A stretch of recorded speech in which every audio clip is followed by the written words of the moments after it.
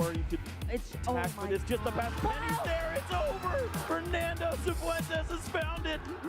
You've been patient. You've been waiting all this time, but you ready. You've been putting in that grind, so let's go. Champions are hard to find, but you know the goal when you're ready to shine. Have they heard of you? Then they know. You got your sights set on that road. If it's time to battle them, then let's go. Cause you'll never stop. Show them what you got.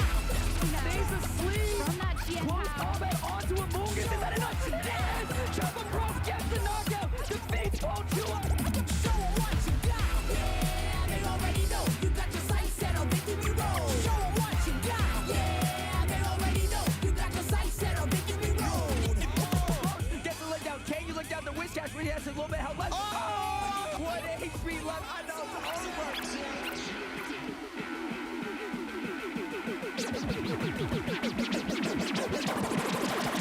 Show them what you got. Yeah, they already know. You got your sights set on victory road. Show them what you got. Yeah, they already know. You got your sights set on victory road. Put your hands Good morning, Sacramento. It is day 2 here at the Safe Credit Union Convention Center of the North American Regional Championship Series event here, being held for the trading card game for Pokemon Go, but we are here for the video game. My name is Gabby Snyder, and I'm joined here by Dwee Ha and Scott Glaza for the start of a beautiful day. It's a great day. It's day 2. Players have already competed in 8 rounds of Swiss. They've actually already competed in 2 more rounds of Swiss today. So, I mean, we're jumping straight into the action. And, you know, players are exhausted, but, I mean, it's all for the title of regional champion, right? So it's super exciting right now.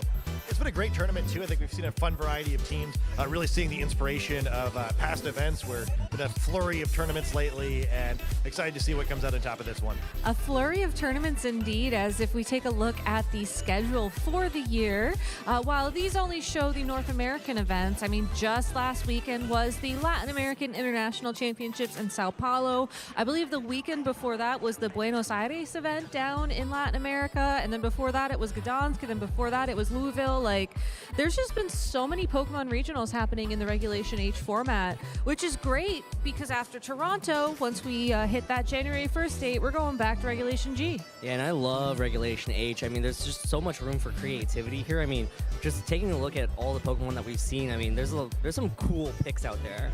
Some Pokemon that I never expected to be able to see even in VGC or even be able to compete in day 2. Well, if you made it to day 2, you're already walking home with some nice championship points. I believe everybody who made day 2 today is guaranteed at least a little bit of championship points. Obviously, if you make it into Top Cut, I believe we're going to have about 20 players in our Top Cut today. You're going to get more championship points. And if you walk away the winner of this tournament, you'll be walking away with your automatic Worlds invite to Anaheim. And all the matches today matter. You know, even the players who don't make it to a top cut, they are still battling for more championship points. You're trying to get over that top 32 threshold. So a lot of exciting matches that could have implications on who qualifies for the World Championships. Yeah, and if you miss out on championship points in some spot, that could end up hurting you later on in the race, right? Like, oh, yeah. Again, you don't want to be 76th in line at all. Well, we do know that one of our trainers who made day 2 of Swiss will be walking away with the title of regional champion. We got to see a lot of players from day 2 actually play this weekend or yesterday, and this is a highlight here from round 3 of Swiss. Yeah, so this was between Cedric and Nicholas, and this is a really hard-fought battle. I mean, this battle was one of the last to go throughout the entire round, and it was just a back-and-forth battle. Cedric really trying to protect that Volcarona with the support from the Electabuzz, the Rillaboom, as well as the Sneasler, just being able to try to allow Volcarona to be able to set up with Quiver Dances. Nicholas on the other side was, you know, kind of doing the same thing with the Archaludon, right? Trying to get as many stamina boosts from taking, like, small hits and boosting its defenses while charging up with that Electro Shot. So this was a really hard-fought battle between 2 players that actually made it to day 2. For sure. Scott, what do you think about how this metagame's been developing with the Archaludon, the Volcarona, all these stat boosts? I think it's a lot of fun. I mean, I was kind of surprised we didn't see a little more of the Volcarona. I think that's a pretty good answer to a bunch of really popular strategies in this format, and we didn't get to see it showcased on stream too many times yesterday, but Cedric looked really good with the Volcarona in this set.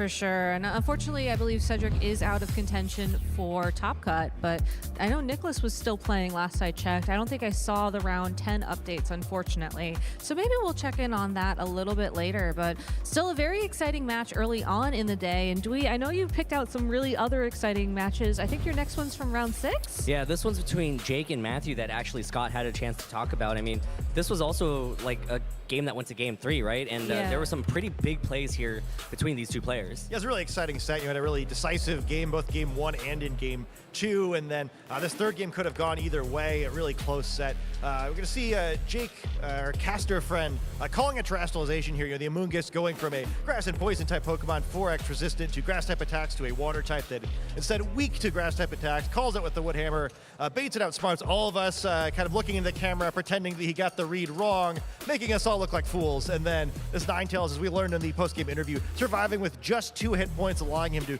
clinch this crucial victory. I think he's continued to do well in day 2. So I don't know if he's locked in for Top Cut, but was looking good when we started our show. For sure. And I mean, if he is able to make it into Top Cut, he already Top Cut the trading card game challenge that happened on Friday evening. So Jake just showcasing that you can be good at Pokemon video game, the trading card game, and Go all at the same time. Not just competing in those games, but also talking about those games. Yeah, also talking about those games. And I also love just his Ninetales adaptation in general. I think that was a really nice way to incorporate weather on your team without necessarily making the team about weather. Yeah, absolutely. And I believe Jake is actually in a winning in-game actually at this stage. So all right. Has lost 1 today, I believe. He finished X and 1 yesterday, and then he dropped 1 today, so now he's in a sort of win-in situation. He needs to win 1 more to secure his spot in the Top Cut. Yeah, our final round of Swiss yesterday, speaking of win-ins, we featured the 2 undefeated trainers that we hadn't seen on stream yet, and one of them certainly showed a very decisive way to win. Yeah, so this was the battle between Marcus and Karan, and in game 1, the Golden Go was able to just trick away its Choice Scarf onto the Electabuzz, take away that Eviolite, and make Electabuzz a lot more frail. And that allowed, Karan to be able to bypass a lot of the support that Marcus had to support this Blood Moon that just went on an absolute rampage, right? This Blood Moon Ursaluna just going for all sorts of powerful attacks, getting so many one-hit knockouts, getting so much damage out. And then Karan tried the exact same strategy in game 3, but Marcus was a little bit more able to adapt to it and be able to play around it, right? There was a big turn here where Marcus just went straight on the offensive and was able to go for 2 big KOs right there, using Earth Power on that Ursaluna, hitting that Archaludon, as well as hitting that Golden Go, and you see how excited Marcus was. I mean, yesterday, one of the facts that he told us was that he just loves clicking Terra Normal, Blood Moon. Let Blood Moon Ursaluna just do work. If it isn't broke, you can't fix it, that's for sure. Here are our list of day 2 Swiss players that we showed at the end of the show the other day. At that point in time, Jake Carter and Marcus, I believe, were at the top of the standings, and they were doing incredibly well throughout the day. But now that there's been a few more Swiss rounds, I think we've seen a bit of a different story develop. Oh yeah. Yeah. Yeah. I mean, these were the sort of the day 2 players, and now we're taking a look at the Master Swiss rankings, and you see Marcus still there on top, undefeated. Yeah, but I mean, check out those names underneath him, though. I mean, Joe Ugarte, X and 1, David Hunter, Joji Kaeda. I mean, they were a little bit further down in the rankings yesterday, but they've certainly locked in their opportunity to keep competing in Top Cut real soon. Yeah, I mean, at this point, it doesn't matter too much, right? They're all guaranteed to move on to the Top Cut and likely to move on straight to that top 16 round as well. So these players that are 8-2 could have a very critical round in front of them to try to move on. All right. Well, I cannot wait to see our upcoming match. I believe it is going to be a win-in, so we get to see who's going to make it onto Top Cut. But if you have to go, I don't know, make some breakfast or something, maybe you missed a little bit of the show yesterday, or you want to tune into our broadcasts in the future, make sure to check out Pokemon.com/broadcasts for all the information for all the streams worldwide. You get starting times in different time zones. You get the links to the channels, so you don't have to remember where those are, but if you also just don't want to remember where those are, but also not go to another website to look it up so you can click the link and go to where it is, you can click that bell on YouTube or on Twitch to follow our channels and get notified when we go live in the moment, real time even. Yeah. That's awesome. Isn't that awesome? That's awesome. Technology is absolutely incredible. So, but that's enough from us here in the lounge. Let's go ahead and get our day started with our final round of Swiss here in Sacramento. Casters, please take it away. Yeah, technology is incredible, but even more incredible is a winning in into Top Cut here in Sacramento.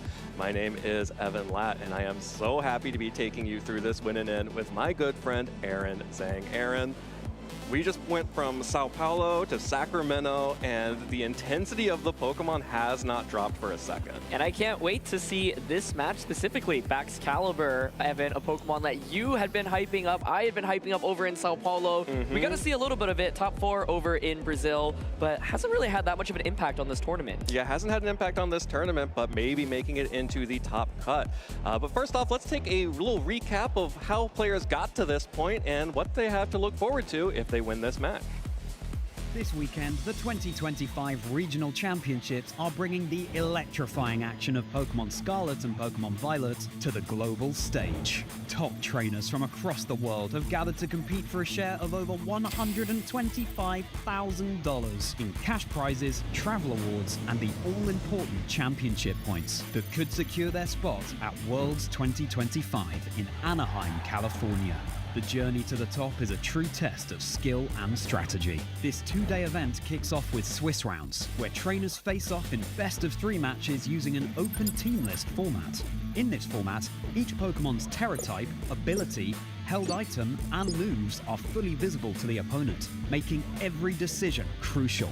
To advance to Day 2, trainers need to rack up total match points to exceed the threshold for their division. On Day 2, the competition ramps up as trainers continue through more Swiss rounds until the top cut is determined. Then the battle reaches its peak in a single elimination bracket, where only one trainer will emerge as the regional champion.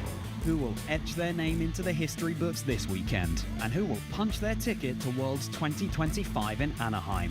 Don't miss a minute of the action. Stay tuned all weekend long to watch the battles unfold live. To stay up to date on future Play Pokemon events, visit pokemon.com/play.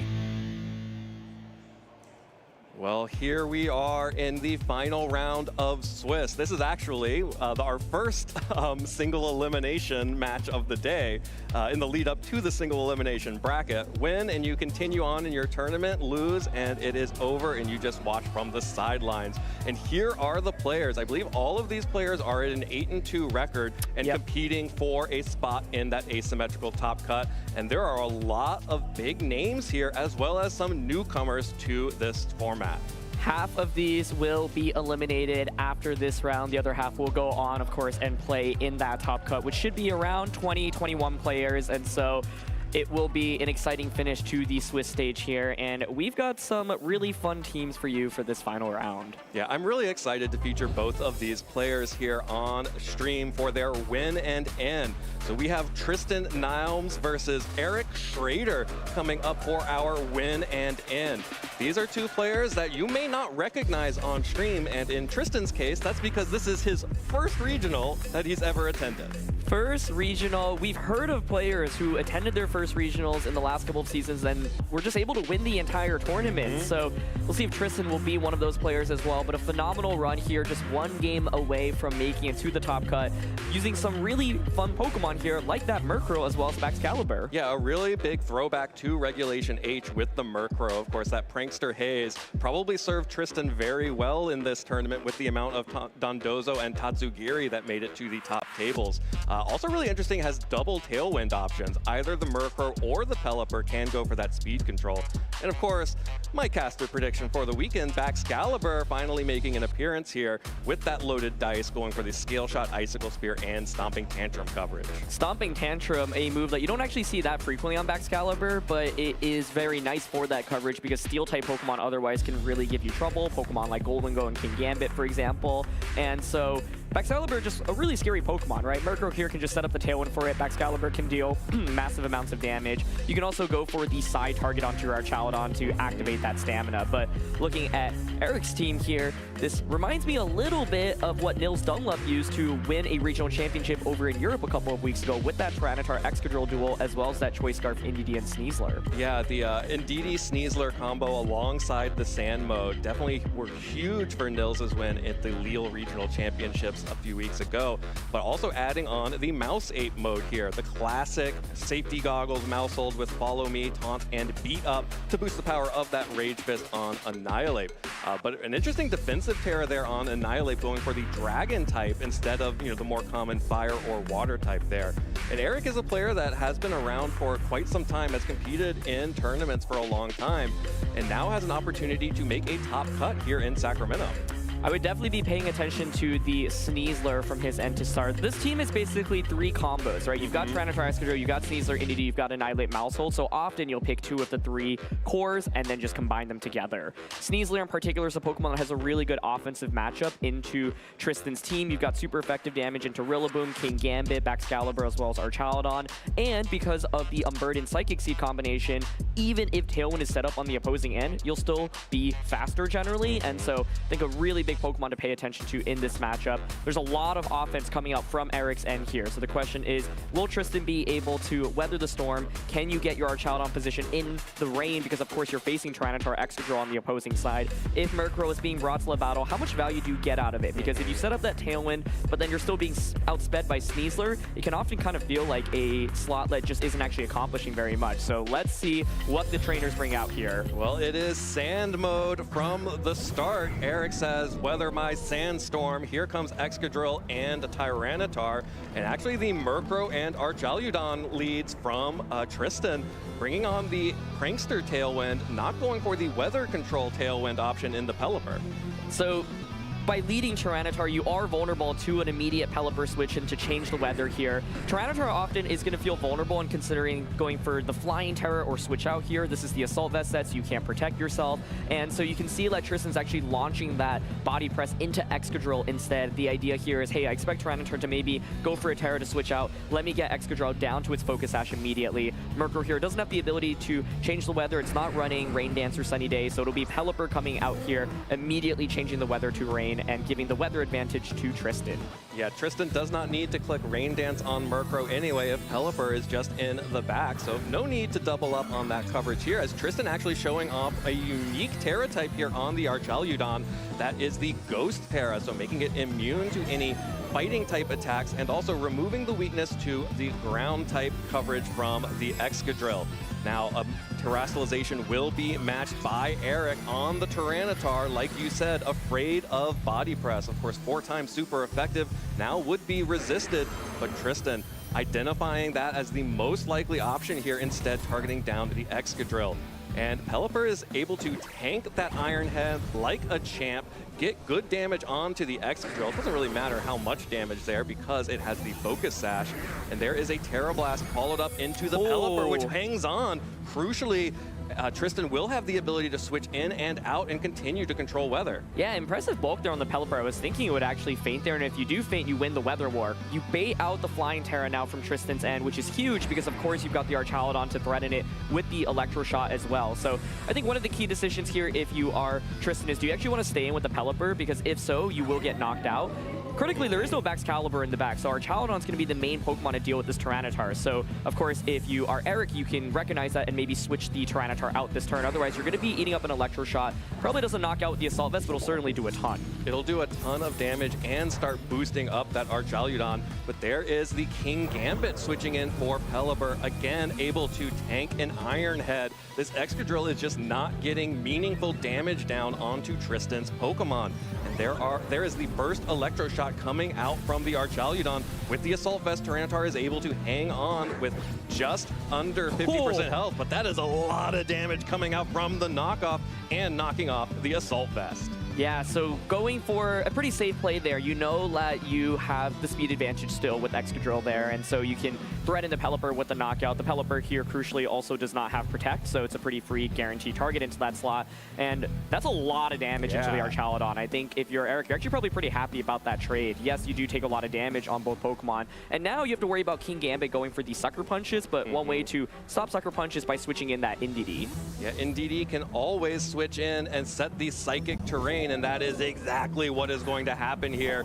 Eric will now be immune to priority attacks, including that Sucker Punch, which means that Tristan is unable to land this Sucker Punch on the Excadrill because of the terrain, and an Earthquake will come out, deals good damage to all of the Pokemon on the field, picks up a KO on the Archaludon, good damage onto the Indeedee and onto the King Gambit here. So really great call by switching in that Indeedee. King Gambit does survive the turn, so it had the opportunity to go for a Kowtow Cleave instead, but does not. And now you are facing so much offense from the opposing side. With Tailwind not being set up by Murkrow earlier in this game, kind of just get outrun by the Pokemon on Eric's end, and so there's that Weather Ball here, but Pelipper can't protect. There is, of course, the threat of the Wide Guard on Pelipper, though, so Indeedee here could actually choose to click Terra Blast rather than Expanding Force or Dazzling Gleam to get the single target attacks. You could just go for Terra Blast onto the Pelipper slot and go for example, a high horsepower into the King Gambit right now. Yeah, and with two Dark types shown for Tristan as the remaining Pokemon, unlikely to want to actually lock into that Expanding Force at all. And this should be a really good position for Eric to take this. There's the Terra Blast coming out from the Indeedee, picks up the KO onto Pelipper quite handily. And this King Gambit, no ability to modify the turn order, is just going to take this high horsepower from Excadrill and clean that up as well. And now to just Murkrow, which only has Brave Bird for damage against all of Eric's team. And Eric looking really dominant here in this game one. Yeah, really good understanding of how to utilize his team. Took a lot of damage on everything, right? Tyranitar took around 60% from that Electro Shot. Everything's at orange or red health right now. Super, super low, exactly. And I think Tristan here ends up bringing the Murkrow, but doesn't set up that Tailwind, tries to change the weather immediately. And that weather trade, Eric is actually happy for because that Ghost Terra gets basically exposed by that knockoff from the Tyranitar, as Terra Blast alone does so much damage to Murkrow there. Yeah, critical hit helped a little bit, but still way more than I was expecting. I guess it does get, you know, Indeedee is also a normal type, so that is one of its, it does get the boost by having the same typing. So, yeah. Doubling up on Terra Blast either for the Psychic Terra or the normal Terra, or normal non-Terra. So really interesting, good play there from Eric. And it really was, you know, I wonder if Tristan was just trying to scout out there, because it really did seem like it's very safe for the Indeedee to switch in there to block the Sucker Punch. And maybe just good information to know that your King Gambit will survive an Earthquake there. Yeah, the Earthquake play I think was really great. Yes, you do a lot of damage to your Indeedee, but you're not going to get the knockout. It just does so much damage into everything, right? And no switches this turn either, so this was such a critical turn, getting the knockout and almost knocking out the King Gambit. I think Tristan here did not really get any value out of King Gambit in this game. I think one different approach you can take is set up that Tailwind with Murkrow and then use Baxcalibur. Baxcalibur did not come out in that match, but I think it's really powerful here. You have the Scale Shot and Icicle Spear to potentially just get a knockout immediately onto Indeedee or onto the Sneasler. If you bait out that Flying Terra, which he was able to do successfully on turn one of the battle, you can hit the Tyranitar for super effective damage with Icicle Spear. So King Gambit likely brought into that battle because of its ability to switch into Indeedee. You don't want Expanding Force to be able to just destroy everything, but you've already got Murkrow, you've already got the Archaludon, so Baxcalibur is the adjustment I'd personally like to see going into game 2. Yeah, and if you were worried about Indeedee hitting Expanding Force on all of the Pokemon on your team, why not just knock it out first with Baxcalibur, with Scale Shot, or Icicle Spear with that loaded dice item? Exactly. So I think if you do bring King Gambit into this match, you have to be wary of the Psychic Terrain, obviously. And I think King Gambit is just a tough one to bring here, because if the Tailwind is set up for Murkrow, you're still going to be slower than your opponent. I think if you are really concerned about the Psychic Terrain, Rillaboom, of course, is another adjustment you could bring over King Gambit, at least putting on a little bit more offensive pressure. But the key question here is, how are you actually going to deal enough damage to get the knockouts? In that last game, Tristan was coming pretty close, 60, 70% onto everything, 80%, but not enough to actually secure a single knockout. So we'll have to have a little bit more damage up here. I think if you bring that Murkrow once again, you might want to actually just try to set up Tailwind immediately first this time around rather than switching it out. Yeah, what you mentioned was that, you know, King Gambit didn't get a chance to do anything that game, but Murkrow also didn't do anything that game, and it did have the chance in that first turn to set Tailwind to at least compete with the speed, you know, not just of the Excadrill in Sand, but also the Choice Scarf on the Indeedee, which does not matter what weather is up. But here it is again. It is the Sand leads from Eric once more. Tyranitar and Excadrill prove to me that you can beat this lead before I make any adjustments, as Tristan again with the Murkrow and the Archaludon. Ooh, okay, so yeah, you can see the no Terra here. So this is scary because if you are Eric, you can double up onto the Archaludon with a, for example, a high horsepower and a knockoff, which would cover for both Terra and not Terra, right? So, of course, there is a threat of the body press once again onto Tyranitar. Tyranitar might feel threatened to go for that Terra once again. You're seeing the hover for the Pelipper switch in, so vulnerable to damage right now, of course, but Excadrill not going to be able to do too much other than an Iron Head into Murkrow. This is scary if a Rock Slide were to come out, but it's probably unlikely that you're going to Rock Slide in front of an Archaludon. Yeah, definitely don't want to give those free stamina boosts to an Archaludon, but actually double switches on both players. Tristan switches out the Archaludon this time for the Pelipper to reset the weather, and actually Eric will also reset his weather setter by switching out the Tyranitar for the Sneasler. Here comes a Terastallization from the Excadrill, going to try to get big damage down with this ground Terastallization, but I don't know that ground type damage is going to do much anything to any of these birds. So nice bait by Tristan here saying, look, I think Pelipper is actually a pretty free switch, and there's that ground Terra, high horsepower, goes into Pelipper, doesn't do anything. So Tristan off to a much better start. This time does manage to set up that Tailwind. There is no Unburdened Psychic Seed activated on the opposing end yet. And even no if you fake out. Exactly, yeah. So it's like even if you activate it, yes, you can outpace, but are you actually getting a knockout right now? There's a ton of damage coming out from Tristan's end right now. You actually have that Brave Bird to pressure the Sneasler. The Excadrill has lost its Steel typing as well, and so Tristan in a much better spot right now. And Eric has to be really careful because you're now really vulnerable to the body press, of course, onto your Tyranitar. So I think Tristan here, as you can see, trying to aggressively target down the Excadrill. Eric recognizes, okay, Excadrill not really going to do very much right now other than maybe clicking an Iron Head, so Tyranitar's a pretty free switch in for me right now. Yeah, Tyranitar will be a free switch in here to reset the weather and crucially also reset the typing of Weather Ball on the Pelipper. Now has rock type damage, not water type damage, so this Weather Ball into Tyranitar is going to do so little damage. And the Brave Bird, of course, will do no damage into the Protect of the Sneasler. So very safe switch in there from Tyranitar, and now it does really threaten Rock Slide. Yeah, the offensive positioning and momentum has now shifted from Tristan to Eric. I think Tristan there had the ability to maybe make that prediction, saying, look, you're just threatened so much by offense right now. Should we see an adjustment here? It's going to be, of course, that Rillaboom in the back this time around. Rillaboom is really strong. You've baited out the Terra, of course, from the Excadrill, and you have the Tyranitar here as well, so both of those really threatened by Woodhammer. But Rillaboom, of course, is threatened by Dire Claw, so you got to deal with the Sneasler right now. Tristan had the opportunity to maybe predict the switch and protect last turn. It could have been able to pivot into a Rillaboom or Archaludon, which would have given him really good offensive positioning. Instead, he goes for what is kind of the safe play, but Eric is one step ahead, makes the relatively safe protected switch play with no switch from Tristan, even though he's got Tailwind right now, kind of caught in an awkward spot. The question is, can he get this safe switch in now with Murkrow pivoting out? Well, Murkrow is pivoting out into the Archaludon, so trading a Dire Claw risk for a close combat risk as Archaludon switches in.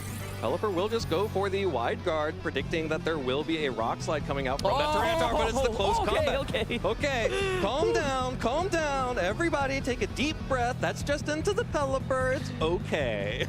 And there is the Rock Slide whipping into the wide guard. So it did get the safe switch into the Archaludon in favor of the Murkrow.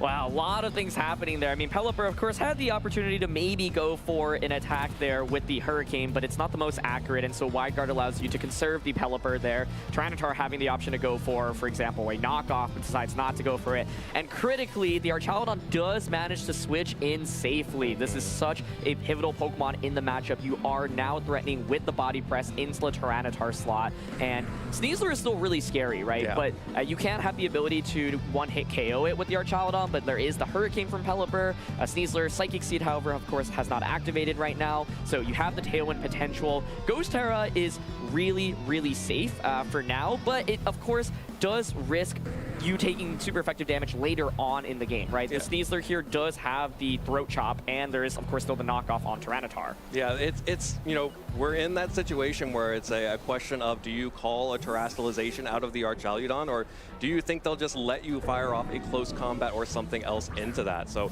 here it is, the Indeedee on the switch in to activate the Psychic Seed and give the Sneasler that Unburden boost alongside the boost from the Seed itself. Unlikely to be too important here, although I guess, you know, getting double special attackers on the field, especially with the rock-type Weather Ball for Pelipper, may be pretty big, actually. It will be the Ghost Terastallization from the Archaludon to dodge a close combat from that Sneasler, as well as any type of low kick from Tyranitar. But that does get it this time. That's the close combat into the Ghost Terra. And Hurricane connects! The Hurricane lands onto Sneasler, and even with the Psychic Seed, that's a KO. Sneasler goes down, and that is the huge offensive threat against these Pokemon that Tristan has brought. And the Flash Cannon here as well, instead of that body press, does so much damage onto the Indeedee switch in. Yeah. The Archaludon hadn't really gotten any stamina boost there, so Tyranitar actually stayed in. It would have survived, then it could have retaliated back with that knockoff, but really, really key back-to-back turns by Tristan here. Sets up Tailwind in this game. It just ended, but got so much more value out of these Pokemon this time around. And just back-to-back really good defensive plays. Wide guard allowing Pelipper to hang around, and then the Sneasler there not targeting down the Pelipper. Terra committed so early on in this game, so Eric does not have any defensive Terras past turn 1. Excadrill now is able to come out, and this is a key opportunity. You do threaten with a lot of damage, but is it enough is the question, because you know there's the threat of Wide Guard, and Rillaboom, such a great fourth Pokemon this time around. You're able to change the terrain with it, and of course threaten with Fake Out, and just so much damage with your grass type attacks as well. Yeah, Rillaboom is a great adaptation for this scenario. Also, this Archaludon is completely protected from the Indeedee as long as Pelipper stays on the field.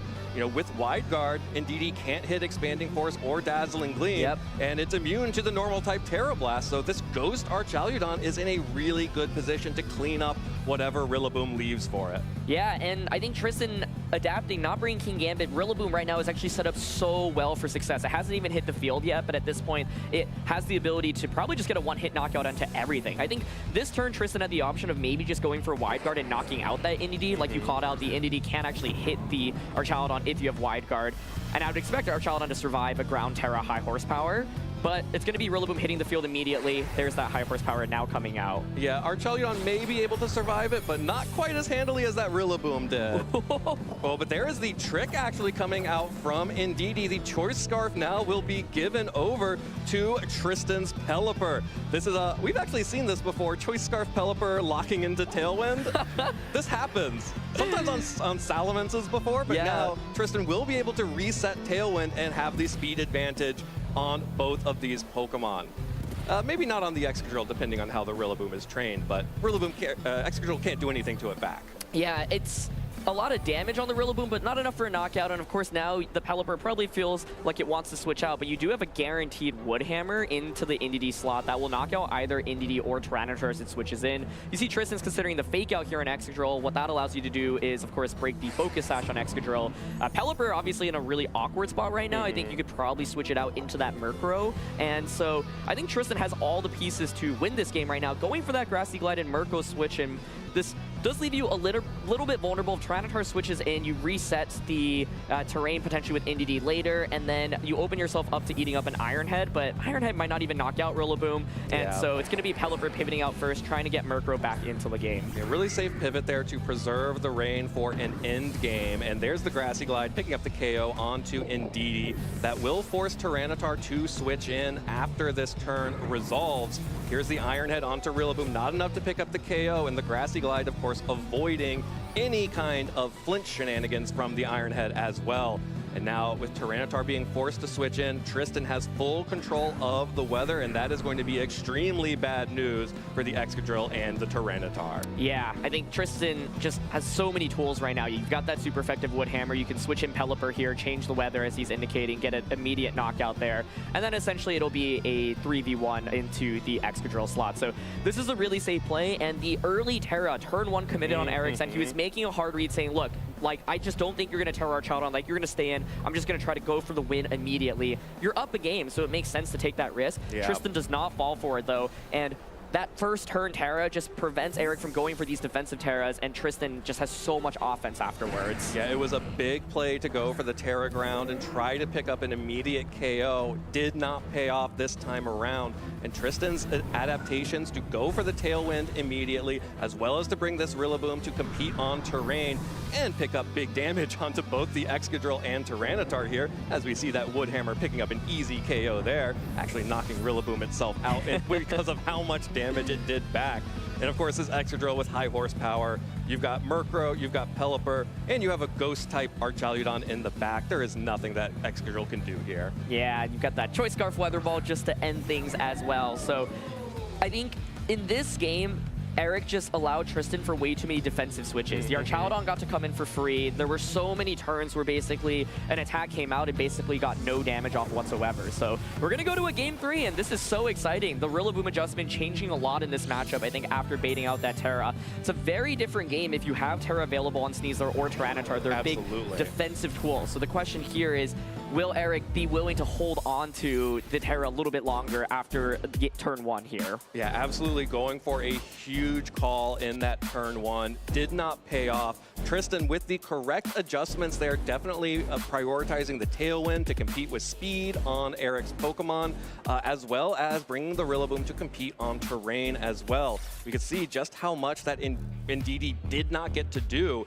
in that second game, and this was a huge close combat into the Archaludon as well, the Terastallization protecting that Pokemon while the Hurricane landing. If Sneasler gets to stick around and that Hurricane misses, maybe we are talking a little bit differently towards the end game, but huge advantages there from Tristan to get the Tailwind up and to be playing around some of these tools that Eric had.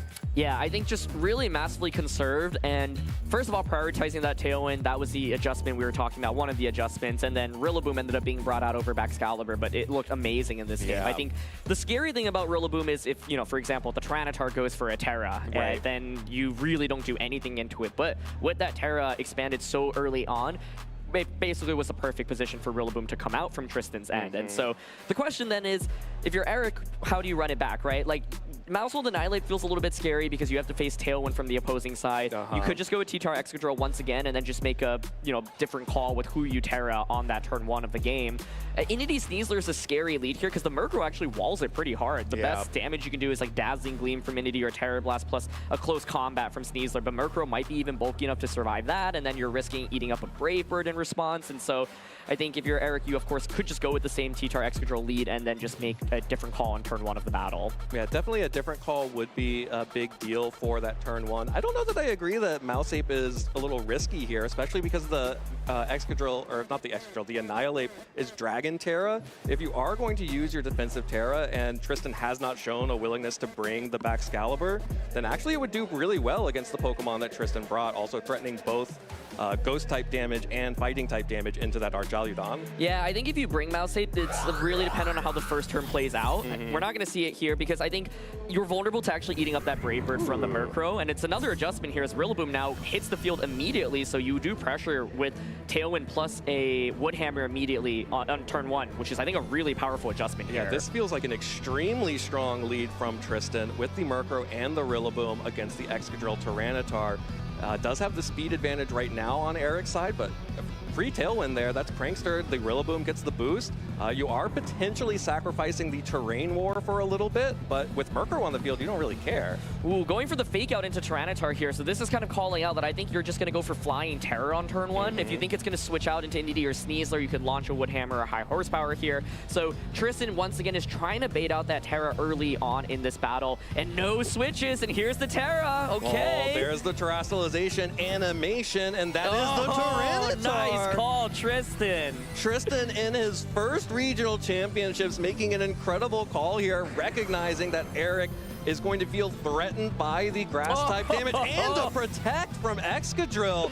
Tristan has read Eric like a book here. Fake out onto Tyranitar deals good damage, having lost the resistance. And there is the Tailwind being set up. And again, turn 1 Terastallization from Eric, which means there are no other options for the Pokemon in the back to use any of their defensive terrestrializations. Oh, really nice adjustment here. I think the idea is, look, Rillaboom plus Murkrow is really strong into really anything you could bring. And if you go Mousehold Annihilate, which is a lead we were talking about, you could Tailwind Woodhammer into the Mousehold slot. It's quite good in this scenario because you know that the Excadrill at best is going to click Iron Head. There's no threat of something like Stellar Terra or Swords Dance, and so really key turn 1 to once again bait out the Terra, and I would give the advantage to Tristan right now. However, you don't threaten a knockout onto Tyranitar here. I don't think, but I don't know. It is the Grassy Seed or the on the Rillaboom, and so Murkrow's actually going to pivot out. It's the Miracle Seed on Rillaboom. I was wondering, if like a Woodhammer Brave Bird double would knock out the Tyranitar, but instead, just going to switch in Pelipper, change the weather right now. Probably the safer play if you don't know your calculations by heart on Flying Terra Tyranitar. Oh, that was good damage. Yeah, it was close. Brave Bird may have been able to if there was any investment in attack there. And again, this Pelipper just loves switching into Iron Heads. Tyranitar will fire off a Terra Blast here, and that is scary into these Pokemon, but doubling up on the Pelipper once again, and we already know Pelipper takes those all day. Yeah, not prioritizing the Rillaboom there. Rillaboom's such a big threat in this matchup, and so allowing it to just attack for free, I think puts Tristan in a really good spot. Pelipper soaks up a lot of damage and critically is able to survive, right? Like, its HP side is not very high here, so I imagine it has maybe a good bit of defensive investment. Either way, though, being able to survive means that right now the Tyranitar slot is really threatened. You could, of course, switch into Indeedee, but Tristan has so much offense coming out from his side right now, and you do threaten with knockouts now if you double up onto the Excadrill, for example. Yeah, you can switch in the Indeedee, but it's not going to want to take Weather Balls. It's not going to want to take Wood Hammers, and you know, the only thing that really probably feels safe here for at least a little bit is the Excadrill just because of the Focus Sash. Yep. It's going to be the Grassy Glide here, though, instead. So not going for Woodhammer, but the difference in here is the Weather Ball into Tyranitar, and it survives! That was a huge risk to take, and now you threaten a double knockout, so splitting the damage there, but not getting a knockout onto either. When will people learn you can't knock Tyranitar out with special attacks? Here's a Terra Blast from Tyranitar onto Rillaboom. That deals good damage, but Rillaboom will survive. Heals up a little bit here from the grassy terrain, and now Tristan will need to bring up either the Archaludon or the Murkrow here. Archaludon definitely the more offensive pressure here to threaten the Excadrill Tyranitar, and then the other combo that's in the back for Eric. So critically going for that Grassy Glide rather than Woodhammer, because you know Excadrill has that Focus Sash anyway. You don't want to take all that extra recoil from Woodhammer. Rillaboom actually critically surviving there as well. I mean, Tyranitar also critically surviving. Everything critically surviving. So many big survivals. And so now you do have the Terra available on Tristan's end, and if you get the knockout onto Tyranitar, then Eric doesn't have that much offense for Archaludon to burst it down, because there's no threat of knockoff anymore. But Eric realizes, look, I can win the Weather War now. Pelipper is gone, so let me switch in the Indeedee. This does leave Indeedee vulnerable, of course, to getting knocked out this turn, though. Yeah, well, Indeedee switches in, sets the Psychic terrain with the Psychic Surge. So the battlefield is getting weird, and so is the type chart as Tristan will terrestrialize that Archaludon. So the bridge is now a Ghost type once more, which means that it will no longer take super effective damage from Excadrill's ground type attacks. Okay, let's see. The Excadrill just going for the safe protect. You're looking to stall out the Tailwind, bring that Tyranitar back in to change the weather. And it's Grassy Glide here rather than a Woodhammer. It does a lot of damage, but once again, not a knockout. All these Pokemon are surviving just with a sliver of HP. Reminds me of that first game. Tristan is really trying to avoid taking recoil damage on that Rillaboom by selecting the Grassy Glide instead of the more powerful Woodhammer, but without the terrain boost, isn't able to pick up the KO on Indeedee. And now with Tailwind down, Eric is pretty safe to just set the sand again and make Excadrill once more the fastest thing on the field with Psychic Terrain up. Yeah, you also pressure with the Expanding Force right now, so Tristan recognizes, okay, I need to conserve Rillaboom. Murkrow can switch into Expanding Force. Archaludon will take a good bit of damage from an Expanding Force. It no longer is Steel typing, so you can, of course, go for Expanding Force and the high horsepower into Archaludon and basically trade about 50-60% of damage for a knockout. Well, Murkrow is safe from the Expanding Force, and the stamina boost coming out from the Expanding Force into Archaludon. The critical hit bursting through the stamina boost. Archaludon goes down.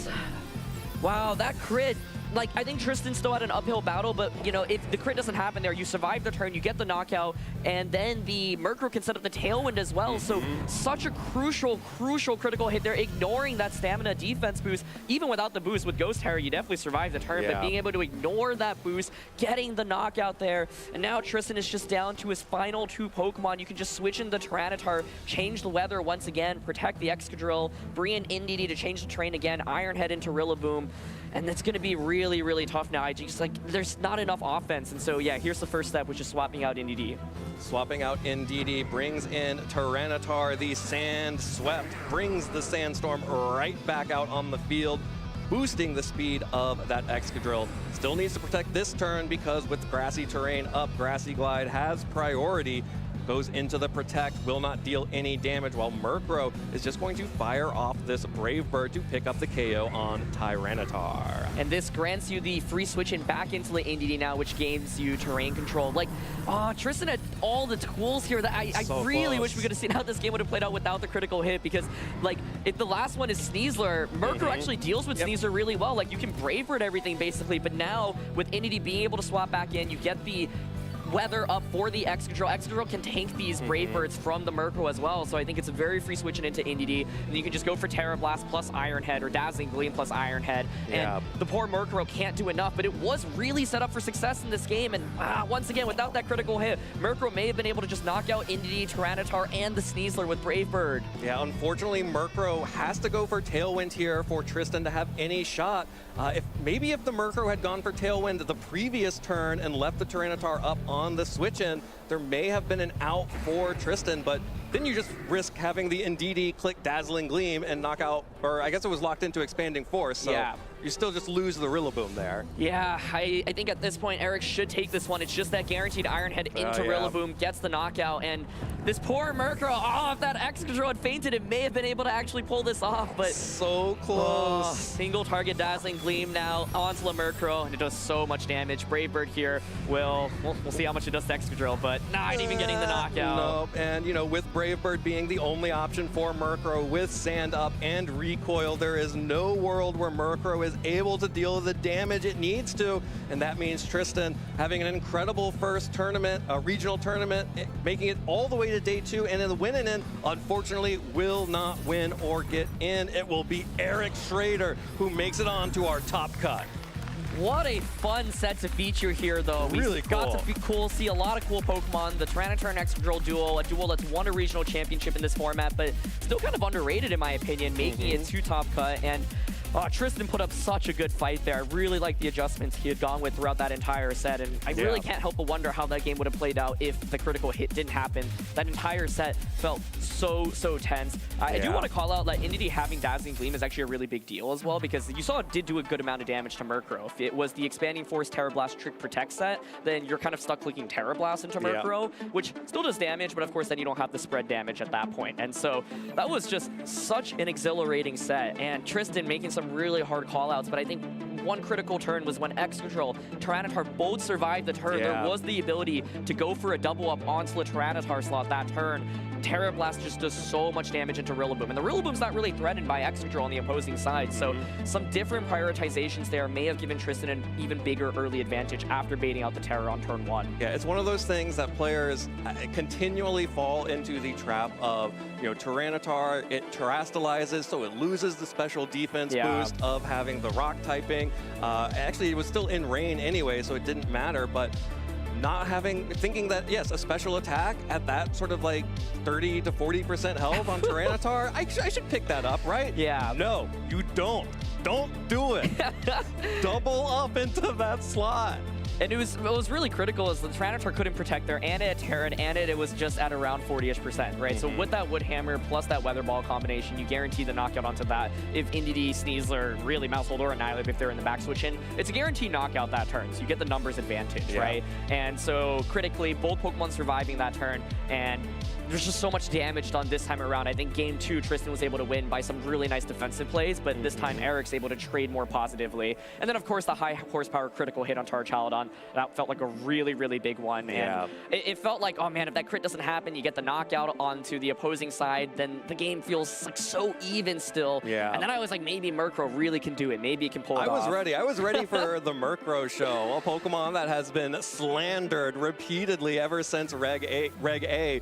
Now being able to come out with the Brave Bird, doing good matchups into the remaining Pokemon, but unfortunately that's a world we just won't ever see because of the critical hit. I would actually be really curious to know how, if that high horsepower picks up the KO after the 1 stamina boost. Most likely not. Yeah, my guess is no, especially because it was Ghost Terra already, and so I would be shocked if it does. It would have. My guess is, it survives. We'd be another, like, red health. Yeah, maybe a little bit higher, honestly. Like, I was, even with the crit, I was like, I actually wasn't 100% sure it would KO the Archaludon, but of course the crit is like, just ignore the defense boost and get the 1.5 times damage. Yeah. Like, it's that's just good. such a swing in damage. Yeah, it's a huge swing in damage and a huge swing for Eric Schrader, who has made it into our top cut. And he is down with Gabby to talk about it right now. Thank you so much, Evan. Eric, congratulations. I believe you made top cut with that last win. How do you feel? I feel really good. Yeah, this is what I came here to do, so. I mean, yeah, that's the dream, right? You show up to a regional championship, you make it through day 1, you make it through cut, and you think you can go all the way? Yeah, I do. I think I'll have to play well. It looks like there's a bunch of tough matchups for me. But yeah, I do think I can go all the way. All right, well, let's talk about those matchups, because we were talking beforehand, and you mentioned that if you see a Wide Guard and a Rillaboom, it's kind of tough, but then when you add Dark-type Pokemon on top of that, it's a whole different ball game. So what were you thinking during that last match? Well, I was thinking Wide Guard was going to be a challenge. I was thinking Rillaboom is going to be a big challenge. He didn't bring it game 1, which I was kind of surprised. He brought King Gambit instead, which is also a challenge because dark types, Indeedee doesn't like dark types. Rain is like usually a decent matchup for me unless there's a Basculegion, and then I have to make some like 50-50 reads. But yeah, like you saw game 2, I kind of just made that like all in on the Terra ground high horsepower, which didn't pay off. I think it was good game 3 that I like stuck to something more just traditional and like just played well instead of making crazy reads. Yeah, for sure. How did you arrive at running a Tyranitar Excadrill team for the tournament? Well, I saw that the most recent winning team was Sun. And surprisingly, I don't actually have that great of a matchup against Sun. It's still challenging, especially with Sleep Powders. But I was like, okay, well, I think a lot of people are going to be running Sun. So let's just go with Tyranitar. And then, yeah, I just went from there. It's 2-2-2, like 2 pretty solid leads. You kind of have to make a guess on what I'm going to lead. And if you guess wrong, then you're gonna lose. Fair enough. So I believe this is the first time we've had you on stream this weekend. Was Sacramento also one of your first times that you've had the opportunity to show up and perform and do really well?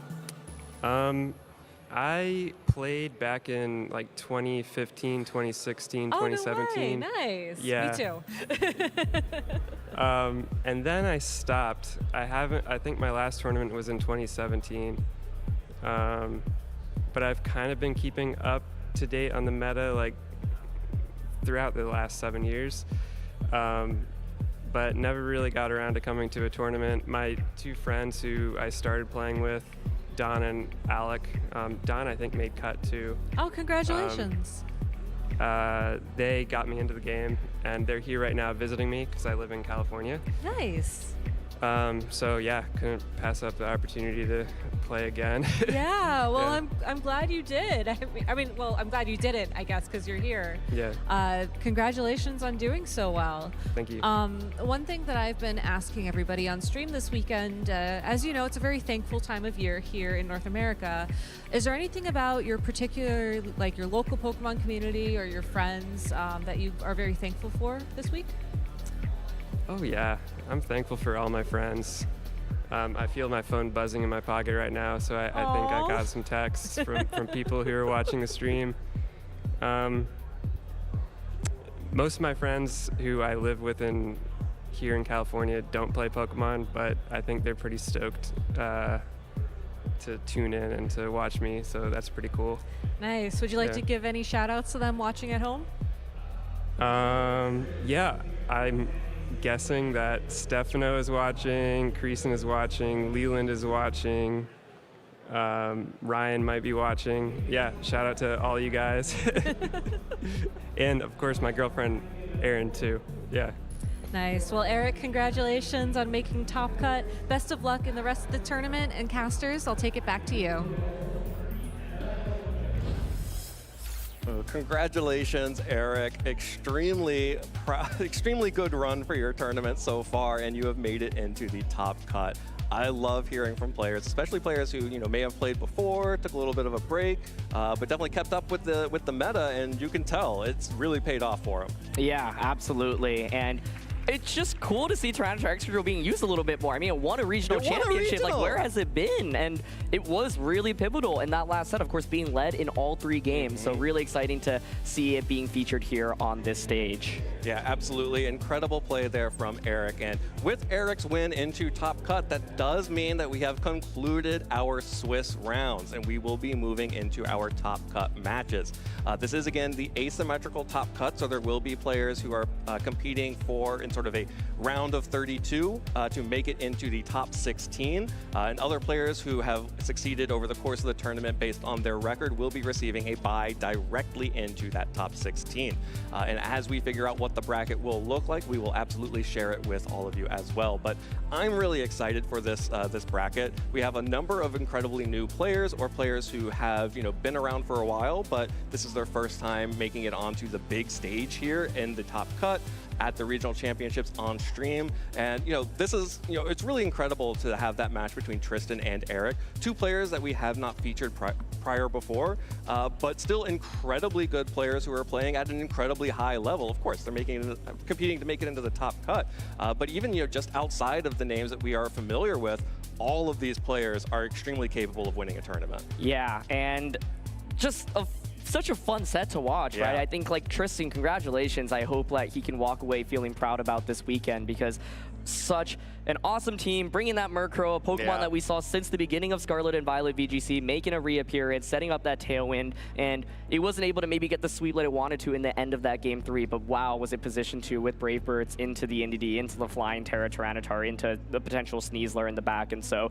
definitely a heartbreaking critical hit coming out from that high horsepower, but to go 8-3 in your first tournament in a player with hundreds of players competing in it, so many incredible players didn't even make it through day 1 of the tournament, so should be able to hold his head high and take a lot of pride in his run. And for Eric, the run continues. The run continues, and it'll be really exciting to see if Eric can make it even deeper into the tournament.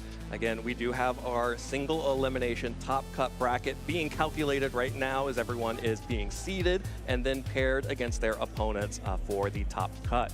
And those will be running basically simultaneously. You will have the play-in rounds to the top 16 running at the same time as we are broadcasting some top 16 matches here behind the desk, and we will be trying to show you as many of those top cut matches as possible, because that's what it's all about. We really want to make sure that we are showing off all of these competitors as much as possible. Yeah, and I believe that we have determined our bracket already, and so just trying to pull it up and see what we got. Of course, there are not that many play-in rounds for the top 32 into top 16. A lot of players have received buys for top 16, but I'm looking at one of those play-in top 32 matches, and it's Aaron Traylor versus Carson Comfer. Both of them being Pokemon champions, Aaron winning regional championships, Carson, the 2016 Senior Division World Champion, won Latin America Internationals back in 2018 as well. That's a huge, huge playing round. Yeah, that is. If you ever wanted to know how important the bye into the round of 16 was, that match right there is it. Looks like on our round of 6, our play-in rounds, we also have Koran Meta and Joseph Selmer are playing to make it into the top 16. Aaron Brock and Benjamin Harlan are playing to make it into the top 16, and Don Check and Feiyang Liu are competing to make it into the top 16. So only 4 play-in rounds coming up for this tournament, and then the rest of our competitors have made it into the top 16 with a bye. And I'm looking at the top 16 matches because, of course, some of those are already decided for those that don't require a play-in. And here's a really big one, Joseph Ugarte versus Alex Underhill. Okay. Both of them regional champions, multi-time regional champions in that. And in top 16. In top 16, I mean, that is basically a match that you could expect to see in the finals. And it is the classic Sun versus Rain. Alex using Pelipper as well as Archaludon, Sinistcha, Dragonite, Ursaluna, Golden Go. And Joseph sticking to his core, his beloved Hisuian Typhlosion, which he thinks he likes more than that Charizard. He's got that Torkoal, he's got that Jumpluff as well. We just saw that Winter Internationals, and then rounding out with Pokemon like King Gambit as well as Dragonite on his end. So that is a big, big name matchup, and I really, really can't wait to see the results of that one. Yeah, and also a really interesting matchup that we just saw Eric make his way into the top cut. Eric does have a bye by virtue of his record, and will be going up against Joji Kaeda, who is representing Australia here in this tournament. Joji is one of the top Japanese players who recently moved to Australia, so Eric is going to have an intense top 16 match to make it even deeper into the tournament. Yeah, that is one of the players that I really had on my radar coming into this, because for North American regionals, it's kind of rare for players to come from, you know, Australia or LATAM, for example. And Joji actually won the second Grand Challenge just a couple of weekends ago, of course. We've seen a lot of players translate that best of one online success into in-person best of 3 success, and winning the Grand Challenge, I cannot express how difficult that is. It's so hard. Just placing well enough is already difficult, but when you're close, you're in that top 10, top 20, you're just maybe one game away from getting enough points where no one else can really climb up and really want to secure, but it's like one loss then can spiral out of control. You're also one game away from losing so many points that you drop like multiple tiers down of the championship point standings for the results, so it's so intense to actually win one of those. Yes, exactly. And I really enjoy his team building as well. He's a player that has one of those top Japanese players that's influenced the metagame a lot. And his team that won that tournament had some fun sets. It was Maushold plus Annihilate, but there wasn't even beat up on Maushold. It was actually Super Fang on the Maushold as well as Feint. And then the Annihilate had, it still had Rage Fist, but it didn't, like, you know. It wasn't making itself angry. Exactly, yeah. And it actually had Final Gambit as well, even though it was still a bulky Citrus Berry set, I believe. And so it was the idea was that you can go for Tailwind with Talonflame and then just Final Gambit something immediately. You can lead Mouse 8, but then in the best of one closed team sheet environment, you might not be anticipating the Final Gambit coming out with that combination. That's super cool. Sometimes you anticipate Final Gambit, but not from, you know, an Annihilate that's not Choice Scarfed. And so a lot of interesting combinations, but yeah, really exciting to see that he has secured a spot in the top 16 as well. He almost won a regional championship over in Europe last year, losing to Michael Kelsch in the finals after I believe Chiyu missed like 2 overheats or something like that. Classic, classic. And of course, the other top 16 match that is confirmed is Kalen Brown versus Hunter Braum.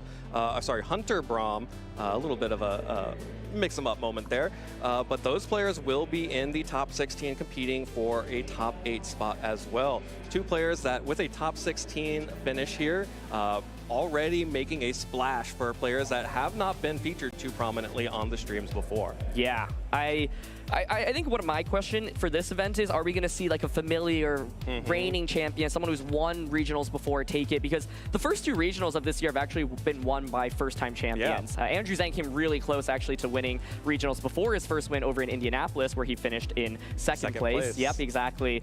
Really, really close finals there, but then was able to win this time around. And so, and we had Nicholas Morales, of course, win in Baltimore, and he was a first-time regionals winner as well. Whereas in Europe, it feels like a lot of these championships have been claimed by these really, really seasoned veterans, right? We had Federico win Gdansk Regionals, and he had top 4 at Worlds. We also had Nils Dunlop, who won EUIC and has won multiple regional titles as well. And so, yeah, it'll be exciting to see if it's a brand new player or someone who has not won regionals before, or someone who has multiple championships already under their belt, and they're just adding another star to it. Yeah, it's been kind of the opposite of our last season, where it seemed like last season was sort of the dominance of the veteran players here in NA. We had so many players who, you know, maybe we're getting a first-time regional championship, but we're always in those top cuts. Yeah. And also multiple regional champions making it, including, you know, players like Wolf Glick, who had won 2 regional championships last year. Yeah. Not content to be a single regional champion, but then, you know, also players like Giovanni Costa, who had been chasing a championship for so long, finally getting that Chup across, also chasing a championship, making multiple finals appearances before making it into becoming a champion himself. So very interesting to see how this bracket is going to shake out, because there are so many names here, both familiar and unfamiliar, and I think I'm most excited to see some of the unfamiliar names, see what they've got, because both Eric and Tristan looked incredible in that last set. Yeah, it was such a treat to watch, and I think here we often get so many matches between well-known players that we don't get to cover the players that maybe haven't made it on stream before as much. And so it's really exciting, especially when it's like someone's first time on stream and they play like an absolutely seasoned veteran. Yeah, and the most intense set, I think, of the weekend so far. yeah, it felt so close. And so a lot of great players, you know, in that top cut, and we'll have to see who's really going to be able to make it all the way to the top. I definitely have my eye out on Marcus Dion as well, who's gotten a lot of top 16 finishes before at regionals, top 32 finishes, hasn't broken into that top 8 yet, and was undefeated all the way up until I believe the last round as well. And so that player definitely one to pay attention to after winning on stream yesterday and securing the top cut slot immediately after winning his first round today. Yeah, Marcus, strategic loss maybe, because we've seen a lot of undefeated players in Swiss then immediately drop out of the top cut. So not going to have the undefeated curse going for Marcus here. And of course, he was so thrilled to finally win a game on stream after being 1-5 in his stream record. Now that the curse has been broken, it seems like it could be a good opportunity for Marcus to take a championship home for Canada. Some of the other players who are playing in the, who have the bye and will be playing winners of the play-in matches include David Huntner on the top side of our bracket, will actually be the #1 seed. Brian Collins, also the #3 seed here. We have Dylan Clark and Akil Gol will actually be playing in the top 16 round as well. They have both received byes into the top 16. Of course, we have, you know, Joe and Alex, as you mentioned. Chase Mateo will be playing the winner of Aaron Brock and Benjamin Harlan coming up, as well as Brian Collins will be playing the winner of Aaron Traylor and Carson Confer. And then we also have at the bottom of the bracket, Marcus Dion will be playing the winner of Karan Mehta and Joseph Selmer. So all of these players, I believe that's what, 20 players who have made it into the top cut here, will be competing and have the chance to win this entire tournament. Yeah, Aaron Brock also a player that I have my eye out on, because he's got in top 4 at regionals way back. I think it was San Diego regionals, our very first one in Scarlet and Violet. He's got in top 8 at regionals over in Orlando as well. And then in his first full season got top 32 at the World Championships back in 2023. And so a player that has very much played at the highest level and is looking to claim his first championship, certainly has the skill to do it. And if there's anyone that I think can break out of the players that haven't won before in order to win this tournament, that's one to pay attention to. Absolutely. Well, we're going to take a real quick break so we can take a look at some of the teams and the players and see what we've got for you in store for this top cut. Probably don't want to see us just sort of Googling on our phones and like trying to figure out what's going on here. But we're going to take a real quick break. When we come back, we will begin with our top cut matches.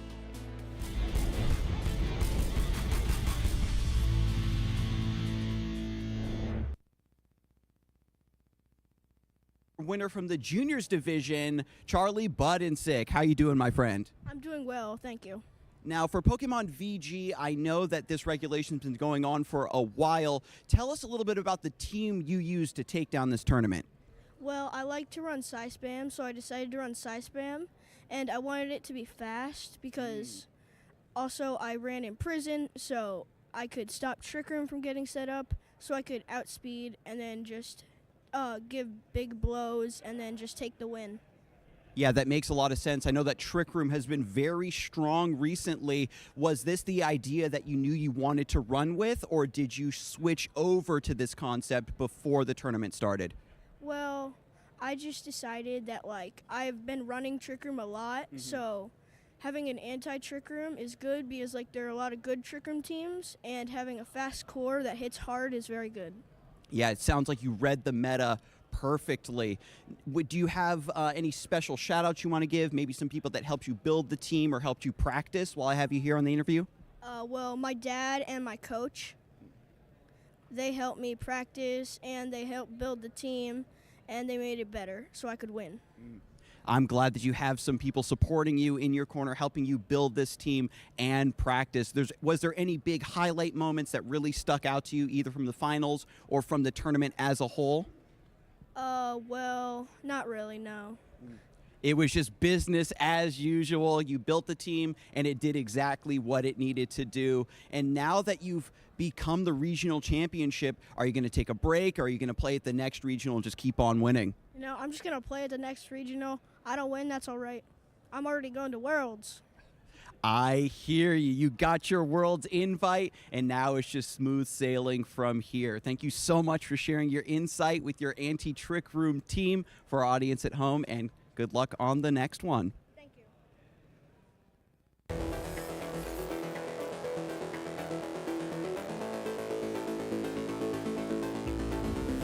I think an area Pokemon trainers can focus on in order to improve is to just remember to work with others while playing. Sometimes when you're by yourself, it's kind of hard to tell maybe where you're doing well, where you're doing bad.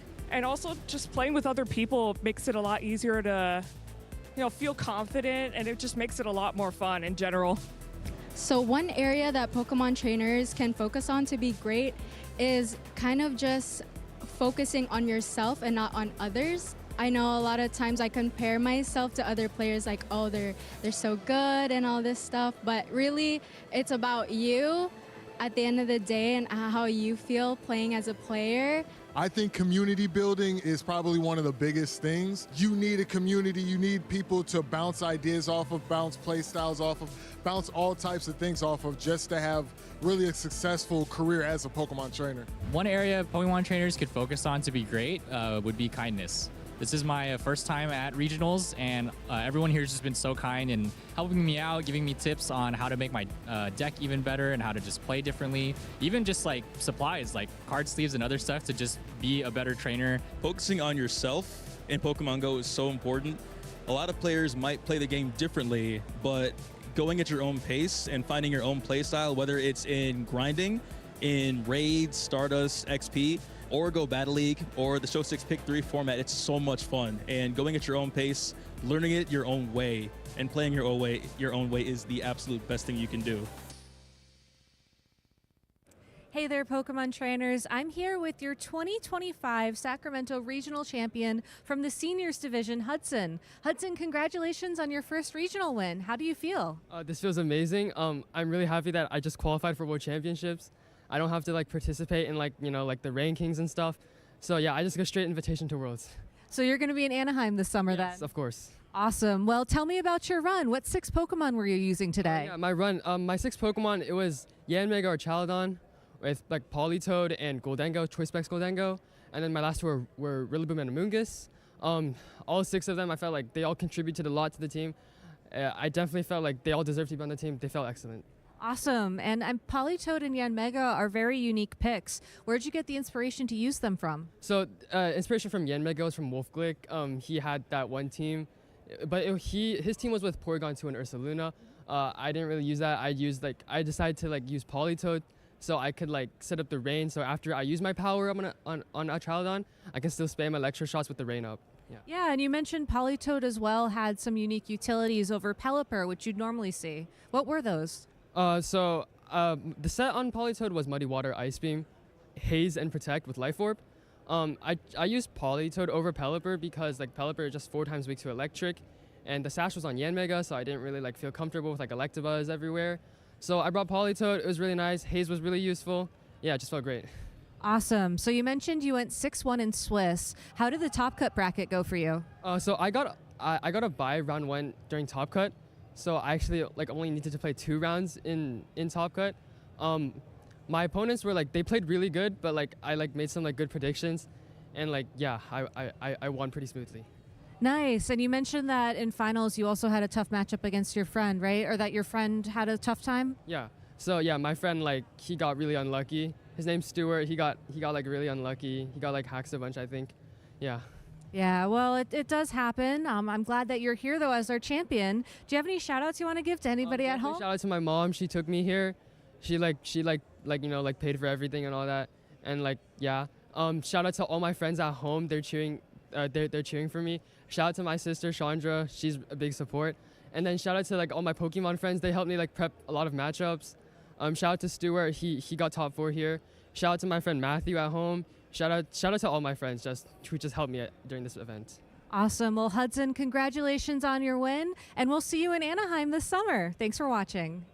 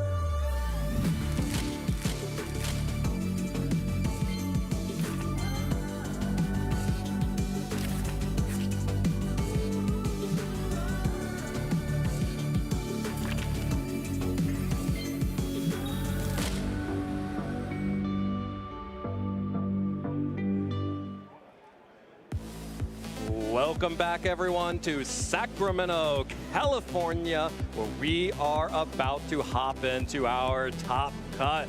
Our players are getting ready. They are getting on stage, and they are about to compete for their tournament life in our single elimination bracket. And I'm Evan Latt, and I've got Aaron Zhang to walk us through the entire next match. Before we talk about the Masters, though, how great is it that we get to hear from the junior and senior division players in those interviews? And I think, you know, we were lucky enough to be able to cover the younger divisions at the international stage and at the World Championship, being able to feature that finals match. Not able to do so at regionals. I'm really, really happy that we get to hear a little bit. And to hear that, yeah, Mega and Polytoad won. Drop the team, drop the rental code. What is this, 2012, 2013? That's awesome. So congratulations. And that is really neat, because Polytoad is actually a Pokemon that's very underused in this format. Pelipper has received so much more love. Yeah. And so very, very awesome to see. And this first round in Top Cut's going to be so fun. Carson Comfort versus Aaron Trailer. Can't ask for a better matchup. Yeah, this will be the play-in round to make it into the top 16. So right now, both players are going to get top 32 points, and the winner of this will make it into the top 16 bracket, where they will then be able to continue on for a chance at the title.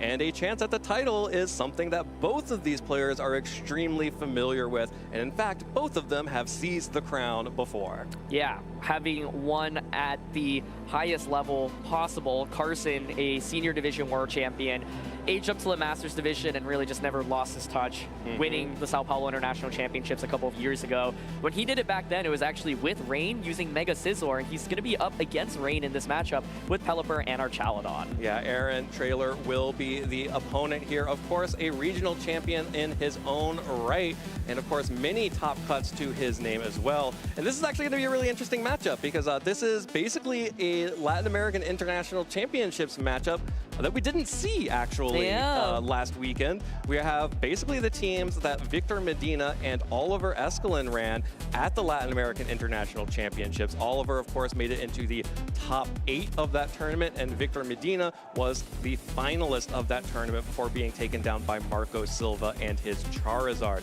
So this was not a matchup that we got to see in Sao Paulo, but Arceus has blessed us. We now get to see it here in Sacramento.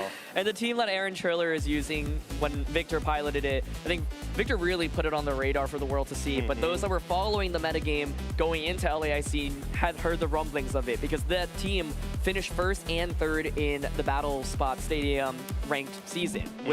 And so, like, to be able to do that, just, you know, finishing first place alone is really good, but to do first and third is absolutely crazy. And it's really cool to see that even though this team was initially designed for best of one, your Choice Scarf Golden Goal was a big best of one tech. Turns out that this Pokemon is still really good in best of 3 as well. And yeah, it completely still works. Exactly, yeah. And Tailwind on Dragonite, also a move that can really single-handedly win you the game in best of 1. But in best of 3, it turns out, oh wow, like Ursaluna on your Tailwind, great. And Dragonite with multi-skill can just so easily set up that Tailwind for Pokemon like Ursaluna and Archaladon to thrive. So it's a really well-constructed team, and Sinistcha, the glue, that can really just heal everything back up as well. Yeah, I have been waiting for Sinistcha to get a title since Sinistcha was announced. This Pokemon just has so much utility. Hospitality is a broken ability, being able to heal your partner for 25% health on switch-in. Matcha Gotcha, being able to deal damage and recovery for Sinistcha and threaten burns on your opponent.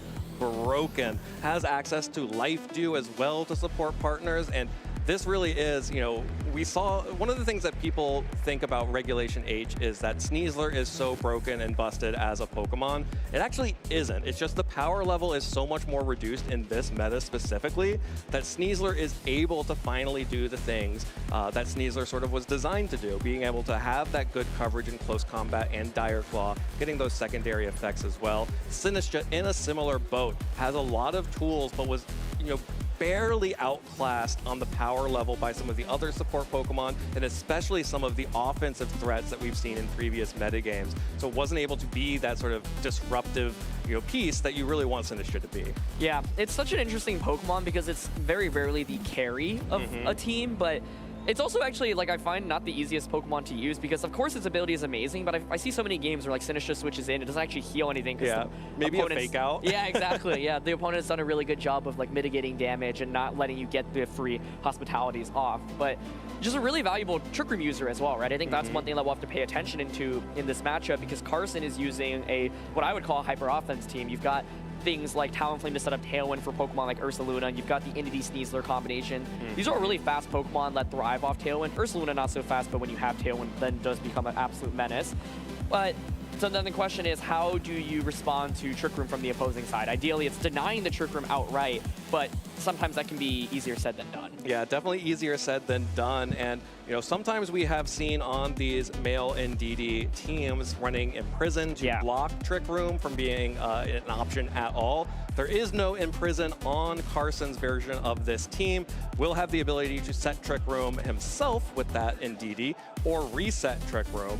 And so this is going to be a really interesting matchup because we have two players here who are using those sort of mixed speed comps, you know, the Tailwind and Trick Room modes. And this is, I think, something that I have always been really impressed by Aaron Traylor's skill in using, being able to play between Trick Room, play between Tailwind, and switch between the two modes pretty easily and naturally.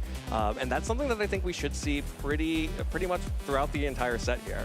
Yeah, I think Carson's team relies a little bit more on the Tailwind end, and that's what makes it interesting because if you're Aaron, do you also set up your Tailwind and try to go, you know, hand in hand with the Tailwind because you are facing Psychic Seed, Unburdened Sneasler on the opposing side as well. So if Tailwind gets set up from Talonflame, Sneasler then really will just be the absolute there's fastest no Pokemon. outspeeding Sneasler. Exactly, yeah. But even without the Tailwind, Sneasler, if that Psychic Seed is activated, is of course a big threat. One of the Pokemon that I think is interesting in this matchup from Aaron's end is that Skill Shot Dragonite. Skill Shot Dragonite will be able to soak up damage, and Sneasler, yeah, you can Dire Claw into the Dragonite, but Dragonite can take it pretty well, especially with multi-scale. And then Scale Shot is so threatening into NDD, into Sneasler, into Talonflame. Can potentially just get a, I'd call it one-hit knockout, but a 4 or 5 hit knockout with the loaded dice, of course, on the Dragonite. Golden Goal, also an intriguing Pokemon here because it can, of course, threaten with immediate damage and force Carson to maybe feel pressure to Tailwind. If you bait out the Tailwind early, then Aaron can maybe go for Trick Room later on in the battle. Trick is also a move that can induce some scary potential mind games, and you even have Power Gem on Golden Goal, which is able to hit Talonflame for super effective damage. Yeah, which should be really interesting to see. That is one of the adjustments that was made in between Latin American International Championships and Sacramento. Of course, Victor was running the Trick and Protect on the Choice Scarf Golden Go there. Now with extra coverage here with the Power Gem to potentially threaten damage into, I don't know, Charizard or the other fire flying type Talonflame as well.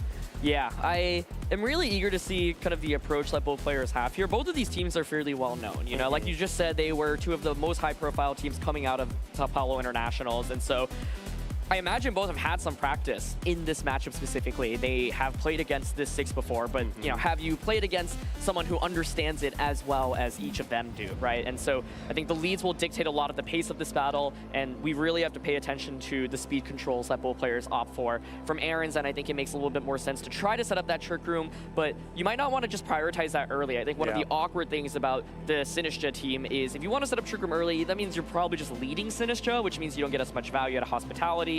And then the question is, what would you pair next to that Sinistcha if the goal is to just set up trick room immediately? And then, of course, Carson does have trick room on Entity to reverse any potential trick rooms. Absolutely. It could become pretty intense mind games here. And that is sort of what we expect out of a top cut match here, especially from these two players who are both veterans in their own right. And I think this is going to be a really interesting matchup here. I'm really excited. You know, it's really, like you mentioned, the leads are going to say a lot. And also, if these players are going to try to go Tailwind mode or Trick Room mode. Most likely, like you mentioned, Carson would like to lean on the Tailwind mode much more heavily than the Trick Room.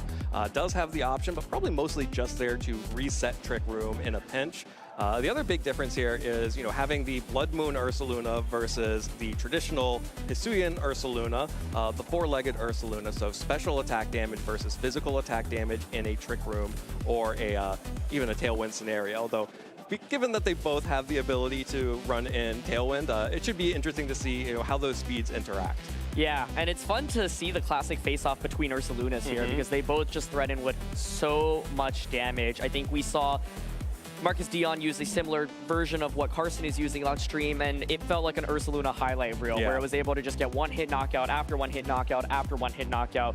This Pokemon, when positioned properly, whether it be having fake-out support from Incineroar, redirection support from Electabuzz, and Tailwind support from Talonflame, can just be so powerful. It can very, very quickly demolish through teams, and there just aren't many Pokemon that can reliably take a normal Terra Life Orb boosted Blood Moon. And when you pair that with Earth Power, you basically threaten everything for a one-hit knockout. Yeah, the only two Pokemon on Aaron's team, despite having two Ghost types that can resist a Blood Moon from the Ursaluna, are Golden Go and Archaludon. And having those that steel typing could be really important to defend against that sort of just immediate spread onslaught, you know, the single target from the Blood Moon, as well as Terra Normal Hyper Voice, being able to punch holes through this entire team. Gonna have to manage that Pokemon really intensely, and not a lot of good ways to get around Follow Me from the Electabuzz.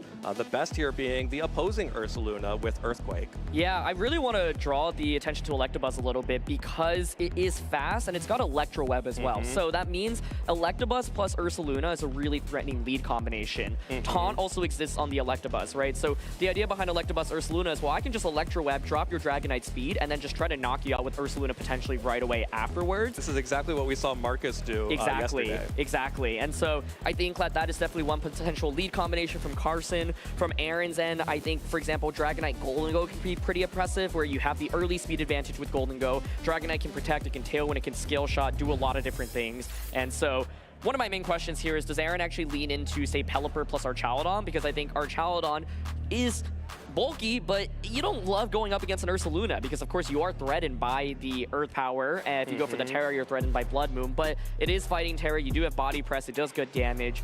It's also similar to like that Marcus Dion set that you're talking about, because in that it was like, okay, if I bait out the Terra from Archaludon, then I can take advantage of it with Entity, for example. So I think from Aaron's end, it makes a lot of sense to maybe prioritize trying to set up Trick Room, but not necessarily in the early game. So Dragonite Golden Go, for example, really effectively. Dragonite Ursaluna, really scary lead as well. And from Carson's end, I think it's about protecting the Ursaluna and trying to get as much damage off as possible with it. So leading something like Electabuzz plus the Ursaluna, Talonflame plus the Ursaluna can put on a lot of immediate damage pressure.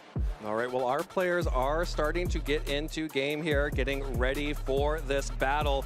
Here it is, the team that Aaron Traylor is running, a slight variation of the team that Victor Medina got second place at the Latin American International Championships with.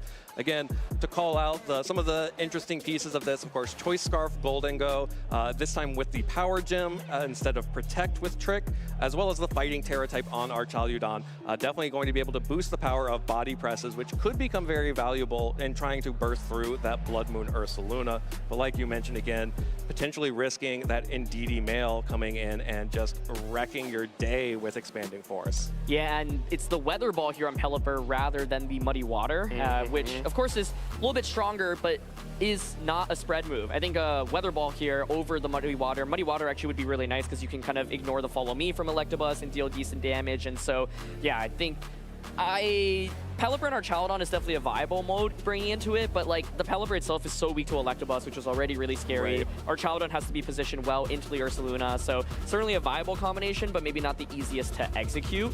Otherwise, another thing to pay attention to is the Flying Terra here on the Golden Go. This does give you immunity to Earth Power immediately against Ursaluna, so if Golden Go is led against Ursaluna, you can just go for Flying Terra immediately, be immune to that Earth Power, and then threaten with damage or a trick immediately with Golden Go. Yeah, absolutely. And another interesting terrestrialization choice here on this Sinistcha, that is the Dark Terra type. So Sinistcha will have the ability, you know, this Indeedee, unlike some of the other ones that we saw earlier, only has Expanding Force for offense. So if there is ever a situation where Indeedee is the sole or primary offensive threat remaining on Carson's side, Sinistcha has the ability to completely negate that if terrestrialization has been preserved. I think I'm really curious from Carson's end about Incineroar into this team, because you do have Intimidate, which is helpful against Dragonite and Ursaluna. You have the resistance to Make It Rain from Golden Go as well. You threaten Sinistcha with some damage, but there's also a lot of damage that can scare away Incineroar, right? Incineroar kind of plays towards a bulkier mode for Carson's team, which is nice because otherwise you rely too much on just pure hyper offense, and so it's kind of a glue that can switch in, threaten with Fake Out, for example, be able to soak up some damage as well. But Carson's team, once again, so oppressive here. You are using some of the strongest attackers in the game. You've got that Ursaluna Blood Moon, that Sneasler, as well as that Indeedee, Talonflame to set up Tailwind, Fake Out support from Incineroar, and then redirection from the Electabuzz. Yeah, interestingly enough, there is a little bit of anti-synergy on this team. Of course, with Indeedee setting the Psychic Terrain, that does mean that Incineroar will only be able to Fake Out any a Pokemon on Aaron's side that is not grounded. So that means Pelipper and Dragonite or Golden Go if it terastallizes. Additionally, Talonflame with the Gale Wings ability, and we saw this actually in the Latin American International Championships on a similar team, was kind of stuck with the inability to actually use the flying type attack that it really wanted to in that dual wing beat because Psychic Terrain was still up and the Talonflame was still at full health. Absolutely. As we look at Carson's team, notice that a lot of the damage comes from two primary Pokemon in Blood Moon Ursaluna as well as Sneasler. Indeedee can do a ton if you are able to set the right conditions for it, right? Ideally, no Dark-type Pokemon on the field, nothing that resists the Expanding Force, but of course there are two Steel types on the opposing side here in Golden Go, as well as the Archaludon and a Dark Terra on the Sinistcha. So Indeedee can be so powerful, but needs to find the right spot. Ursaluna and Sneasler generally apply a lot of pressure, and then you've got three really good support pieces in Talonflame, Incineroar, and Electabuzz. So some leads you can expect to see maybe include Talonflame plus Ursaluna, the Electabuzz plus the Ursaluna, Indeedee plus the Sneasler, Incin plus Ursaluna. All of these kind of enable for the offense to come out right away. So we're going to get into game one. All of the Pokemon. No, I didn't, because I only listed combinations that include Sneasler or Ursaluna. Because keep in mind, like if you're leading something like Electabuzz, Incineroar, you're not going to have nearly as much offensive pressure. So there's the Electabuzz Ursaluna, the first lead we were talking about. The first lead is the first lead. That's Electabuzz and Ursaluna. And here is the Golden Go and the Dragonite here. So the Golden Go does have the ability to get some spread damage out with Make It Rain and start punching into that Ursaluna, while the Electabuzz will be able to either go for the Electro Webs to start controlling the speed, especially of that Dragonite as it scale shots, or just go ahead and follow me and protect the Ursaluna from the scale shots. Yeah, so Carson opting for what I think is a really solid lead option here because you have the Electro Web speed support, and it would, of course, break multi-scale on Dragonite. So the question here is, do you want to take a risk with Dragonite? Do you want to just say, you know what, I'm not going to protect? You can see Aaron hovering that scale shot. So, okay, going for Tailwind here. This is risky, though. You're not getting any damage off this turn. It's going to be Make It Rain. So something like Electro Web, Normal Terra, Hyper Voice here, or Blood Moon into Dragonite would be absolutely explosive. Does Carson go for Earth Power into Golden Go? Yeah, instant terrestrialization here. Turn 1. Golden Go is now flying. Got the balloons, lifting up the coins. Ursaluna just protects this turn, so no damage into that slot. And that is a big protecting from the Make It Rain. Electabuzz will take some damage from the Make It Rain, but with that Eviolite and the not very effective damage, not enough. And we'll have to see what this Electabuzz went for. It did go for the Electro Web. Super effective damage on Golden Go with the critical hit, dropping both Pokemon's speed as well as breaking the multi-scale on the Dragonite. Does get the Tailwind up, so negating that speed drop, which means you will be able to start, still outspeed everything even after that Electro Web. Yeah, so Carson opting for a safe play there. Says, look, I know you have the ability to Trick. I know you have the ability to Terra. I can guarantee protect Ursaluna here, and Electro Web is really valuable. Drops Golden Go speed, breaks multi-scale on Dragonite. Carson probably gets even more than he was hoping for that turn because he baits out that flying Terra from Golden Go. Aaron was really hoping for an Earth Power into that slot. So Carson right now in a really, really nice spot. My main question is, if you go for Make It Rain and Scale Shot, do you actually get the knockout onto either of the Pokemon, right? If not, then it could be really deadly because you're staring down so much offense from the opposing side right now. So it's going to be a big turn here. No follow me, just Make It Rain. Okay, that's Make It Rain. That's a lot of damage into Ursaluna, even at -1. Golden Go now at -2, and the Scale Shot connects onto Ursaluna. I don't know if that's doing enough. A lot. 2. There's going to be at least 4 hits there. There's the 3rd. I don't even think with 5 that's enough. Ursaluna hanging on, would need a critical hit on this final hit, but doesn't get it. This does put Ursaluna into Life Orb recoil range, however, which means that even though Aaron did not pick up the KO before damage was dealt, will be able to knock it out by the recoil, and another critical hit, this time on Dragonite. Yeah, going for the Electro Web rather than Follow Me there. Follow Me would have redirected all of that damage away. So Blood Moon here presumably knocks out Dragonite. Golden Go caught in a really tough spot, but now this is an opportunity for Sinistra or Ursaluna to come out. At least it wasn't Hyper Voice, right? Yeah. By choosing the Blood Moon, you definitely pick up the KO onto Dragonite, but you keep the Golden Go up, and you do not have a double KO here. And we see the Sinistra Ursaluna mode in the back. Currently with Tailwind up, this Ursaluna will be still the fastest thing on the field unless we get some Unburden boost from the Sneasler. So getting rid of Ursaluna Blood Moon is a big deal for Aaron here. Ursaluna also bulky enough to actually survive that double up, which is really impressive. If it faints there, I think it's a much tougher position for Carson. But Sneasler now does come out. You do pressure with close combat, of course, into the Ursaluna slot. This Ursaluna now no longer can go for a defensive Terra. So protect here, switch into Sinistra, as Aaron is indicating, is a really safe play. The one thing you have to worry about, though, is this Electabuzz does have taunt. So if you taunt the Sinistra as it switches in, it's going to be caught in such a bad spot, and then you can just go for close combat onto Ursaluna next turn. So does Carson find the taunt this turn? It would be an absolutely huge play for him. Yeah, finding the taunt on the Golden Go that's already locked in would be a huge play here. Just withdrawing the Electabuzz, bringing in probably the Indeedee to activate that seed and get the Unburden boost here. That is indeed what the move is. So Sneasler now being able to match the Tailwind speed that Aaron has up. This will be 2 big offensive threats to prevent Aaron from potentially setting up Trick Room as Tailwind is about to expire. Yeah, really big turn here. So Unburden wasn't active, and so Carson's like, okay, let me activate the Unburden to kind of match your Tailwind, then I can close combat you. But Aaron does not get baited, does not get hit by that close combat. Ursaluna right now in a really threatening position. You, of course, deal so much damage with your Earthquake as well as your Headlong Rush. All of the moves do so much damage here. So the Sinistra now has the opportunity to, of course, go for a Rage Powder, which redirects that close combat away. So then the question, if you're Aaron, is do you want to make a hard read? Rage Powder is kind of the safe play. Carson's response to that is, for example, protect Sneasler, go for Expanding Force. Carson also has to worry about Trick Room coming out from Sinistra right now. So it's the question of how do you cover for Rage Powder and Trick Room at the same time while not losing too many resources with Ursaluna from the opposing side? I don't know that there's a way to cover for all of it. You just have to make a call, right? Let's see. Oh, you can see the hover from Machagacha here. Aaron saying, there's no way you play close combat here. This would be a big prediction. Rage Powder, generally the safer option here. It is going to be the lock into that. And we are going to see a defensive Terra or potentially an offensive Terra from Indeedee coming out right now. Yeah, that's a Psychic Terastallization from the Indeedee, which means that the Expanding Force will be even stronger. Rage Powder means that the Sneasler won't be able to do anything to the Ursaluna, but the Expanding Force will get around this Rage Powder. Sinistra is the focus, and the Dire Claw coming out onto Sinistra deals good damage, does not activate the Citrus Berry, but the Facade will pick up the one-hit KO on Sneasler. And now it's all about this Expanding Force onto the Ursaluna. Indeedee is really well positioned right now, though. Expanding Force comes out. It still has that focus. Sinistra just faints. It's Golden Go in the back. And an Electabuzz here in the back for Carson, so another Expanding Force will just get the double knockout.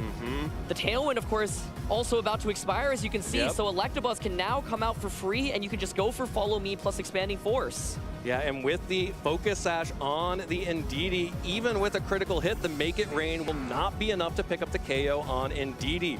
The Ursaluna would need to hit it as well, and at this point, it's just one Expanding Force away from Carson going up a 1-0 advantage. Yeah, there was the opportunity to go for Earthquake that last turn rather than the Facade. Earthquake would have still knocked out Sneasler, but instead, maybe not wanting to damage himself here. Now Golden Go, just gonna try to do what he can, but I think Indeedee should lock this game up. Yeah, there's the Follow Me from Electabuzz, which will redirect the Trick from the Golden Go, which means that the Electabuzz, if this were to go by one more turn, would be locked into its next move that it chooses. But this Expanding Force will just clean up the Ursaluna and the Golden Go right here and move us on to Game 2 with Carson at a 1-0 advantage. Oh my goodness. I was thinking how the game would play it out if we saw the Earthquake come out. Indeedee then is down to the Focus Sash. Golden Go comes out. The Indeedee does have Protect, so then you can Protect with the Indeedee and go for an Electro Web, for example. Try to knock out the Golden Go. I was wondering if there was ever a world in which you read that if you're Aaron. One of the cool things you can do with Golden Go is trick the Choice Scarf onto your own Pokemon to give it an immediate boost, right? And then allow it to outspeed. But in the end, no need to get into that level because it was just the Facade coming out from Aaron's end. And so a lot of what we were talking about in the pregame did end up happening. It was Dragonite Golden Go, it was the Ursaluna plus the Electabuzz, but critically, turn 1 I think really dictated this game. Carson does not get baited by going for that Earth Power, and I'm really impressed by Ursaluna's ability to take the -1 Make It Rain into Scale Shot, because normally on these teams I would expect the Ursaluna to have no bulk. And so I really thought okay, Make It Rain plus Scale Shot might just get the knockout there. Yeah, it was not enough, and this Terastallization from the Golden Go only hurt Aaron, dealing super effective damage with the Electro Web, as well as the Electabuzz being able to just tank these Make It Rains like a champ. The Tailwind here was really important from Aaron to make sure that the Electro Web did not just immediately win from this position. Without that Tailwind, getting those -1 speed drops, having the Ursaluna up would just have probably been the end of the game. Yeah, so the question now is how do you deal with Electabuzz plus Ursaluna, especially with Flying Terra being weak to that Electro Web? It feels a little bit scary because if you get turn 1 wrong, like what happened in this game, it's a little bit spooky. I thought Aaron positioned his Ursaluna really well in that last game, but was just a little bit too far behind, and Indeedee comes out and is so well positioned because you know that there's no more Dark Terra potential on the Sinistra, so really good on Carson to find that. You could maybe go Dragonite Ursaluna, because I think the Ursaluna's led immediately. You put on a lot of offensive pressure, but we actually saw that on stream yesterday where the Ursaluna just gets blown up by normal Terra, Life Orb, Blood Moon on turn 1 of the game. So it can be scary because, you can double protect, but then you're vulnerable to Electro Web. So I don't know. It's tough. I wonder if there's the prioritization of Trick Room, because Trick Room did not go up in that last game at all. No. I mean, the other thing that would be different from yesterday if it was the Dragonite and Ursaluna is the potential for, outspeeding the Blood Moon with a Tailwind instead of relying on, just sort of the Scale Shot or Haze or just trying to leave the speed as it is. So a couple more options here that Aaron will have for that. But definitely not an easy matchup, and these leads are so important. So important. Trick Room was not set up in that previous game, so let's see, is there the opportunity for Sinistra to come out? Well, here we go. It is game 2. Carson is 1 win away from making it into the top 16. And if Aaron Traylor wants to continue this path to the top, he will need to win this game. And Carson, again, is checking Aaron. What will you do against Ursaluna and Electabuzz? Okay, Sinistra lead. This is what we're talking about, where it's like kind of awkward. You don't want to lead Sinistra because, of course, the ability just is not really relevant here. And okay, we're going to see a pretty interesting play here. I mean, I think if you're Carson, you're staring down this, you're probably worried about Trick Room. You don't want Trick Room to go up. You've got taunts. You get, I can launch the taunt into the Sinistra, right? You also have to be worried about fighting body press, though. Exactly. So much pressure here from Aaron's, and even though Carson is the one that has the speed advantage, but Aaron trying to bait that taunt, just going to hard switch Sinistra immediately into Dragonite. Okay, Dragonite coming in for the Sinistra. Would still be a pretty valuable taunt to get with no more Tailwind or Haze. But Ursaluna just protecting itself this turn. No Terrestrialization coming out just yet. There is the taunt onto the Dragonite, which means no Tailwinds will be coming out, and a Snarl from the Archaludon. So this is the option here that Aaron is choosing to take to limit the power of that Ursaluna. Carson, once again, going for this safe protect play, recognizing Electabuzz actually applies so much value here, whether it be dropping your speed, baiting out a Terra. And now, like you called out, you can't protect the Dragonite, so Electro Web plus something like Blood Moon can't go into that slot. Aaron is trying, but I'm sorry, man, you can't do it. But like you said, Evan, there is the Fighting Terra body press on Archaludon, so you could rip it and just go for Fighting Terra. Carson can take the safe play, I think, of going for either a Follow Me here or an Electro Web and then attacking into the Dragonite slot. So the big decision is, what do you want to do with Archaludon right now if you are Aaron? He's not going to commit the Terra here, so vulnerable to an Earth Power right now. Okay, there is the Electro Web onto both Archaludon and the Dragonite. They will lose their speed here. Archaludon does get the stamina boost here, but that's not going to help against the Ursaluna. Will target down the Dragonite with not enough! 3 hit points! Are you serious? This Dragonite, broken multi-scale, will just take those broken scales and fire them right back at Ursaluna. That is 3 hits. There is a 4th guaranteed hit right now, and then 1 more to max out the damage, gets all 5. Knocks off all of that damage into Ursaluna at 3 hit points. Negates the Electro Web speed drop as well. Dragonite back to neutral, and a Snarl coming out from the Archaludon.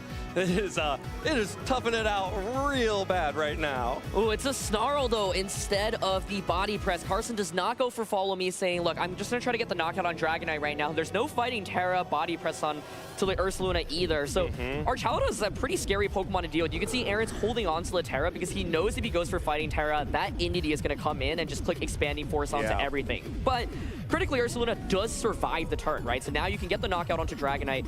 You got to be careful, though, because if the Archaludon manages to get a couple more stamina boosts, well, the Sneasler on the opposing end isn't going to really do very much damage into it, right? And so I think if Aaron had gotten the knockout onto Ursaluna right now, he probably would be feeling a little bit better because that's one of the big threats to Archaludon out of the way. Carson right now, the question is, can you conserve the Ursaluna enough to deal with Archaludon? But Dragonite first pivoting out here. Dragonite switches out to the original Ursaluna, not the Blood Moon. This is the 4-legged quadruped, while Electabuzz goes for a Follow Me. Not an Electro Web, so not going to be able to protect that Ursaluna. But here is, after a Snarl, Archaludon is happy to tank that. Ooh, but gets a special defense drop as well.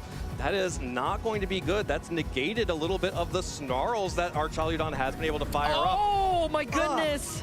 Still single-digit hit points for all of these Pokemon as Ursaluna on Carson's side is hanging on by a thread. Oh, hangs on with just the sliver. I'm also curious about the speed interactions between the Ursalunas here because Aaron's Ursaluna and Carson's Ursaluna want to take advantage of Tailwind. And so if Aaron's Ursaluna is faster here, I mean, you do threaten with the switch into Dragonite and just Earthquake double knockout immediately. And so no Terra critically committed on Aaron's end yet. He's done a really good job of holding on to it. Carson had some opportunities to Earth Power. Aaron doesn't get baited by Follow Me that turn and also just goes for Snarl. But Carson's Ursaluna still hanging around. This is still anyone's game right now. The Ursaluna and Dragonite do not want to go down this game. They want as exciting a match as possible. Archaludon will retreat here, not going to stick around after that special defense drop. Will be the switch to the Dragonite.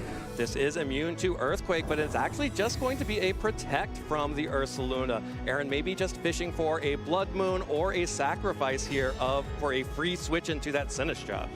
The Electro Web here does connect. Ursaluna not opting to attack this turn, not wanting to risk eating up a Blood Moon. Maybe Aaron hoping to bait out a Protect from the opposing end. Ooh. Blood Moon does come out, so now Ursaluna is in a really prime position this next turn. If Carson has Indeedee and Sneasler in the back, you can bring out the Sinistra, Rage Powder, and Earthquake, and pick up maybe a double knockout.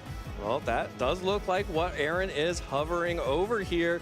But we'll need to get this Ursaluna going in some way because we still have Carson's remaining 2 Pokemon in the back.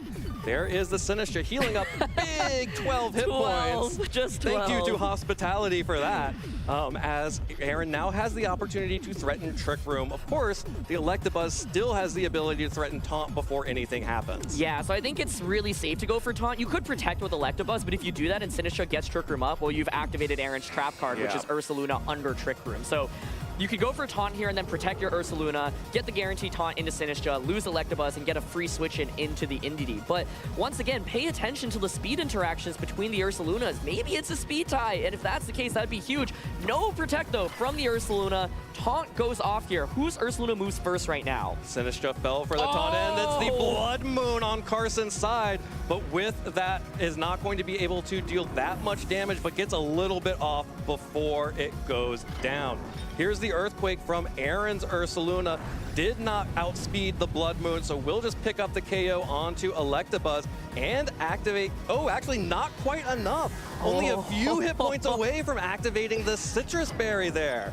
And critically, no Trick Room. So Carson gets the Indeedee in once again. This time, there is Terra available on Aaron's end, but you could, of course, go for something like Close Combat onto the Sinistra to cover for a Dark Terra. And even if it Terras, the question is, what is Sinistra going to do? It's taunted anyway, right? Yeah. So, okay, I think this is going to be a really, really critical turn. Is Aaron able to Terra the correct Pokemon right now? Because you have a good defensive Terra with both Sinistra as well as the Ursaluna.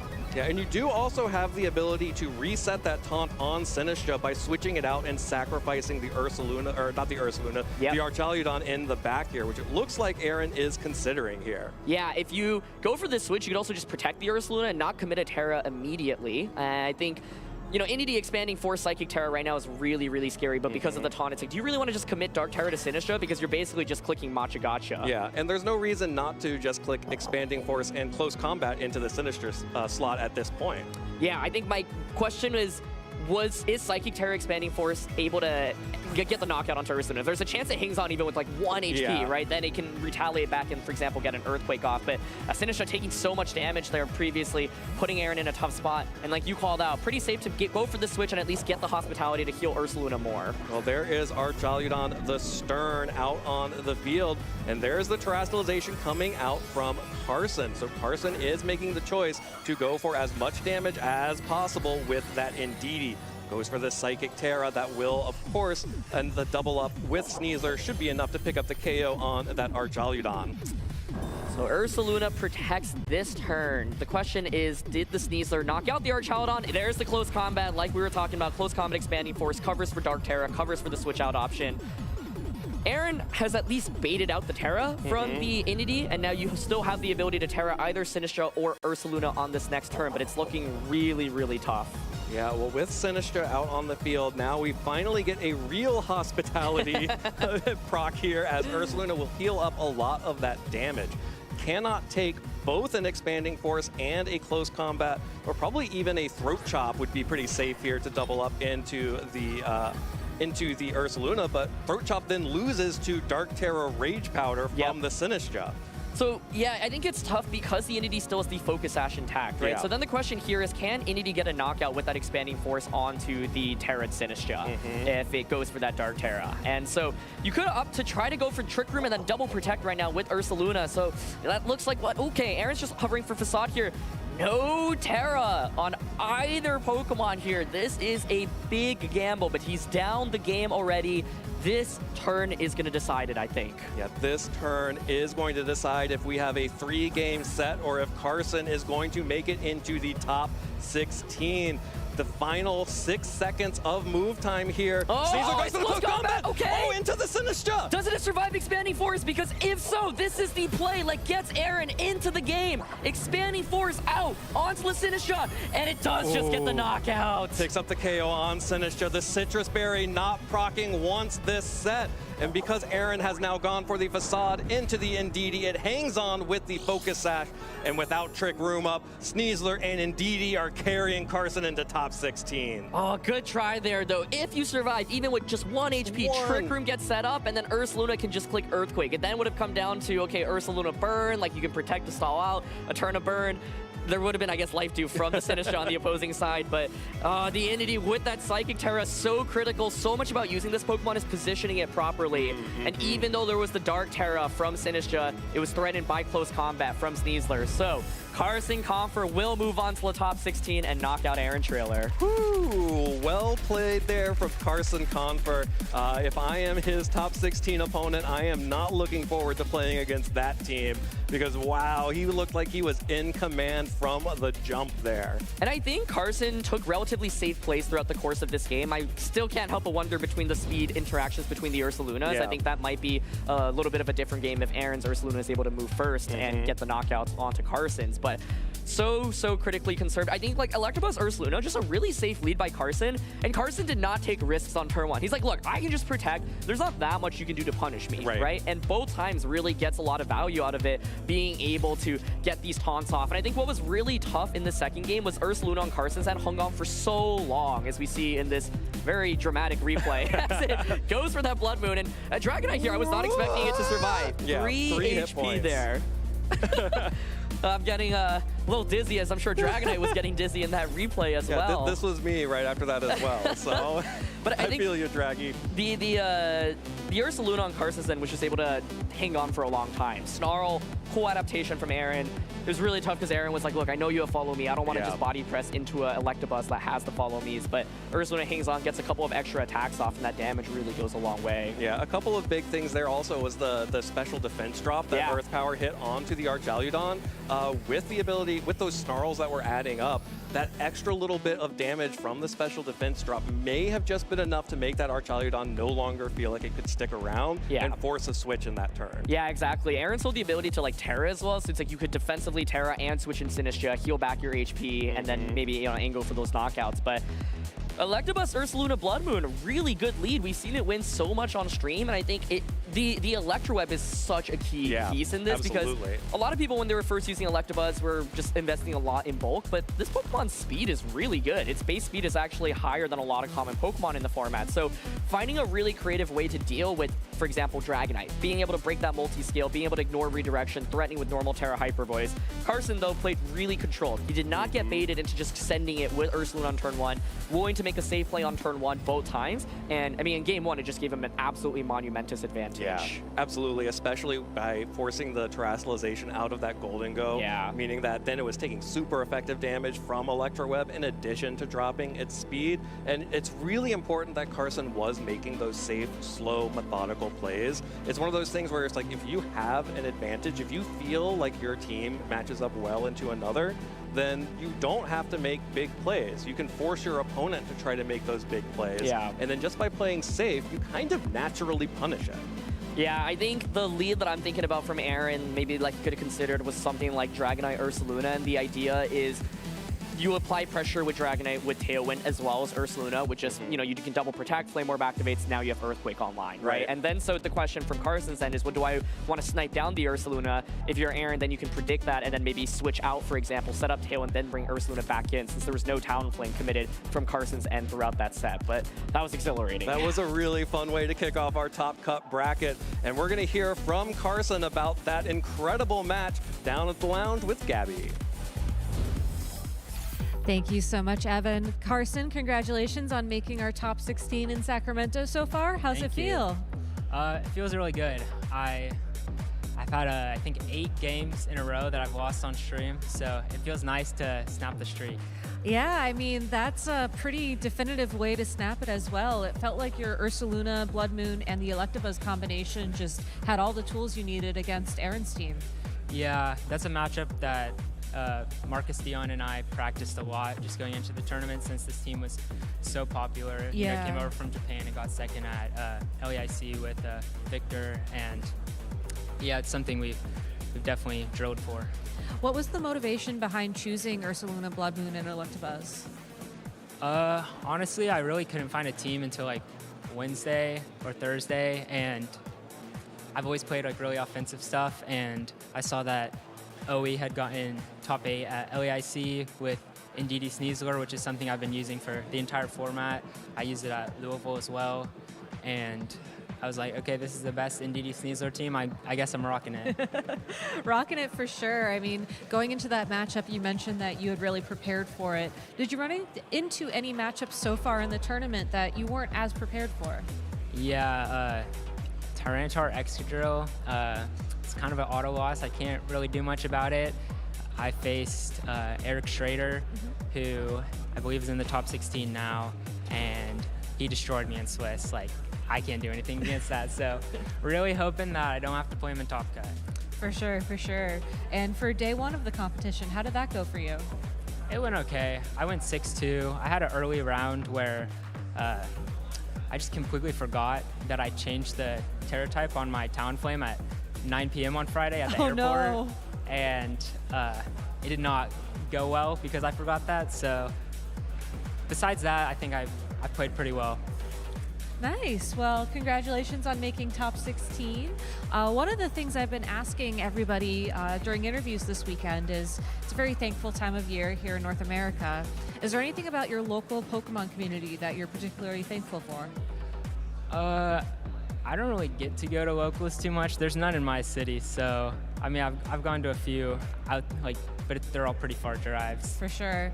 Well, there's always an opportunity to sign up to be a tournament organizer via the Pokemon Professor program on Pokemon.com. So yeah. Hope to see some in Oklahoma City soon. I was gonna say, if there's anybody out there who wants to help Carson out, just go ahead and check that out. But Carson, thank you so much for joining me. Do you have any shout outs you want to give to anybody at home? Yeah, first I want to shout out to my fiance, Sydney. I know she's watching at home, and my parents as well.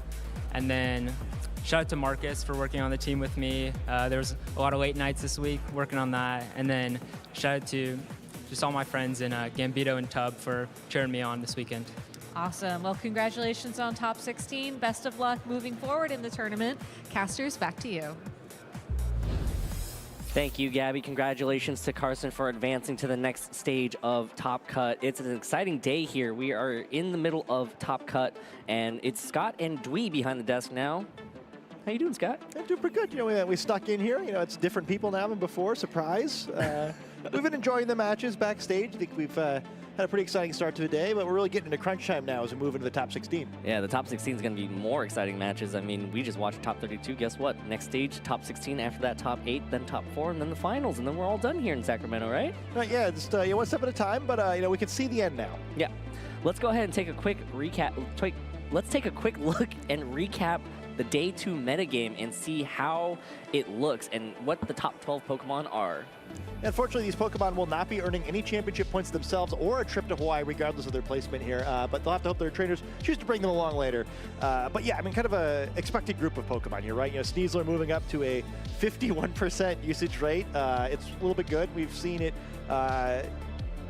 dominate the format, sort of. I feel like it's actually kind of been less impactful on the stream matches than maybe you'd expect, but you know, the threat of that Dire Claw and its high speed, always threatening, and looked pretty good in that last set. Yeah, and then like there's different ways that you can play the Sneasler too, right? I mean, it has like 2 decent abilities, like Poison Touch or the Unburdened version of it.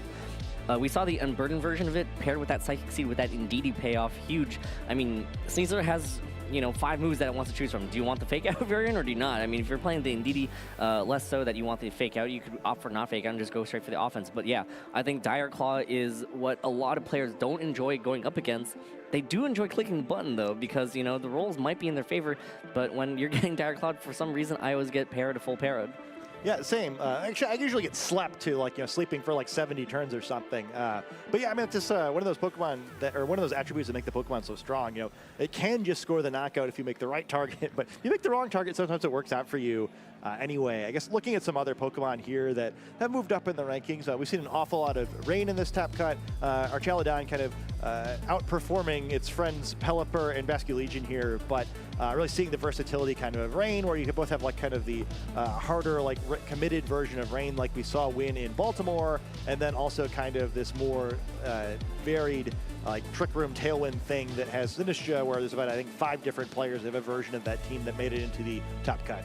Yeah, and Interestingly to note, Amoonguss has jumped 10% in usage between day 1 and day 2, so a lot of Amoonguss players advance over to day 2. We see the two variants of Ursaluna there sitting down in the bottom row. Both of them were together, I believe, ranging around 17%, and now all of a sudden they're spiked up to about 25.6% and 23.3%, and we see exactly how much damage the Blood Moon Ursaluna can do. Of course, you know, the normal variant of Ursaluna is nothing to scoff at as well, boosted by that Guts, being able to, you know, burn self, prevent any sort of status, and then go into the offense with either a Headlong Rush, maybe a Spread Earthquake, or just, you know, a Facade that's boosted because it's burned. Yeah, really fun too how the both Pokemon are kind of like really similar and yet really different, despite being variants of the same Pokemon. Where you know, they both have the big burst damage move, although it works a little bit differently with the two of them. You know, a little bit. Or I guess the physical Ursaluna has to obey the type chart a little bit more. You know, can't just ignore Ghost type's immunity to normal type moves. But in exchange for that, it's a little bit more of a consistent attacker who can spam that Facade if it wants to. Where Blood Moon Ursaluna's Blood Moon attack can only be used every other turn. Although when it does as much damage as it does, every other turn could be good enough. Maybe one thing to note too here is that even though Blood Moon Ursaluna is a little bit lower than its cousin on the usage stats, when I was looking at the results so far, it seems like the players toward the top of the Swiss standings, the final Swiss standings, I guess I should say, Blood Moon was a little better represented at the top of the field at the bottom. So even though there was a couple fewer of them, or maybe only one fewer of them, or one less of them, the performance has been pretty strong and maybe a favorite to win this tournament. Yeah, I mean, if we take a look at the top 12 Pokemon that were used in day 2, compare them versus the chart that we saw yesterday in day 1, none of the 12 Pokemon have shifted, right? If anything, just usage percentages have gone up. We mentioned that Amoonguss went up by 10% from yesterday, but it looks like, you know, Golden Go and Sneasler have also gone up 10%.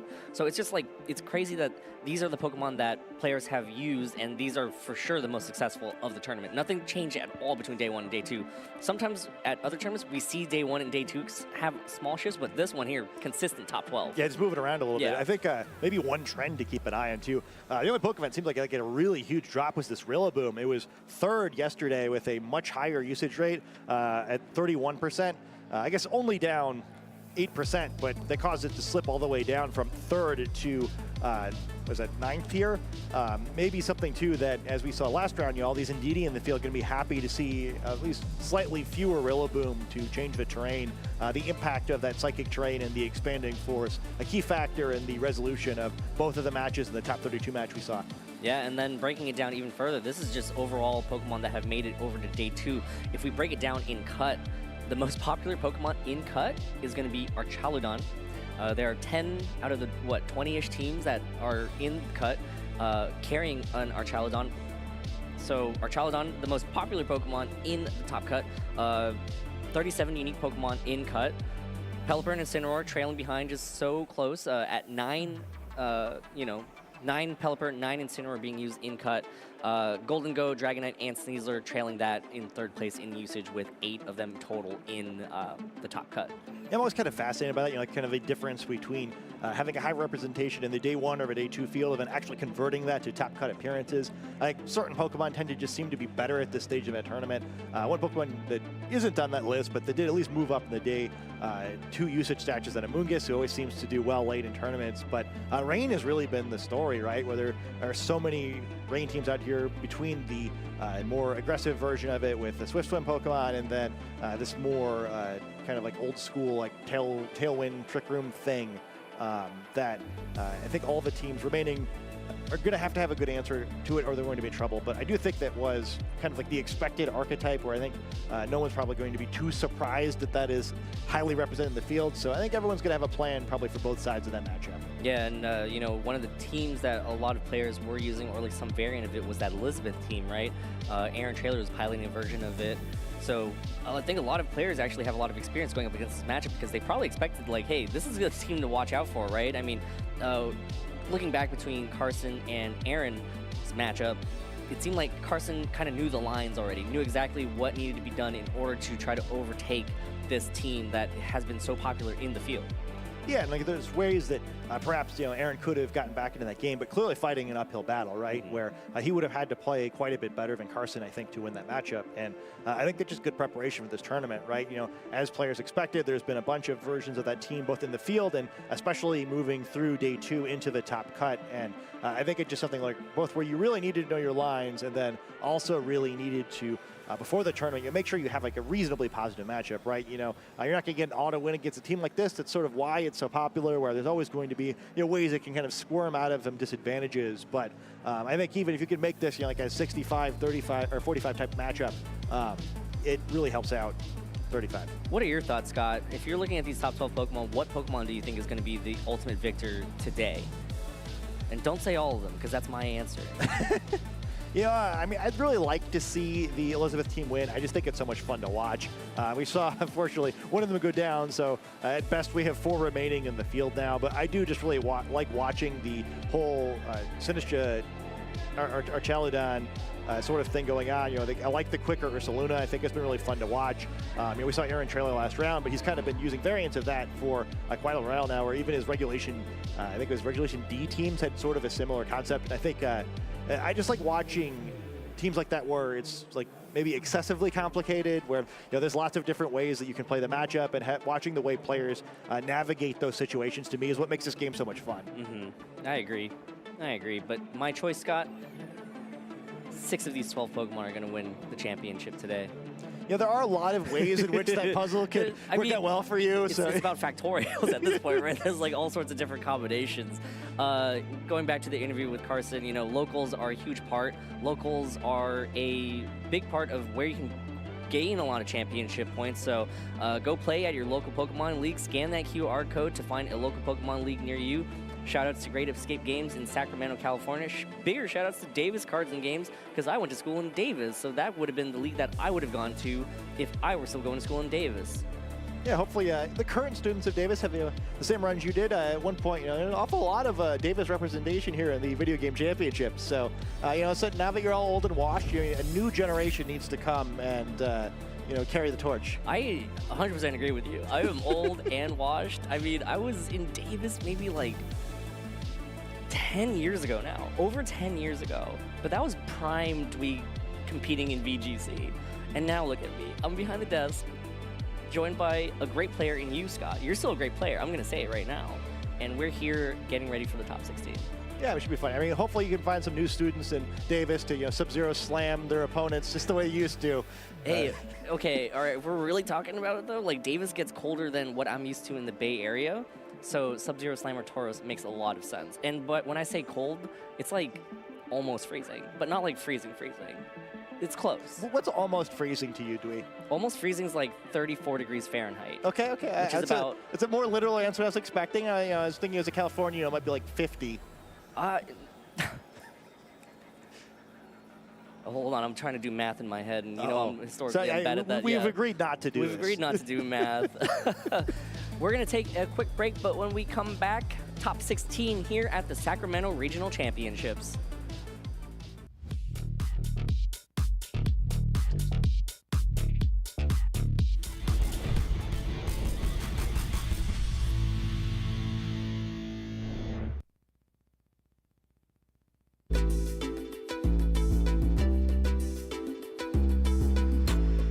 So I think what makes the difference between a great trainer and other trainers is consistency and persistence.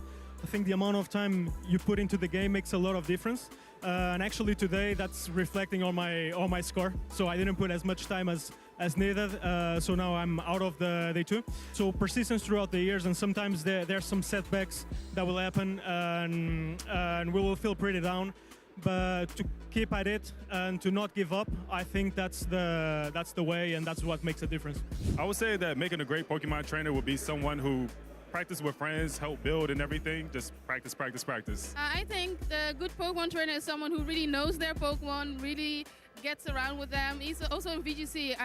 Just by practicing a lot with my Pokemon, I know them through and through, and that's how I win the games.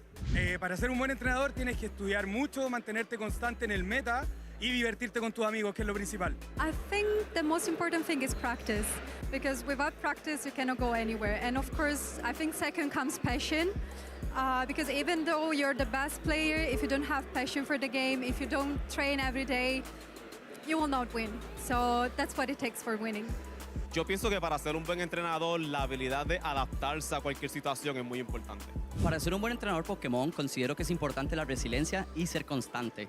Aunque hayan días malos, días buenos, seguir intentándolo, nunca rendirse. Solamente así se consigue el éxito. I think if you just like play with the things that you like, play with the friends that you like, use like strategies that work for you and you think is the best, no matter what anyone tells you, I think that's what makes you a good Pokemon trainer.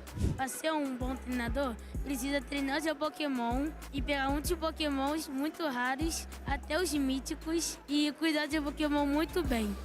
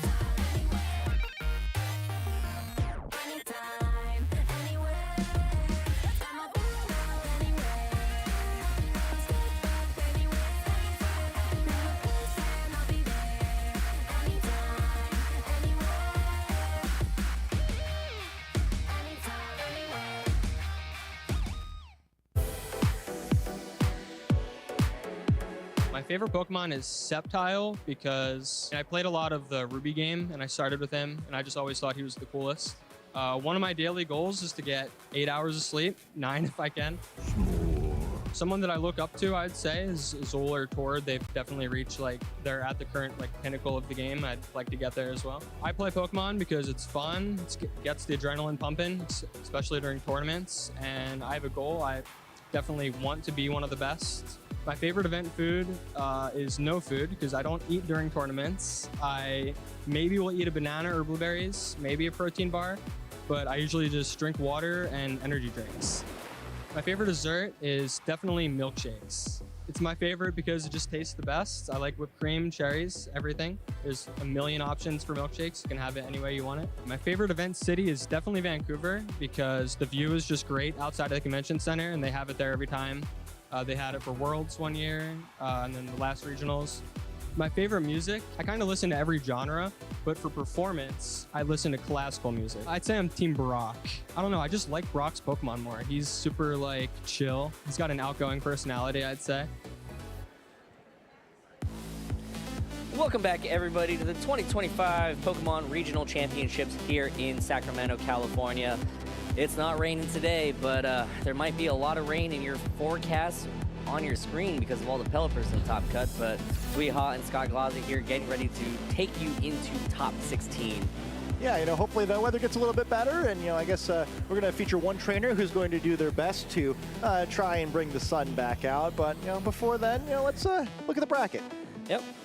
This is the top 16 bracket here. Over on the top side of the bracket, you've got David Hutner, who's running a really cool team, versus Don Check, Dylan Clark versus Akil Goal, Joe Ugarte versus Alex Underhill, Aaron Brock versus Chase Mateo, Brian Collins versus Carson Confer, who we saw move on through the top 32, Joji Kaeda versus Eric Schrader, Kalen Brown versus Hunter Braum, and Joseph Selmer versus Marcus Dion.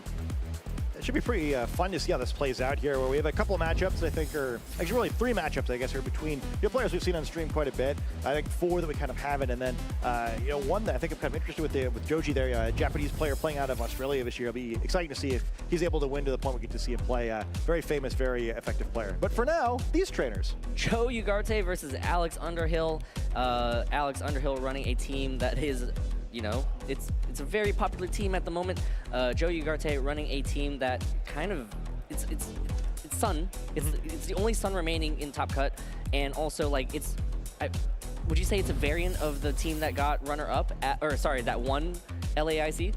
I mean, I think in the sense that they're a similar archetype, sure. I mean, a little different spin. Right? A lot of Pokemon that Joe's famous for using here. You know, he's been using this Jumpluff for a long time. One of the more famous Torkoal players, perhaps the most famous Torkoal player in the United States, where he's been using this Pokemon a number of years. A lot of experience with this Kingambit, and I think this is a great comfort team for him. I have to shout him out, too. For the second round in a row, we have a member of the Pokemon.com roundtable team where they preview the International Championship events for us. So, Joe, thank you for your work, and we'll have to see how we can do this matchup.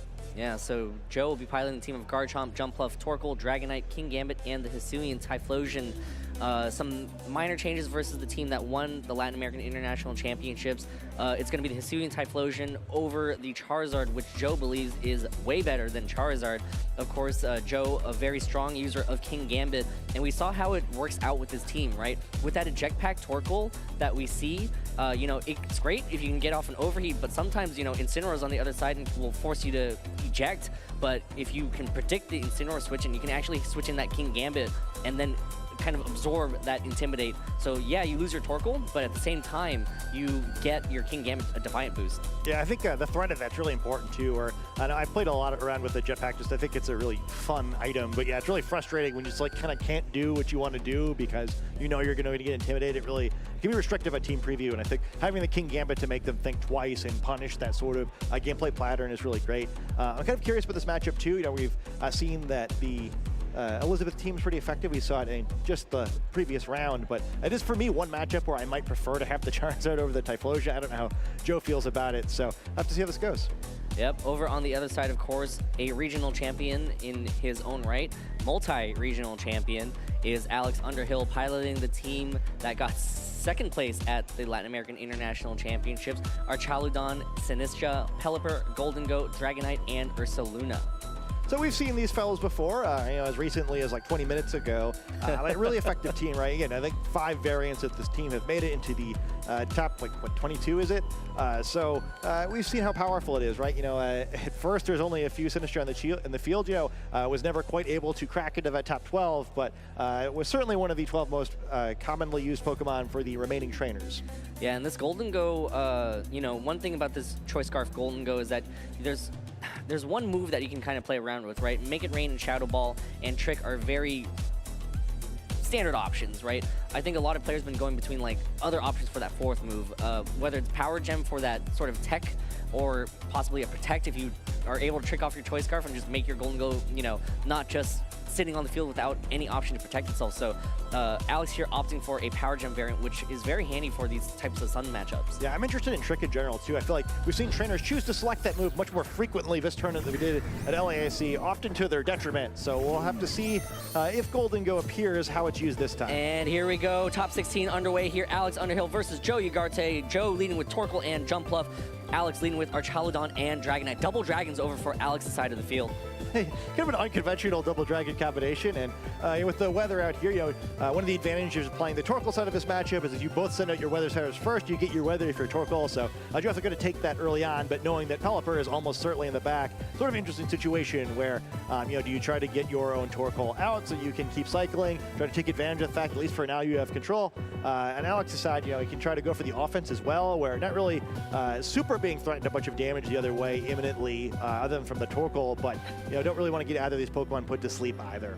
Yeah, so Sleep Powder does connect onto that Dragonite, so Dragonite is not going to be able to move this turn.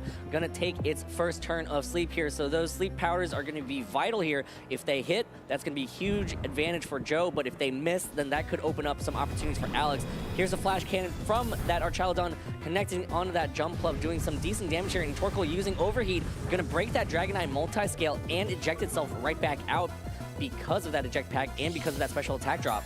It's kind of a fun mechanic there, right? You know, if Pelipper had come in, you know, we'd get to eject afterward and come right back in. For now, no Pelipper, but does have the Torkoal out of the field now, able to bring it back in later if he wants to, and is able to get to sleep on the Dragonite, you know, break the ability, but also didn't get a ton out of it that turn as far as like actual damage output, and, you know, Dragonite could now wake up any turn.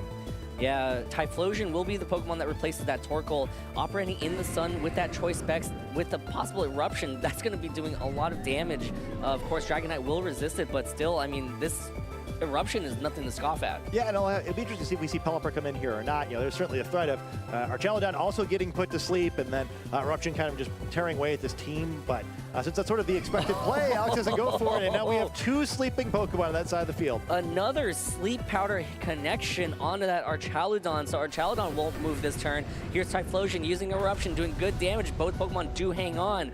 Double Dragon still sticking around. The stamina boost, sure, get 1 stage increased defense, but Dragonite takes another turn of sleep. So right now, Joe in the driver's seat here, dealing massive amounts of damage with 2 sleeping Pokemon over on Alex's side. Yeah, you can't ask for a much better start if you're Joseph there. Yeah, immediately get the forfeit. One of the strangest games I can remember seeing on stream. Don't see, 3 of the Pokemon between the 2 trainers. That's a quick one. Yeah, so basically 2 Sleep Powders connected, putting Alex extremely behind. Sleep Powder, not 100% accurate move. Sometimes it will miss, but able to connect there, and then Joe kind of just put himself in the perfect spot. Kind of set up the sun, and then all of a sudden it's like, hey, my Hisuian Typhlosion is going to be doing lots of damage, so watch out.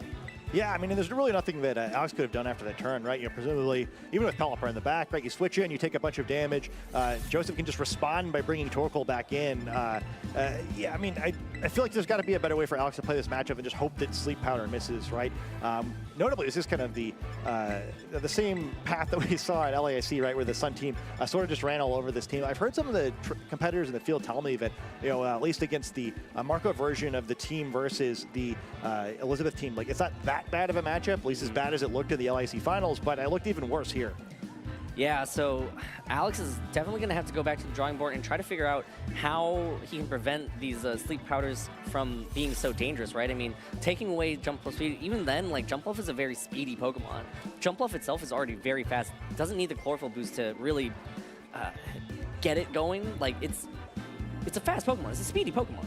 Yeah, and I think also, like, going down 1-0 makes this a little bit trickier where, that Sleep Powder can miss, right? But now Joseph's going to get 2 more chances to close out the game that way. And I think it's accurate enough where I think Joseph probably happily take that sort of situation. But we'll have to see if either trainer switches things up here, trying to go for a different line. Looks like Joe will be changing things up. Going to lead with Jumpluff and King Gambit. Archaludon and Dragonite leads for Alex. So Alex believes in these 2. So it's really up to what the 2 Pokemon in the back guard to see what Alex adjusted. But, this King Gambit just sitting out here. No Sun Boost for that Jumpluff, but it's still going to be outspeeding everything on the field. And glad we transitioned to the game quickly. You might have missed the, second and a half there it took Joseph to lock his moves in. I love how decisive he is. He comes to these games with a plan, and boy, did he know what he was going to do for this one. There's another Sleep Powder connection. Archaludon won't be moving this turn. It's going to be taking a little nap here, as Archaludon will be forced to take its first turn of sleep. Here's a Scale Shot from that Dragonite, connecting on that Jumpluff. Thanks to that loaded die, it's going to be hitting at least 4 times here. So there's the 3rd hit. Here's the 4th hit. Oh, it's going to be close. Oh, it doesn't even connect on the 5th hit, but that 5th hit could have possibly knocked out that Jumpluff in one go.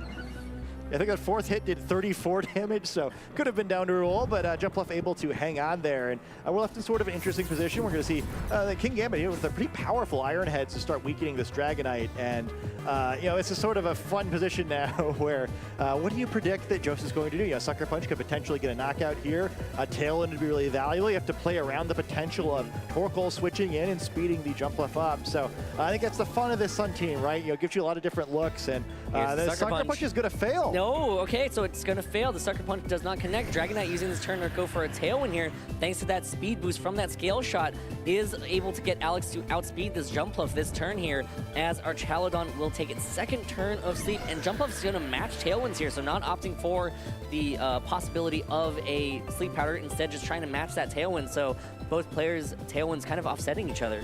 Yeah, I think you love this if you're Alex. So you now have a decent chance of waking up this Archaludon. Dragonite, now it's matched the Tailwind's going to be difficult to put to sleep. You're threatening an extreme speed into that Jumpluff spot, which is likely to scare it off of the field here. And hey, if Archaludon wakes up, we could be seeing a very different game too. Yep, Jumpluff will retreat here. Typhlosion will be taking the place of that Jumpluff. No Sunset up for this Typhlosion, so its damage output is going to be less than what we saw in Game 1. Now, we are going to terrestrialize that King Gambit. Joe terrestrializing that King Gambit, turning it into the flying type, trying to just avoid a possible ground type attack in that spot here. Or just going for a Terra Flying here.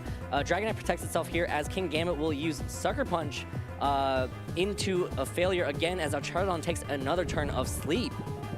Yeah, so sort of a nothing turn there, but again, that's to Alex's advantage. You're able to avoid yet another sucker punch, and this time for sure, we will see this Dragon Wake game. We will finally get a turn where the two Dragon-type Pokemon can actually participate in the game. However, if they try to, if both of them go on the offense, then perhaps the King Gambit will be able to threaten some damage this time. Stop missing these sucker punches. Yep, and the King Gambit terrestrialized into the flying type to remove its weakness to the possibility of the Archaludon waking up for a body press. So now it's going to come down to what happens this turn here.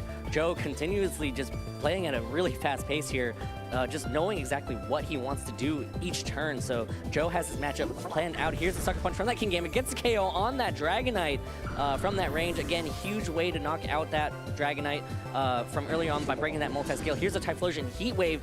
Does it connect? It is. It's going to connect with that Archaludon with a critical hit. Single target, giving this Archaludon a stamina boost now. One stage of increased defense as Archaludon finally wakes up. Going to use a Flash Cannon here. Hits into that Typhlosion. Not very effective damage, but, getting damage down, possibly trying to mitigate how much an Eruption can do, but instead Typhlosion locks into that Heat Wave. Yeah, nice read there by Joseph. Not only did he pick up that knockout, third time's the charm on the Sucker Punch, but locks into Heat Wave, so he isn't immediately kind of in a decision where, okay, well, if my weakened Typhlosion now, I'm forced to switch. Does not go in that back foot. And with Golden Go coming out here, ends up in a pretty nice spot where he's sort of still threatening a lot of damage, and then Golden Go, perhaps trying to force a Terrestrialization, and hey, Torkoal could still be lurking in the back. But keep in mind, both sides have Tailwind, and there is that choice Scarf on the Golden Go, so, if it can avoid being dunked by a Sucker Punch here, perhaps able to dish out some damage and get Alex back into this game. Yeah, but how do you dodge this Sucker Punch from the King Gambit, right? I mean, King Gambit will just be doing massive amounts of damage. The only way that Alex can avoid that is to trick something, but that doesn't seem like a great option right now at all. Yeah, I think Terrestrialization is probably more attractive, but Typhlosion you need out of here, so I guess if there's, no Terrestrialization, at least there's no longer a threat of a Fire-type attack coming in. Yep, Jump Fluff will replace that Typhlosion. Typhlosion will be able to choose a new move once it switches in, and looks like it's going to be the Golden Go terrestrializing into that flying type, trying to dodge the possibility of that Sucker Punch like you mentioned, Scott. And now Golden Go will be safer.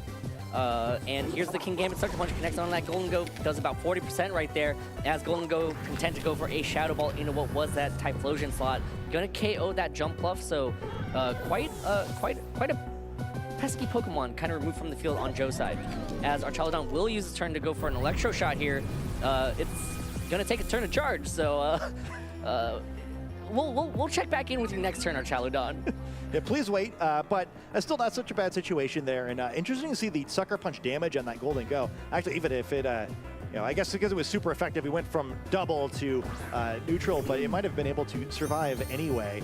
Torkoal now kind of forced to come in here because it'd be too dangerous to send the Typhlosion out into his spot, but puts Alex in a position now where the first time this set, he can kind of control the weather if he wants to. You could try to send the Pelipper out here, though.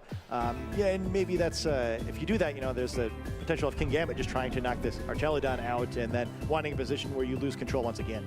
Yeah, so the Archaludon can safely go for an Electro Shot into that King Gambit slot because it is carrying the Assault Vest. Here's a Shadow Ball from the Golden Go, connects into that King Gambit, still doing some decent damage, and here's that Electro Shot.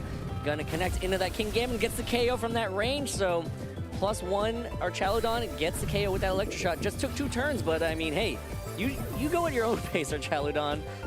A knockout's a knockout, and Torkoal going to answer back with this Overheat. Yep, big Overheat here, connects onto that Golden Go, gets the KO, and Torkoal will also eject at this time. So now basically getting a fresh Torkoal can go for another Overheat once it switches right back in. Oh, it's so important too. Assuming this last Pokemon is Pelipper, if Torkoal is holding any other item, then Alex is in control of the weather by sending Pelipper out as his final Pokemon with the rain. Instead, Torkoal going to leave here, Typhlosion's going to come out, the turn is going to end, and then both trainers will select their last Pokemon simultaneously. Because Torkoal is slower, it will come in last, get control of the weather, and potentially set up a situation here where its friend Typhlosion can finish out the game.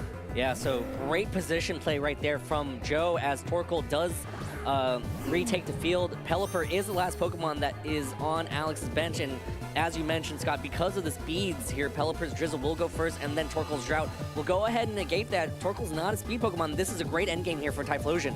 Yeah, it's a tough spot too here. This Pelipper does not have Wide Guard. We see a lot of them that do, but because of that, it simplifies Joe's situation. You're able to lock into a spread move like this. Eruption should easily pick up his first knockout. Yep, Eruption gets the KO on that Archaludon, breaks that Focus Sash on the Pelipper, but looks like the writing here is on the wall. Pelipper uses Muddy Water. There is a chance here to possibly get some accuracy drops, or Torkoal dodges it instead, connects with that Typhlosion with a critical hit here. It does activate the Blaze Range, but instead Burning Jealousy from that Torkoal gets the connection on Pelipper, and Joe Ugarte is moving on to the top 8. Yeah, what a decisive set there. I see how prepared Joseph was for that set. Like, he took a grand total of about 12 seconds to select all of his moves during that match, but it paid off there, right? Very decisive victory. And once again, we see a Sun team, this time with, captained by the Typhlosion instead of the Charizard, just absolutely running over this team.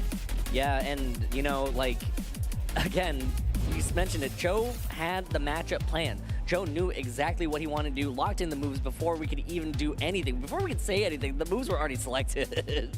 Yeah, which, we don't traders flowchart these matches out or whatever, but that was a commitment to speed that I guess is unique to him. But, it paid off there, right? Where made great decisions every turn, kind of stayed ahead.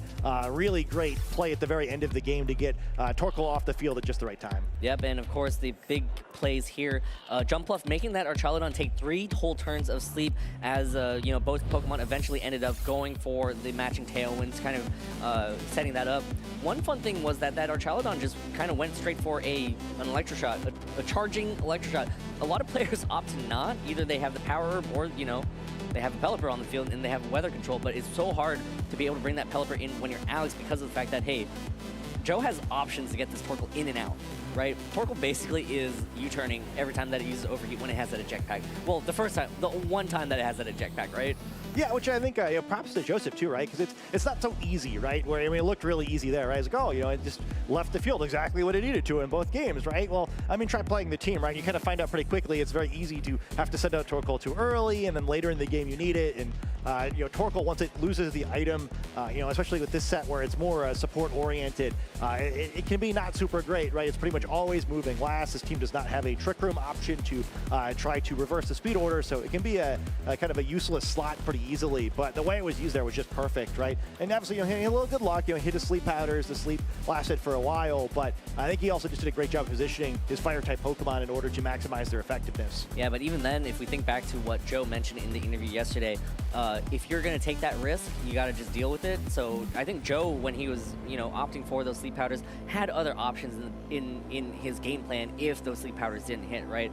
Sleep powder, still pretty accurate, but not 100% accurate. You miss a sleep powder, I think Joe had what it, had the lines in order to know what to do if that sleep powder missed and still be able to put himself in a spot to win these games, right? Yeah. Plus, you don't get extra prize money for winning your sets 2-0 instead of 2-1, right? Where, if things had gone wrong, and it was pretty close in that second game, right? Well, yeah, you get a third game, I'm going to use sleep powder again. Maybe this time I'll hit my stuff, right? Where I think that's just kind of an element of this game. There's one key skill, I think, in VGC, just probability management, right? Where some trainers really try to minimize that. There's a Riley Factura strategy in the opposite end of the spectrum where he's trying to make as few rolls as possible. Otherwise, sometimes all you can do is all right, well, I know I'm going to do what I have to do to make myself more likely to win the set than my opponent. And hey, sometimes all you can do is play the odds. Looked really good for Joseph there. Yep, a Sun team moves on to the top 8. Let's go ahead and throw it over to Gabby with an interview with Joe Ugarte. Thank you so much, Twee. Welcome back, Joe. I saw you yesterday. Here you are again. Yep. Congratulations on making top 8. Thank you. Yeah, definitely feels good. Back-to-back top cuts at regionals definitely is nice. So see how far we can take it, right? Yeah, and it's basically the same team as well, right? Yeah, pretty much. There's some changes, but of course, for the most part, right, pretty much the same stuff. All right, well, let's talk about that last match, because if viewers at home were paying attention at all to the last week, that felt honestly like a replay of the LAIC finals between Marco Silva and Victor Medina. What was your mindset going into the match knowing that? I'm not going to lie. I went into it knowing, if I connect connect sleep powders enough, and like it's kind of silly because like obviously would I love to have a more consistent game plan that wouldn't rely on sleep powders 100%, but that team is just so weak to like sleep powder and then sunset. I guess in Marco's case it was solar power abuser. In my case it was Typhlosion and Sun, right? Yeah. It's just the team is so weak to it that like I feel like that was the biggest problem with the Golden Go version. I know there's another person in cut, Suika, Joji Kaida, yeah, who has I think he has Incin over the Yes. Golden Go, and I Yes. think that's like at least a better adaptation to try and beat these kind of teams. But like, I think without it, like you really just have to pray that moves miss, and you're connecting all your moves, right? Yeah, but that's also Pokemon too, right? I feel like a lot of teams in the history of Pokemon come down to, well, I'm either going to have a good day or a bad day. Yeah. And I mean, Alex was also joking around too. I mean, I think he kind of knew too that like if, I connect all my moves and stuff like that, it's not so great. But I will say I do feel a little bit bad for Alex because in our, we played before actually. In the game we played, the first match we played of like all the games we played, it was super good. It was close, a great set, and it happened to be the one where I missed Sleep Powder, funny enough. And I was able to pull out the win in there. And then the second game we played in Swiss, it was just everything went wrong. Like Scale Shot missed Jump Bluff, like a Snarl missed Typhlosion, then I encored and Snarl hit King Gambit. Like it was like the game was over in like a couple of seconds. So obviously like off of that you kind of think like, oh, how is my opponent gonna adjust? What are they gonna do differently? And like I decided to take a different approach than what I'd done in Swiss game 1 because I was like, okay, like you've had some time to think about it. I'm gonna throw something different at you. And then game 2 I was like, this matchup seems so good. Like I'll probably just lead what was strong anyways because it's just consistent. I know I can win off of like the right plays or the right turns. Yeah, so then in your first matchup against Alex, you played the Jump Left King Gambit lead. I'm Yeah, guessing. I'd use Jump Off King Gambit into that. But I think it also depends too on like the version because obviously a lot of people are running this team and there's like Yeah. different Terras, some stuff that can change how the team operates, right? So it's really interesting for sure. Yeah, and I mean, again, going back to yesterday, you mentioned that seeing Marco win with basically the same team was very inspiring. Yeah. That's why you're here today, and now you're here in top 8. Do you think you can take it all the way? I think I have a pretty solid chance. I think I have to keep like playing well for sure. I think like my losses definitely have been like avoidable losses. I mean, my loss in Swiss today was Brian Collins, and it really just came down to a couple of calls. And I think I've made some mistakes too. And then even in my loss in day 1 was me making a mistake. So I feel like honestly, as long as I'm playing consistent, I'm not making like silly mistakes, and of course the team's helping me out. Like it works out just fine. So. All right, well, I'll let you go so you can go make your Pokemon some sandwiches, Yeah, maybe right. play ball with them a little bit, hope for the best. Joe, do you have any shout outs you want to give before we wrap up? Same as yesterday. I do want to throw in an extra shout out to my cousins as well. They are watching right now, Aw. so appreciate y'all. But yeah, to Mom, Dad, Sierra, I mean, I love all you guys. Thank you so much for all the support you guys give me, and to my friends from Momo, you guys are awesome, man. And I'm super grateful to again have a group of friends that I can practice with and play Pokemon with. I think it adds a lot of value to the game, and it gives you more to play for too. For sure. Joe, thank you so much for your time. Best of luck in top 8 and beyond. Casters, back to you. Thank you so much, Gabby. Congratulations to Joe moving on to the top 8 in a match where, if he's playing against a lot of these teams that Alex is piloting, then he might have a real shot at the championship title today. Yeah, it all comes down to Jump Bluff, right? Where neither trainer really has the most impact on the outcome. It's just, heavily weighted in the favor of that team, right? And I love the way he approached that matchup. He knows that, hey, I'm more likely to win this way than my opponent is, so why not play that line out? Yeah. I mean, hey, Scott, did you know that Sacramento is the city of trees? Are we going to... I mean, Jump Bluff kind of probably lives on a tree, right? Well, I'm just saying, there's a lot of sleep powder being thrown out there. So, when I, lived around this area, since it was, a very tree-ish area, a lot of my friends actually started developing allergies for the first time because of the fact that there's just so much pollen in the air. Yeah, I could never live here then, because I think I'm just generally allergic to the concept of trees. I think even thinking about trees right now, I can feel myself stuffing up a little bit. So I feel for those poor dragon type Pokemon. I too would be hit by the sleep powder and unable to act for several turns. I'm just saying, real life, there's a lot of sleep powder going on here, and I wonder if the city of trees is powering this Jump Bluff to be able to hit these sleep powders. The vibes are definitely in its favor, I would say. Are you ready for some top 8? Yeah, gosh, I hope so. Yeah. We're going to go ahead and hear an interview with Gabby on the floor right now. while we get ready for top 8. Hey there, Pokemon trainers. I'm here with Alvin Moe, who I am officially giving the unofficial title of Most Creative Team Builder of Sacramento Regionals. Alvin, introduce your team and tell me how you got there. Oh, first mon, this one. I don't think I've seen any of these in Reggie H, but Noivern. It's pretty cool. It kind of works like Talonflame, but you can use a Broom Burst next to it or other like spread moves, which brings me to my next mon, Toxicity. It's like really strong. You know, like Ursaluna Blood Moon Hyper Voice is like, oh, I think it's like maybe like 1.5 times stronger than that if you Terra. So it's pretty cool. I built the team like the beginning. I played like an online tournament in like the end of August, and then I brought it to my first local on Labor Day. So like I've been like tweaking it little by little each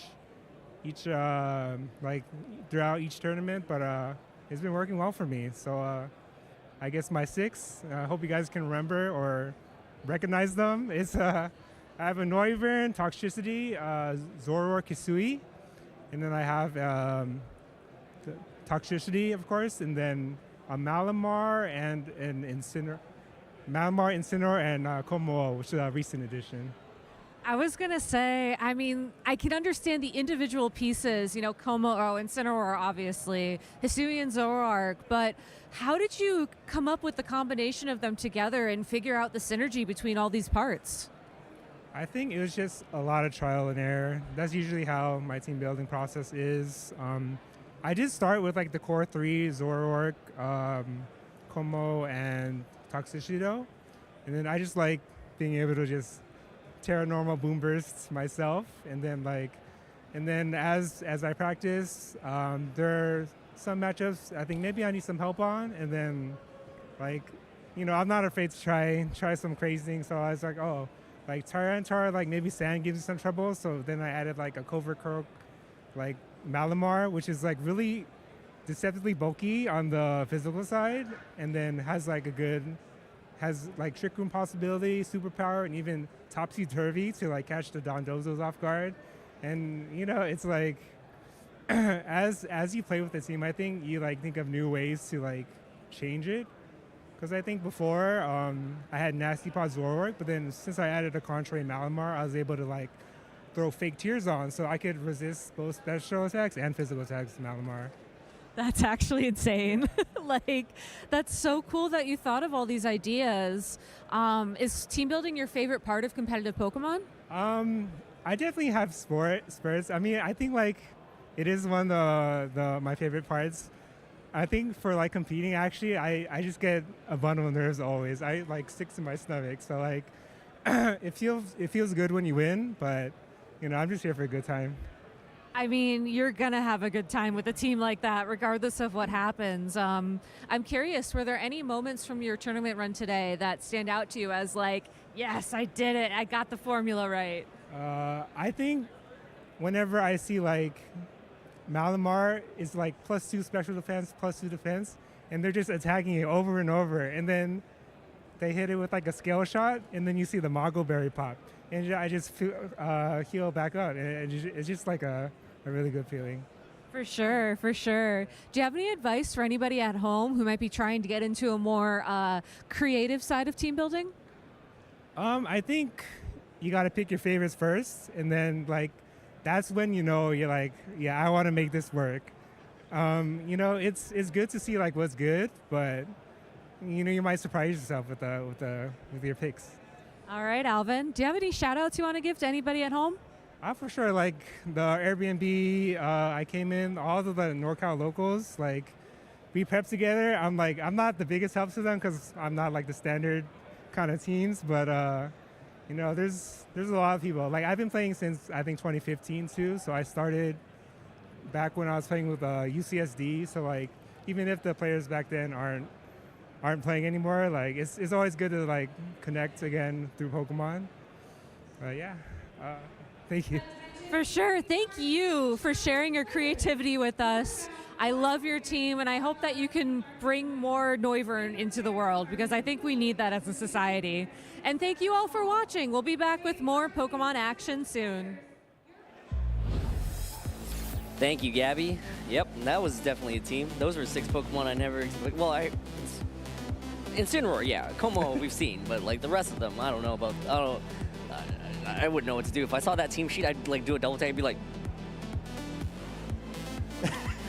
Yeah, that. and I think that would be, that's an appropriate reaction. I think it's fun though, right? I mean, like, I don't know. I mean, not everyone's going to win the tournament. I think kind of like seeing how far you can go with your favorites and a team you really identify with is a fun way to play this game. You know, I think there's lots of different ways to have fun out here. I love the Noivern love too. I do think it's like a fun Pokemon where, you know, it's not like super viable in every format, but you know, it's got some interesting tricks. You know, I think most games, you know, it's had like the Tailwind Super Fang thing, so naturally very quick. It's like, it helps. Draco Meteor hurts no matter what's using it. I like Malamar a lot. I think Malamar is really cool because I just think it's really interesting that, you know, when you want to evolve into Malamar, you have to do it while your DS is like flipped upside down. Yeah, I think that the week after when the XY came out, I thought that was just like so funny where it felt like one of those ridiculous playground rumors like, oh yeah, I'm going to evolve my Inkay that way. I'm sure I'm going to get Mew under the truck too, but then it was real. That's actually what you needed to do. Or it's going to make every future hoax that much more effective. Yeah, I mean, flip the DS upside down and do it. And I'm like, dude, I'm not going to, what, you think I'm going to fall for that? You think I'm going to play with my DS upside down? I can't read upside down. I'm not good at discerning letters when it's upside down, right? Yeah. Do you feel like it sent us down a dark path where you went from that to like, was it like the like Runerigus where, you know, like, I don't know how anyone evolved that Pokemon, or maybe just find it in a trade. Yeah, we'll see. Yeah, just be like, hey, do you have any Malamars for trade? I don't know how to evolve my Inkays, right? Like, it's like, hey, do you have a Malamar? Do you have a Malamar? I'm sure maybe I must, right? I got the Pokemon Go and send it through the Pokemon Home. Oh, in Pokemon Go, do you have to like flip it upside down? I mean, you could if you really wanted to. Like, I wouldn't recommend it, but. Oh, it's not like an actual thing that like you have to do to evolve it. You don't have to like flip it upside down. I mean, I don't remember. Okay, well, if you know the answer to that, let us know how you evolve Inkay into Malamar in Pokemon Go. Alvin, I hear that you're from UCSD. I'm from UCD Davis. We had a Pokemon League. Yeah, I'll throw it out there. I'm going to challenge UCSD to a match against UC Davis. Yeah, I'm speaking for a university that I haven't been to in like 10 years, but... Do you have any teammates, bud? Huh? Do you have any teammates? They're somewhere. They're somewhere. We're all scattered through the wind right now, right? But we'll gather for this if you want to go down for some... You can get the band back together. It's going to be one of those. The band back together for a UC San Diego versus UC Davis battle. Yeah, let's do it. Yeah, let's do it. You can watch it. You can broadcast it if you want. You can, like, you know, commentate it. Yeah. I mean, as a neutral party, you know, went to neither school. You know, I can do my best, I guess. Yeah, you got this. I believe in you. All right, and I believe in you. You know, returning to the battlefield for the first time. No, don't believe in me at all. Just 80 short years. Yeah. Don't believe in me at all. Let's go ahead and take a quick look at some tweets y'all have been posting on the social media. And again, if you use that hashtag #PlayPokemon, your tweets could be featured on the broadcast. Here from Mr. Glass023, future VGC star, learning from the best at Cybertron VGC, hashtag #PlayPokemon. Hey, Scott, that's you too. Yeah, but not the best though. I just, and Scott, yeah. Well, you know, it's great to be able to watch these families, or see these families throw on the broadcast on TV and seeing all the interactions with, you know, the kids, just the whole family watching VGC on the big screen. Yeah, right? I think that's one thing I think has been funny. Like, really, this season in general, I feel like we've seen more and more pictures of people, you know, with their tiny children watching the stream. I think that's just fantastic. I think what would be even more fantastic is I bet those children would really like it if you purchased them a ton of plush, and then in a few years if you bought them a ton of Pokemon trading cards. I think that's what I would do. Yep, Scott, just so you know, the producer that in my ear has just actually mentioned that, you know, you do have to flip your phone upside down to evolve Inkay into Malamar in Pokemon Go. So we got confirmation. I believe him. We got confirmation. Let's move on to our next tweet here. It's going to be from Jay Horsfall. Go is on the third screen this time following feedback from the last regionals. Wish I was there with y'all in Sacramento, but I will be in Toronto. As always, shout out to @GL Gaming Lounges, one of my local leagues, hashtag #PlayPokemon. Look, Scott, it's you and Aaron again. Yeah, I don't know how. We only did one match together, but it was very memorable for me, you know, to finally get to cast a match with Aaron. You know, we did like analyst desky stuff that one year at Worlds when they found that closet for us to hang out in. But it's great to have gotten to do a game with him, and apparently it was good for everyone else too. You know, they really loved Aaron, and also I was there. No, Scott, I also appreciate the fact that you're there. Let's not undersell yourself, all right, buddy? And I appreciate our friend here with this tweet giving us +1 viewer on every stream there. You know, we need all the help we can get, so thank you very much. I actually think that's actually exactly how it's mirrored in the backstage with those screens that we have, like TCG on the left, VG in the middle, and then Go slightly on the right. eerie, right? What are the odds? Yeah, so I think they actually know how our setup is backstage so that we can actually keep up with all the action. But yeah, you know, it's always nice to be able to have all three broadcasts going at the same time, right? You know, I love watching Pokemon Go. They're very excited about their game. They're very loud, right? We hear them all the time, and I hear those noises of the game in my dreams sometimes. Yeah, same, but like is a different word for nightmares. I hear the charging sound in my nightmares. But yeah, I mean, I always try to watch all the VODs of the broadcast if it's over. You know, I catch VG while it's live usually. You know, whether well, hopefully I'm catching it if I'm here, right? Or, yeah, I mean, I'm not gonna remember any of these matches in an hour. But yeah, I mean, you know, I always like watching the VOD of TCG and Go and Unite when it's available. It's always fun to watch back. You know, fun action, and it's fun to see different Pokemon succeed in different games, right? Where in this game, it's a little tough if you're using your Malamars and your Noivern, but in some other games, sometimes they get their chances to shine. It's really fascinating to me that when we look at our game, we think that we're using pretty standard Pokemon, and then we look at like Pokemon Go, and we're like, wow, those are some really cool Pokemon. And then the Pokemon Go folks are like, these are really boring and standard, and we're like, no, I don't know about you, but Toxapex looks pretty cool. And then we look at the TCG screen, and then it's like, wow, there's a Cleffa on the field. Like, dude, if I tried to run just Cleffa, people would be like, wow, I'm just gonna one-hit KO that with almost anything, evolve into Clefairy or something like that, right? So it's really interesting to see the different Pokemon that can become very viable in each card, in each like pillar. Yeah, I think it's great. I mean, I'm glad it's not just the same Pokemon being great everywhere. I think they're all fun in their own ways, and hey, maybe sometimes you should try another game if one of your favorite Pokemon are really good there. I know the first time I got like back into a TCG as an adult, I finally got to use Raikou somewhere, and I was like, this is just never gonna happen in VGC. It could sort of work, but there's too many ways it gets outclassed by other things. But I feel like 10 years they give me a check in the trading card game. Like, yes, I could win with my dude. So I feel like I'm due again. So anytime now, they'll print me another one. As a reminder to everybody watching at home, these players are competing for a lot of prizes here. We are moving on to the top 8. So if we take a quick look at the breakdown here, the championship prizes for making it to the top 8, all players that are moving on to this round have secured at least $1,000 as well as 108 booster packs. So much prize money, so much booster packs. Again, great expansion to get booster packs for. Imagine the $6,000 is slightly more exciting to the players. But hey, never know what you might pull. Perhaps you'll get 6,000 trading cards. You probably won't because there's a set number, but yeah. I would be so fascinated by pulling 108 TCG pocket packs, though. That would give me the thrill that I need to, power me through the rest of this day. Yeah, truly, yeah. It's I think of all of the Misties you could pull and then later get Tails with.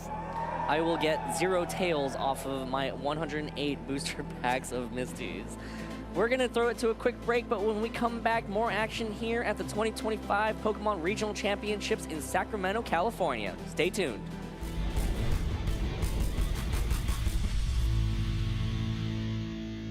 We're live right now here at the Sacramento Regional Championship, but there's more than competition here. There's Pokemon Puzzle League. We're in the free play lounge, and right now we have Adam Skarzig Watson against Pablo Tablemon Mesa. Again, Pokemon Puzzle League. I talked to Pablo earlier. He said this could be an esport. So let's go ahead and get a match going. Pablo, tell me about this game. I mean, this is very intense. There's a lot of things happening at once, and like you need to set up your chains, and you need to have like a little bit of foresight into why your opponent will try to send you, and then save some combos for when they send the garbage. And I want to say it's very complex. It's a ton of fun. It's like so fast. And I mean, as you can tell, I'm having a little bit of trouble speaking. You basically send a lot of garbage to your opponent. And then you try to like keep sending, and then make combos and chains. And the higher the chain, the more garbage you send. As you can see on the screen, I have a lot of garbage sent to Adam, but now he's going to have a lot of options. On the ropes. Yeah. I feel like you're about to lose, Adam. Pablo, you're so mean. You didn't tell me you were this good. But all the garbage that you send like can work against you. As you see, like now he sent a lot because I sent him a lot, and then that gives you a lot of things to work with, and then you have to wait until the pieces fall down. And I think I'm out of options as well. Just a little bit more. Okay, I'm making a recovery. We're good. I think we're good. I think we went. Yeah. All right. So this is gonna be like these. I feel like if this is like high level, it can get pretty intense. Oh, I think I'm dead. Oh, no. Come on, just a little bit more. I'm squished too. Oh my god. Like we're both so close to losing. And a good thing there's a timer in the middle. Recovery time for me. Uh-oh, I think he has me. I feel like you're in trouble, Pablo. I definitely am. Oh my gosh. But like it's all about the timing of no. Oh, what a match. That was intense. Normally it's a best of 3, but we're putting it all on the line, and I came out victorious this time. I'm sorry, guys. You know what? That was Pokemon Puzzle League, ladies and gentlemen. We're gonna throw it back to more Pokemon action because I want to play next. Get up, Adam. My turn.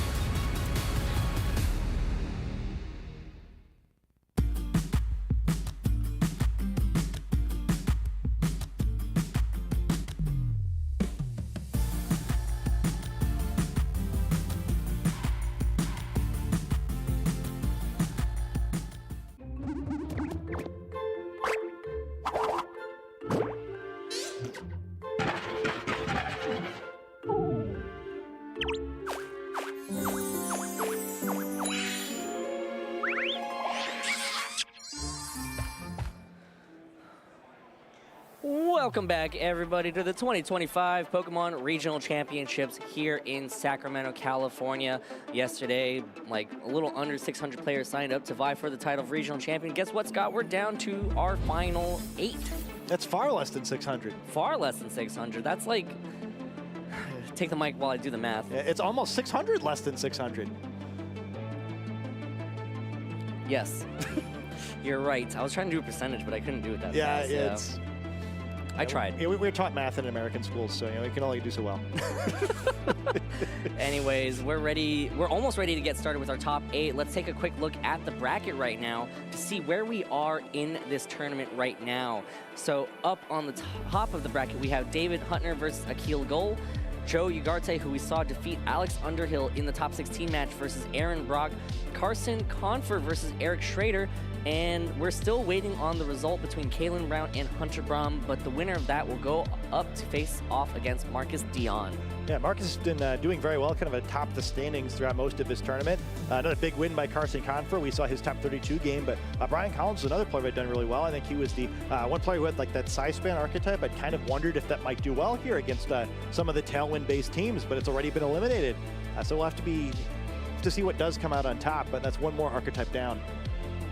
Yeah, so there's you know, you got Joe with the sun. You have Dave Huttner with like some really cool things. He's the one running the Hydreigon and the Palafin. Carson we saw using the Elizabeth team. Eric Schrader we saw with the Tyranitar Excadrill team. Marcus we saw with the Blood Moon Ursaluna team, right? Yes, kind of a Tailwind thing going on, and then I think it was Carson was against the Elizabeth team, right? I think he had something different. Yeah. Akil is running a Archaladon Amoonguss Corviknight Incineroar Sneasler Garchomp team. Aaron is piloting what looks like the Elizabeth team.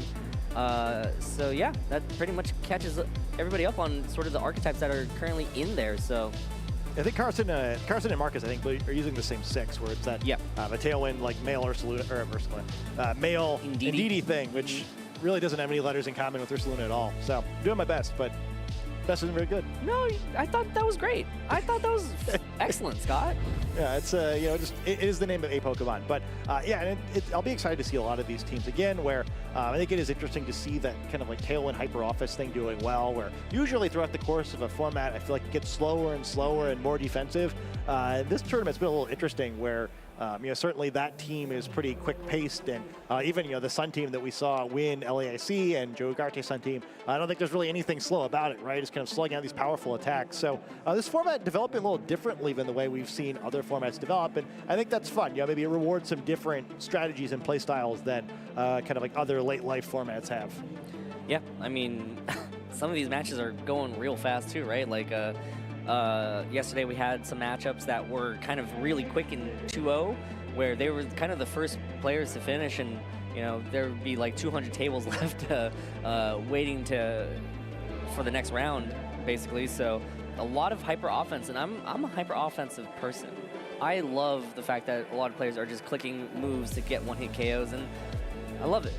Yeah, I'm more of a slower tempo guy, so this is unusual and scary to me. But you know, I'm working through it. I'm sure my therapist will have a lot to say.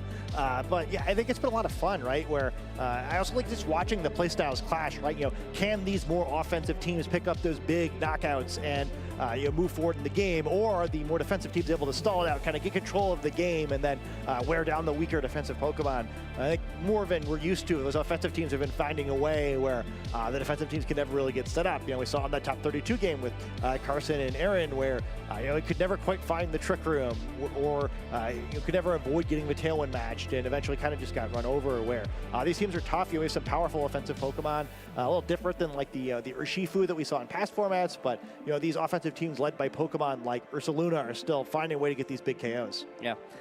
I asked you earlier in the day, Scott, what team do you think is going to come out on top? Are you still sticking with your answer from earlier? Yeah, I mean, I think I have to commit. I think the odds are quickly getting worse. You know, maybe I should have said that I thought it was going to be Sun, but or Hyper Offense, I guess. You know, it's not too late to convert to Blood Moon Ursaluna, maybe. But I'm going to hold strong and be wrong. Or you're going to hold strong and be right. We'll never know until we finally crown our champion, right? I'm going to flip-flop.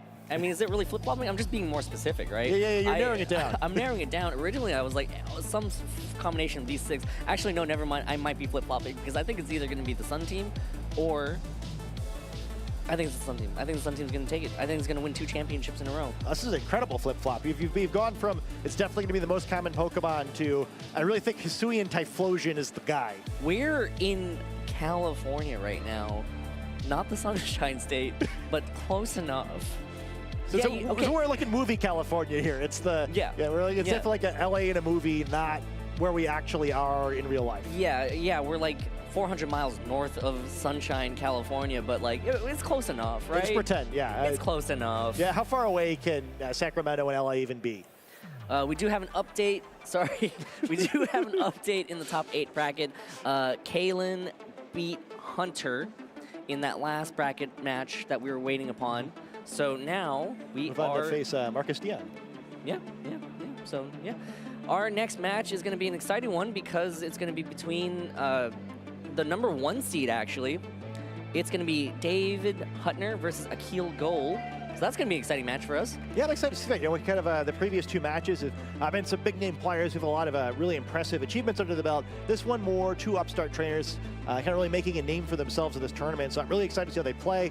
This will be fun because we know a lot about the play style of these past trainers. This is going to be a little new and unfamiliar. And I've already mentioned, with all this hyper offense, I'm a little anxious at how new and different things are. And this will be new and different too. Yeah, and both these players, this top 8 here at the Sacramento Regional Championships is going to be their greatest achievement. So congratulations to them for making it this far. And well, one player's journey will continue. Unfortunately, one player's journey will end here at the top 8, but still nothing to scoff at. Top 8 of regional championships right now. There were like about 600 players earlier on.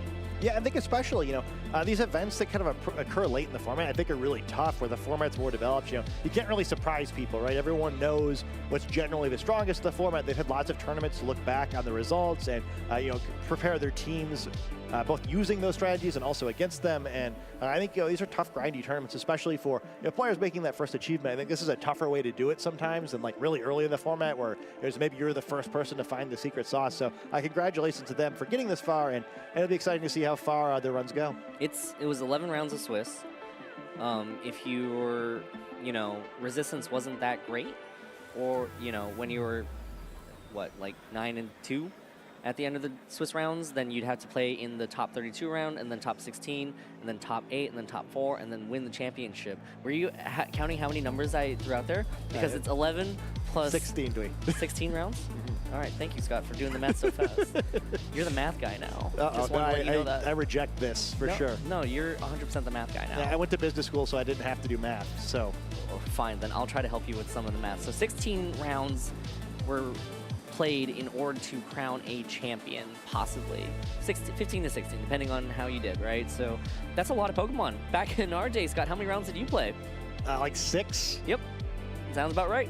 6 rounds. Now they're doing possibly 10 more rounds. Yeah, I respect the endurance of these trainers. I don't envy it at all, but I guess we have to cast more than 6 rounds, so things have gotten longer. Yeah, but it's fine. More Pokemon action is better, right? Yeah, it's hopefully. We'll have Pokemon action impending, but it's a big venue here too. Back when we were competing, I could see the end of the room from the beginning. And now, I have to borrow your glasses. You don't want to borrow my glasses. That would not help you at all.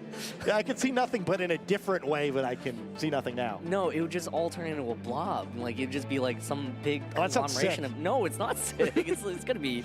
It's not great. You wouldn't be able to see me from my range. If you put on my glasses, you wouldn't be able to see me. I'm not gonna try it, but I'm curious now. Maybe later. Maybe later once we're off camera. That's what we'll do. Okay. Maybe when we're off camera, that's what we'll do. But yeah. You excited? Yeah, it's I guess to get back to the metagame stuff too. It's back fun. We have a bunch of there's so many different archetypes, right? I'm curious to see what'll come on top, and then if we'll get a newer player or a more experienced one, where we're newer player biased. Not newer, but I guess I don't know how long these players have been competing, but maybe less acclaimed trainer versus the trainers who have more of the milestones achieved. It's more tilted toward the folks we haven't seen before. I think it's a lot of fun. I feel like we get a few tournaments like that every year here in North America where the top cuts are really surprising, and I think it's a lot of fun. I think really all the tournaments this generation, or the seasons this generation, we've had so many new trainers kind of coming up, and they kind of become these trainers we watch for at every event. Even Marcus Dion, right? I think earlier this generation, I don't think I knew who he was, and he's been on stream, feels like every event at the regional championships for quite a while now. Yeah, and he's still in the hunt for a championship. Aaron and I were doing some research yesterday, and we noticed that Marcus hadn't quite been able to make it to a top 8, top 4 finish yet, but looks like he's on track to do that. So, it's kind of weird. We've had this conversation before where it's kind of in the past maybe season or 2, we've seen a lot of players that were still competing at a high level in our day have still continued great success into this generation, but also now with this mixture of the newer generation of players combining with the old generation of players, it's just fascinating. It's just anybody's game. The skill level skill cap's different now. Yeah, I think that's one thing that makes these top cut appearances so important, right? Where everyone is so good now. You know, it's not like our days where you kind of like you knew the people who are probably going to still be around deep in the tournament. I mean, now even amazing players, lose in the first 2 rounds because their opponents are just so good, and you're not going to get to top cut every tournament, right? Even if you're one of the best players who are showing up in stream every round. I mean, I think how often you watch some of like the best players on day 1, and then day 2 comes around, like, oh wait, where'd they go? But they didn't make it. And when you do make it deep into a tournament like this, to the top 8, to the top 4, finishing out the tournament is really important because you may not get another chance to win a regional championship. It's hard, and again, remember, if we think back to what is at stake here, cash, sure, but like championship points too, but most importantly, that automatic berth to the World Championships if you win a regional championship. Sorry, did I say that correctly? You get an automatic berth to the World Championships if you win a regional championship, and that's super important because, like, nowadays with the qualification format of top 75 from each region in the Masters Division qualify, you don't want to be at risk of losing. You spend an entire season trying to acquire, ascertain these sorts of championship points, and then just have it all go to waste because you just missed by a couple championship points, Yeah, right? what's it like to just miss by a couple championship points, Dwee? Awful. I've been there. It doesn't feel great. So then this automatic qualification process, if you win a world regional championship, it kind of like allows you a lot more time to yourself, right? Like, you don't have to go to that regional. You've already qualified for the world championships. So it's great. Like, you can hey, I don't feel like going to Sacramento this weekend. It's rainy up in Sacramento. I don't feel like going to Sacramento. You can not go to Sacramento and still sit and relax and think to yourself, I'm still qualified for the World Championships.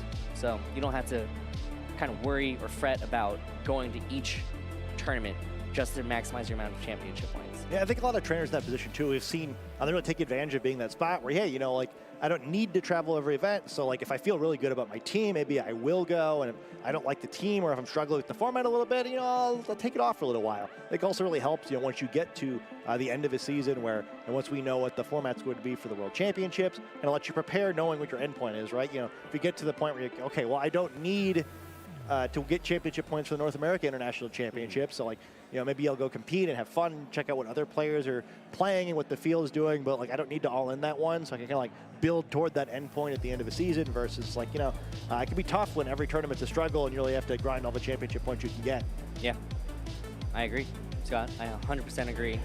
And I think a lot of players also talk a lot about burnout now, which I think is a very important conversation to have because, playing every weekend competing at a high level of Pokemon is tough, right? And just being able to just sit back and be like, all right, cool, chilling, or going, like you said, to go have fun at an event, see all your friends, be a part of the community is just great to have that chip off your shoulder once you automatically qualify. Yeah, it's a long season, right? And like, I think we always enjoy these weekends for getting to hang out with our friends and getting to enjoy the game. But yeah, when every tournament like you really need to do well in order to achieve your goals, it's a lot of stress. And I think sometimes that stress is fun, right? I mean, that's the fun of competing, right? Where the pressure and trying to overcome it is what makes competition great. But it does wear at you, right? And like sometimes it's not going to work out. And getting that spot, where you can afford to be a little bit more comfortable and not like super stressed is really valuable. Yeah, I agree. We're going to take another quick break, but when we come back, action here at the top 8 of the Sacramento Regional Championships. Stay tuned.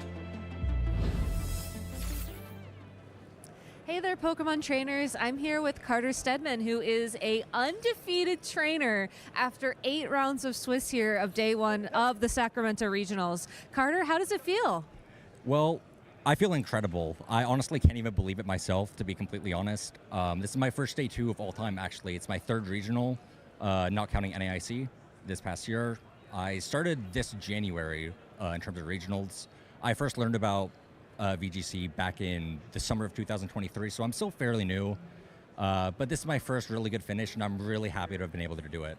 I mean, you're setting yourself up for success tomorrow for sure. Tell me about your 6 Pokemon and how you've been playing the team.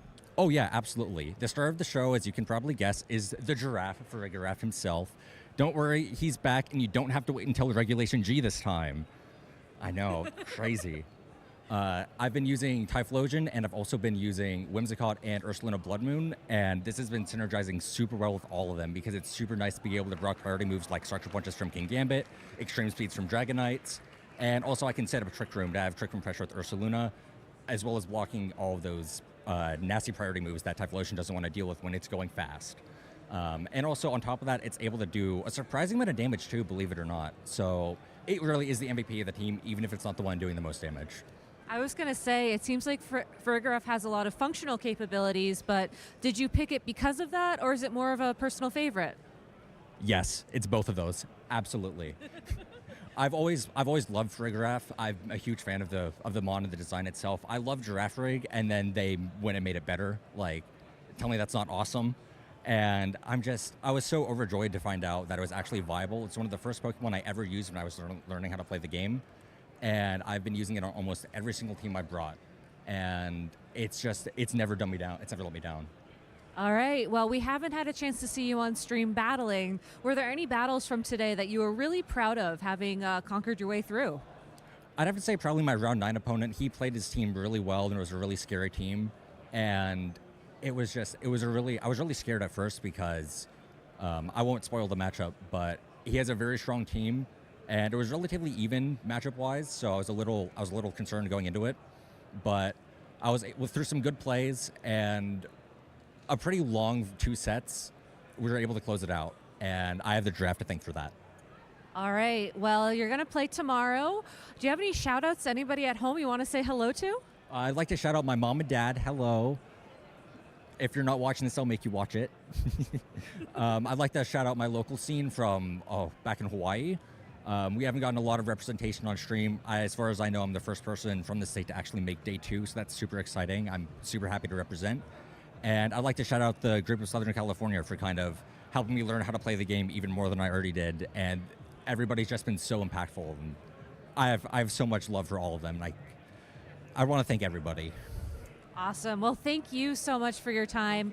Best of luck competing tomorrow, and thank you for watching all at home. Thank you, Gabby. It's always nice to be able to hear from the players that are out on the floor, just being able to see how much fun that these players are having, being able to connect with the community, connect with their friends, and bond over the shared love of Pokemon. Yeah, I mean, they're having a lot of time to kind of enjoy their friends as we wait for one of the top 8s of all time. But hopefully we have a match soon. And yeah, I mean, it's been a great weekend, right? Where we had a lot of exciting matches throughout the weekend. Sooner or later, we'll get to the end of this tournament, and it's been a lot of fun where good to see a fun variety of teams. I think the top 8 match, once we get it, we'll have some surprises in it as well. So should have an exciting end to this one. Also, Sacramento's just a great town. It's a great city. Yeah, eventually it stopped raining, at least outside the game. Yeah. Inside the game, it's unclear. And yeah, it's a very, very walkable area. I think I was really surprised I had not been here prior to last year's Sacramento Regional Championships. I really do enjoy the city. I think it's the West Coast Regionals in general, I feel like, are a lot of fun. And I certainly recommend it if you can make your way out. Do you want to hear a fun fact about Sacramento? I'm going to. Yeah, you know exactly how this works, right? So, back in the day, Sacramento was a huge town that was sort of like a spot where people would go because of the California Gold Rush, right? So, like, back in the 1840s, 1850s, right, people would flock to, like, San Francisco. That's the port city. But then, like, the gold was actually found closer to Sacramento. So a lot of people, a lot of prospectors would actually come out to Sacramento to try to, make a quick buck. I guess you could say that they wanted to get their gold and go. You had that one ready. Let's take a quick look at the bracket. So the final match has actually concluded in the top 8. I'm sorry that you had to be there. I just needed to do it. Between Kalen and Hunter, Kalen Brown moves on and will be facing off against Marcus Dion. Again, to rehash it, the top 8 matches that we have in our final 8 players is going to be David Hutner versus Akil Gold, Joey Garte versus Aaron Brock, Carson Confort versus Eric Schrader, Kalen Brown versus Marcus Dion. And again, this is a great bracket. I love this bracket. You got that mixture of like players that we haven't necessarily seen have great success at a regional championship, but then you also have some players that we recognize, right? Marcus Dion, we've seen on broadcast before, but never making it this deep. You got Carson Confort, a former world champion, former international champion, in the run for it.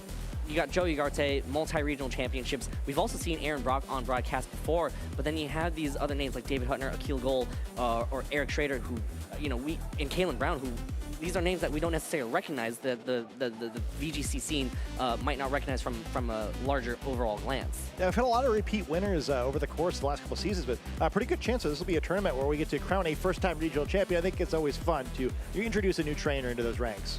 Yeah, so that's the bracket. Updated, final. These are the final 8.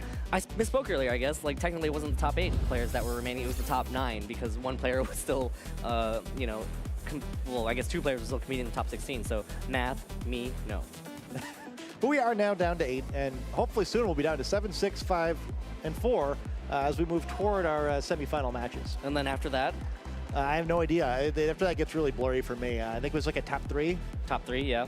Final 3? Yeah. And then 2, and then finally we get a crown champion. But aren't we all champions along the way?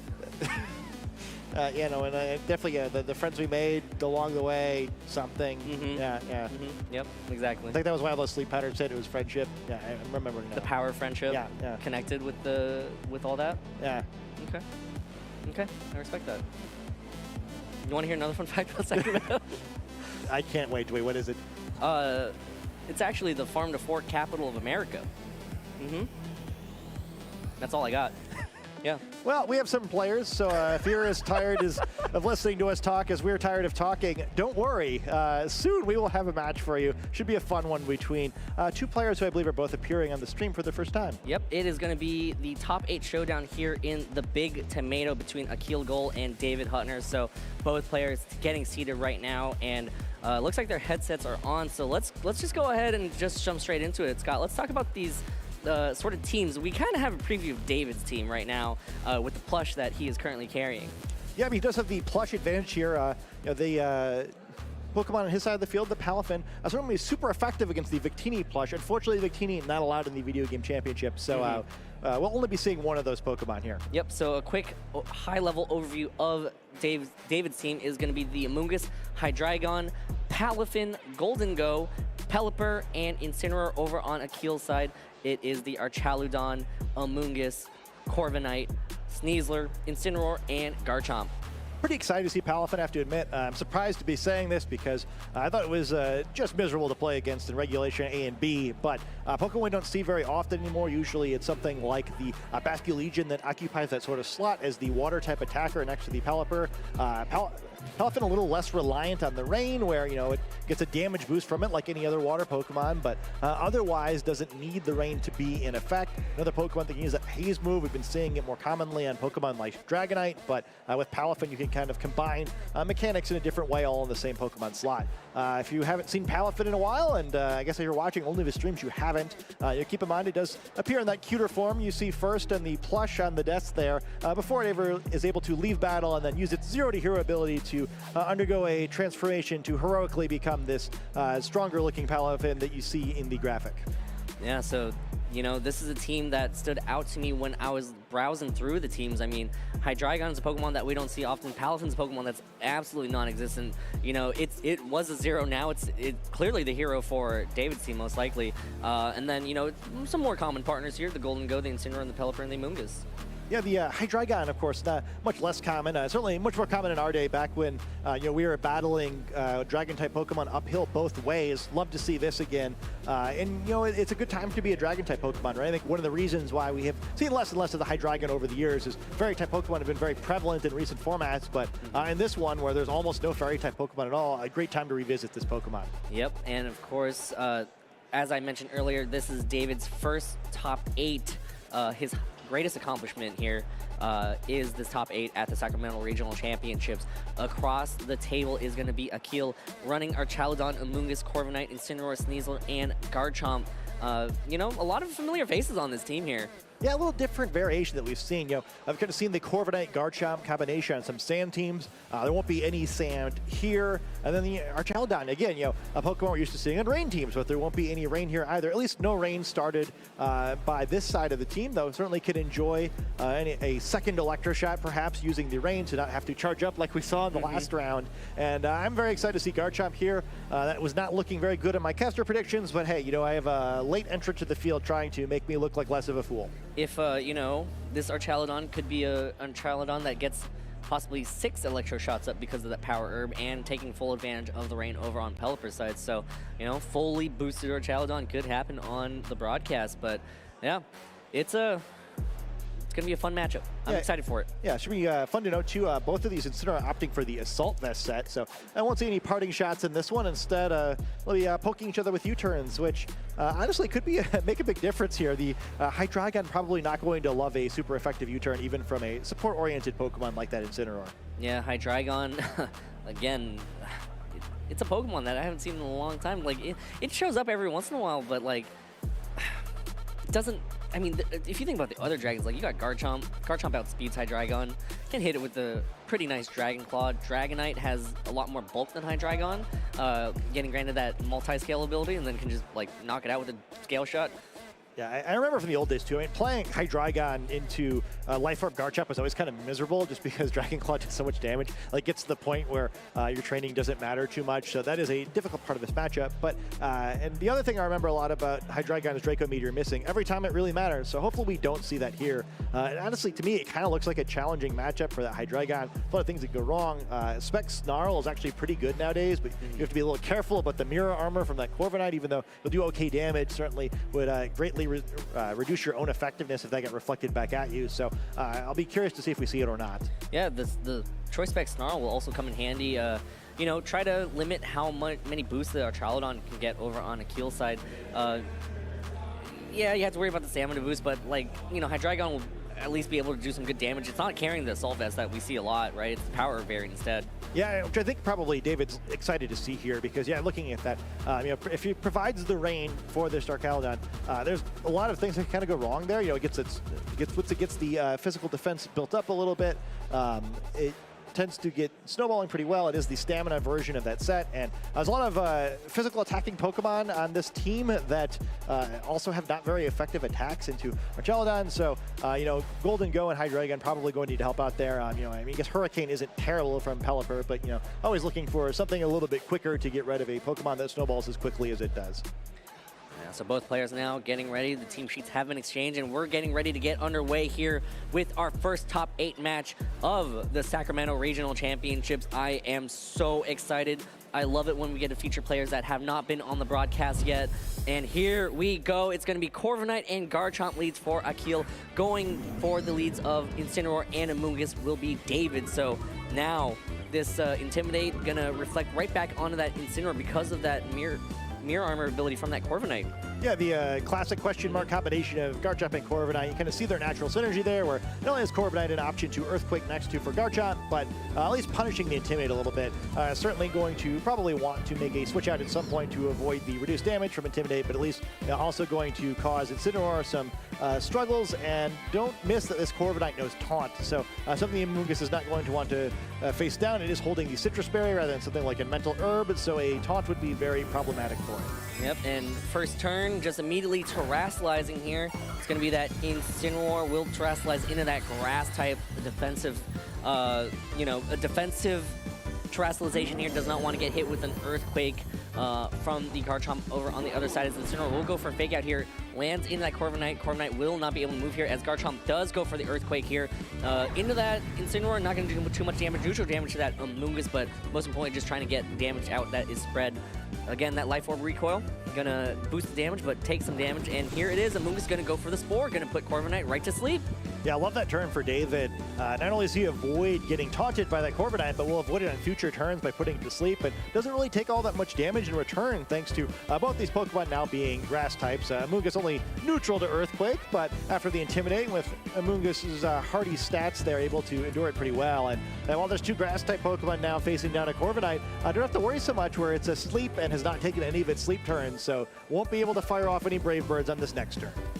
Yeah, and you know, that's one thing that Corviknight can do. It can just like attack and hit the grass types that, you know, Garchomp really does not enjoy facing off against, right? Rillaboom comes in, hey, guess what? Corviknight is here to Brave Bird away. Now Akil will use his turn to withdraw Garchomp. Does not want that Garchomp to stay in, possibly get spored, and instead Akil will counter with his own Amoonguss here, so potentially trying to eat up the Spore as Corviknight will take its first turn of sleep here. So now Corviknight can wake up at any moment as Incineroar will pivot, gonna go for a U-turn here and retreat back and allow David to adjust to this Amoonguss switch. U-turn instead of parting shot actually pretty meaningful there, although the damage certainly isn't. And Golden Go is going to get out here in a situation where David's probably pretty happy once again. Going to whiff this Spore into the Amoonguss switch, but on the flip side, both these Pokemon are also going to be immune to a Spore from Akil's Amoonguss. So Golden Go actually looking pretty good here. Has a nice matchup into the Corviknight as well, who's going to struggle to do any real damage to it with only Brave Bird as an attacking move. So Golden Go looking good. Maybe it's going to make it rich here. By making it rain. We are in the Golden State, Scott. First, we got to plan first. Yeah, we aren't ready. We got to figure out where to prospect, right? Golden Go gonna use Nasty Plot boosted special attack by 2 stages here. As Corviknight takes its second turn of sleep, not moving here, and Amoonguss on Akil's side will go for that Sludge Bomb. Gonna activate Amoonguss on David's side. Citrus Berry gonna heal right back up. Of course, we'll have more access to healing with that Regenerator ability, as the Amoonguss over on David's side will go for a Spore, hitting into that Amoonguss slot. Yeah, we've discussed hyper offense, and this is kind of the opposite of that there. The Pokemon in the field actually doing negative damage in that turn by activating the Citrus Berry, leaving the Amoonguss healthier than it started the turn. But at least that held item has been removed for this first game. However, Golden Go getting a comically free Nasty Plot, and if it wanted to, could really get another one, but we'll have to see what David chooses to do here. So this could be the Shadow Ball coming in, and this may hurt a lot. Yep, Shadow Ball hits into that Corviknight slot, does not get the KO from that range. Golden Go does lose its HP because it has that Life Orb. Corviknight will eat away at its berry and heal back up, but, you know, that Spore was really to cover any switch the previous turn, and Corviknight takes another turn of sleep, but again, this Corviknight most likely will only be able to go for a Tailwind or Brave Bird in that Amoonguss slot, and here's another Sludge Bomb into that Amoonguss slot, taking damage under 50%, but here's another Spore from David's Amoonguss. Again, just trying to cover for any possible switch. Yeah, there's not really a whole lot else he can do. If you look at this Pokemon, so we've said, you know, Pow and Puff is the only, like, air quotes attacking move, wouldn't really do any meaningful damage to these Pokemon anyway, so just trying to make sure that Akil isn't able to make any switches to get one up. I'll be curious to see on this turn, you know, if you go for another Spore trying to get a switch, or maybe this is the turn you go for the Regenerator boost, since Golden Go potentially threatening a devastating Make It Rain on the other direction now, which could maybe pick up both Pokemon. Yeah, you do lose 1 stage of special attack, but again, just getting as much damage as you possibly can out on both sides of the field could be an option that David opts for.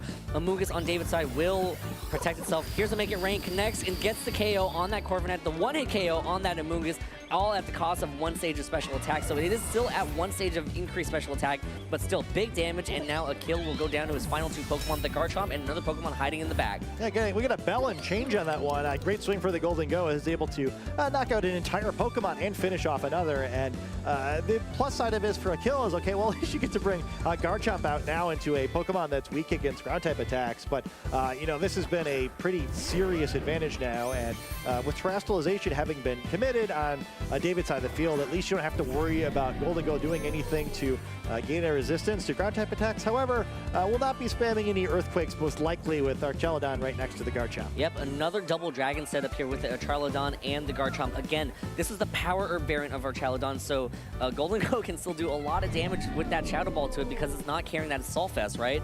So, still, Golden Go's going to be doing a lot of work here, but you do have to watch out for the ground-type attacks from Garchomp. Yeah, kind of a fun situation for David here. He's trying to figure out how he wants to switch out of this one. You know, would love to intimidate the Garchomp, and then you know, we have the Hydreigon who could potentially resist a ground-type attack, but switching it into a Dragon-type attack would be a quick way to throw this game. So, conservative switch here, just having the Incineroar come in, reduce the damage of this Garchomp. Yep, the Intimidate going to be big on the Garchomp, not going to matter too much. Here is a Dragon Claw into that Amoonguss slot, hits into the Incineroar that has taken that field, and following up with the Flash Cannon, hits into that Incineroar. Not much damage done at all because of that Assault Vest. Here's another Make It Rain from that Golden Go. Connects on that Garchomp, gets the KO after some Life Orb recoil, but our Charladon hangs on. But again, this our Charladon is so heavily damaged. It's just so heavily damaged. It's not loving it. You know, the double dragon strategy has not looked super good so far in our top cut, and just an excellent first game by David. I was going to say I really love the move not to switch Hydreigon in there into a Dragon Claw, but honestly, even if he had it, I don't think it would have made too much of a difference. Yep, Amoonguss will take the field again, saving that fake out for later on. Just really playing to all the outs. Our Charladon, because it's not carrying that Assault Vest, can use Protect, does have Protect actually, and Golden Go will also use its turn to Protect too. So really just trying to, David just playing well. David is making sure that nothing can happen.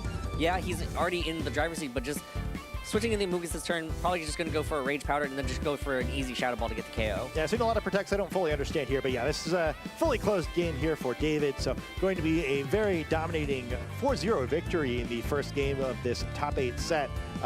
Looking really good in his first stream appearance. Yeah, and most importantly, David gets to hide the 4th Pokemon. We see it on broadcast that it's the Hydreigon, but Akil does not know that it's that Hydreigon. So that is something that Akil is going to be thinking about. What was that 4th Pokemon?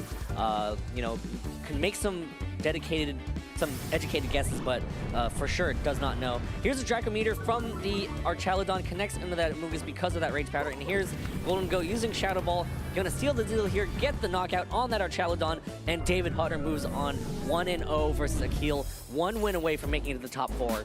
And just excellent game there. Can't ask for anything more. Unfortunately, we didn't get to see that Palafin, but see the power of these other Pokemon. And also maybe some a little bit of baiting in the team preview there, right? Where perhaps on the side of the field, you're expecting to see these rain Pokemon, and instead of using the water-based offense, instead Golden Go just kind of easily dominating that game, all on its own with the help of its supportive friends, Incineroar and Amoonguss. Yeah, so the Golden Go setting up, staking its claim here, just setting up that nasty plot and then being able to go on the offensive, dealing massive amounts of damage to that Corviknight with the Shadow Ball, and then following up with the KOs with the Make It Rain, right? Gets the Amoonguss, gets the Corviknight from that range, gets the Garchomp from that range, does so much damage to that Archaludon, and then just finishes it up. So this Golden Go is a big part of David's strategy. Yeah, I think other than the U-Torn for Incineroar, which did all of about 5%, Golden Go doing all of the damage that first game, getting 4 knockouts there, and yeah, we were mentioning it had a prospect a little bit with its nasty plot there. I'd say it found gold and then aggressively shared it with all of its friends on the other team. Really effective game there by David, and I think really for me the adjustment is you simply can't give that free of a setup to Golden Go, right? We've seen many times throughout the course of this generation how powerful Golden Go can be if it gets rolling, and you know, there's a lot of passivity in the game plan the other direction, right? Just left the sleeping Pokemon in the field.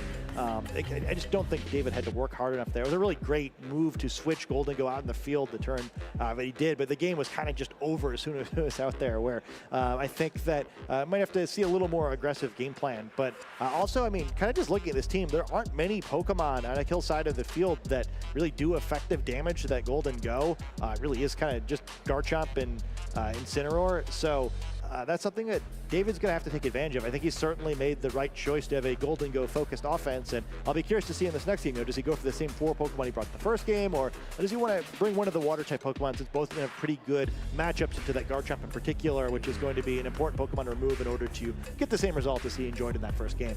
Looks like both players have locked in their teams here for game 2 here. Akil trying to force game 3 versus David. The leads are set. It's going to be Corviknight and the Archaludon for Akil, Incineroar and Golden Go for David. So shaking it up on both sides, but just a little bit. Just a little bit. Yeah, it's similar, but I mean, I guess probably neither side is too upset about this. Once again, I don't really see what the path towards stopping the nasty plot is, where you know, I fake out to this Archaludon slot, and Corviknight's going to do its best, but neither of these Pokemon are going to be terribly upset about being hit with that Brave Bird here. Yeah, so, yeah, last game, David terrestrialized the Incineroar into the Grass type. Doesn't really have to do so here, right? Doesn't have to commit the terrestrialization to that Incineroar because of the fact that Garchomp's not out on the field. Yeah, you could probably protect it from a possible body press from the Archaludon, but instead, Corviknight switching out here. Well, I like this. Garchomp coming in now, able to avoid the Intimidate and able to most likely avoid any damage as well. You're assuming a nasty plot is coming in, but that's only powerful if you can actually use it, and Garchomp's now the fastest Pokemon on the field. Yep, so Fake Out lands into that Archaludon, does give it a stamina boost, but here is Golden Go again using that nasty plot to increase the special attack stat. But like you said, this Garchomp is in a better spot than last time, right? Now you have access to Earthquake and be able to just knock out this Golden Go and do so much damage to this Incineroar. So now the sequencing of what happens next, I think, is pretty interesting, right? Where Golden Go could potentially terrestrialize into a water type. Also with Incineroar, you know, you'd like to get off the field to intimidate the Garchomp once again, start threatening some more fake outs. So, on Akil's side, you know, can you get something out of his turn? Can you try to take advantage of a likely protect from this Golden Go? Do you maybe aggressively make a read on David's side of the field and just hope that it's obvious that, you know, you should be protecting Golden Go so you then don't need to? Lots of ways they can play out, but this really is once again right on the edge where if Golden Golden Go is able to start getting some attacks off, we saw how devastating that could be in the first game of the set. Yep, Incineroar will switch out, saving that fake out and Intimidate for later. Amoonguss will be taking the field here, threatening that Spore, and Golden Go just using this turn to protect, so Golden Go just trying to stay safe, see what Akil's going to be going for here, and Garchomp opting for the Stomping Tantrum in that Golden Go protect, so you know, not doing any damage at all this turn, as our Chaladon will use Electro Shot, does get the special attack boost here, and the Power Herb will allow it to not have to charge and go for an attack here. So again, consuming that Power Herb, bypassing that charge turn since there's no rain on Akil's side, and lands into that protect, but most importantly, it does get a special attack boost here. Yeah, so the special attack boost is great, but I think everything else about this turn is pretty tough for Akil. Does get the benefit of being able to get a more powerful Stomping Tantrum in the next turn, but not really any danger of that being into the Golden Go slot, because now Amoonguss has come out and can use a Rage Powder, enabling this Golden Go to get an attack off. You know, on Garchomp's side, you really don't want to be hit with a boosted Make It Rain. It doesn't have any way to gain a resistance. You could Terastallize itself into a Ground-type Pokemon to do more damage, but not likely to get a one-hit KO with Earthquake onto a Water-type Golden Go, at which point, yeah, I mean, are you able to still navigate this game in some way if you give up your Garchomp so easily? A lot of different lines that can happen here depending on how both players play, and that's one of the fascinating things about this game, right? Like, you know, sometimes there are just straight lines, and then sometimes there's like, okay, well, what if this happens? What if this happens, right? So now it looks like Terastallization on that Golden Go will happen. It is going to become that Water type, resist the ground type attacks, the Stomping Tantrum, or the possibility of an Earthquake from the Garchomp over on Akil's side. So now how's this turn going to play out? Garchomp protecting itself here, doesn't want to take and Make It Rain, gonna let gonna let the Chaladon try to do some work here, as Amoonguss on David's side will Rage Powder away any single target attacks. Here's a Draco Meter into that Amoonguss, does big damage, but Amoonguss hangs on, will eat up its Citrus Berry and heal back, but that is still a lot of damage. But Amoonguss, a bulky Pokemon, can also just switch back and use that Regenerate build to get more hit points back. And here's Golden Go going for a Shadow Ball, hits into the Garchomp Protect, so you know, that's basically the turn.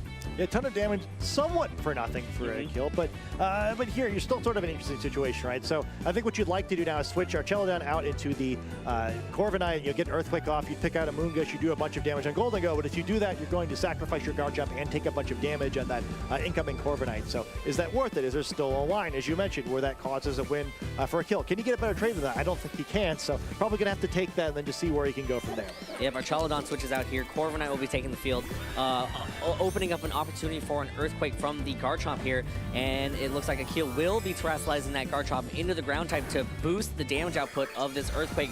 Needs to be able to get out as much damage onto this Golden Go as possible before that Golden Go does what it did in Game 1 and just pick up so many knockouts here.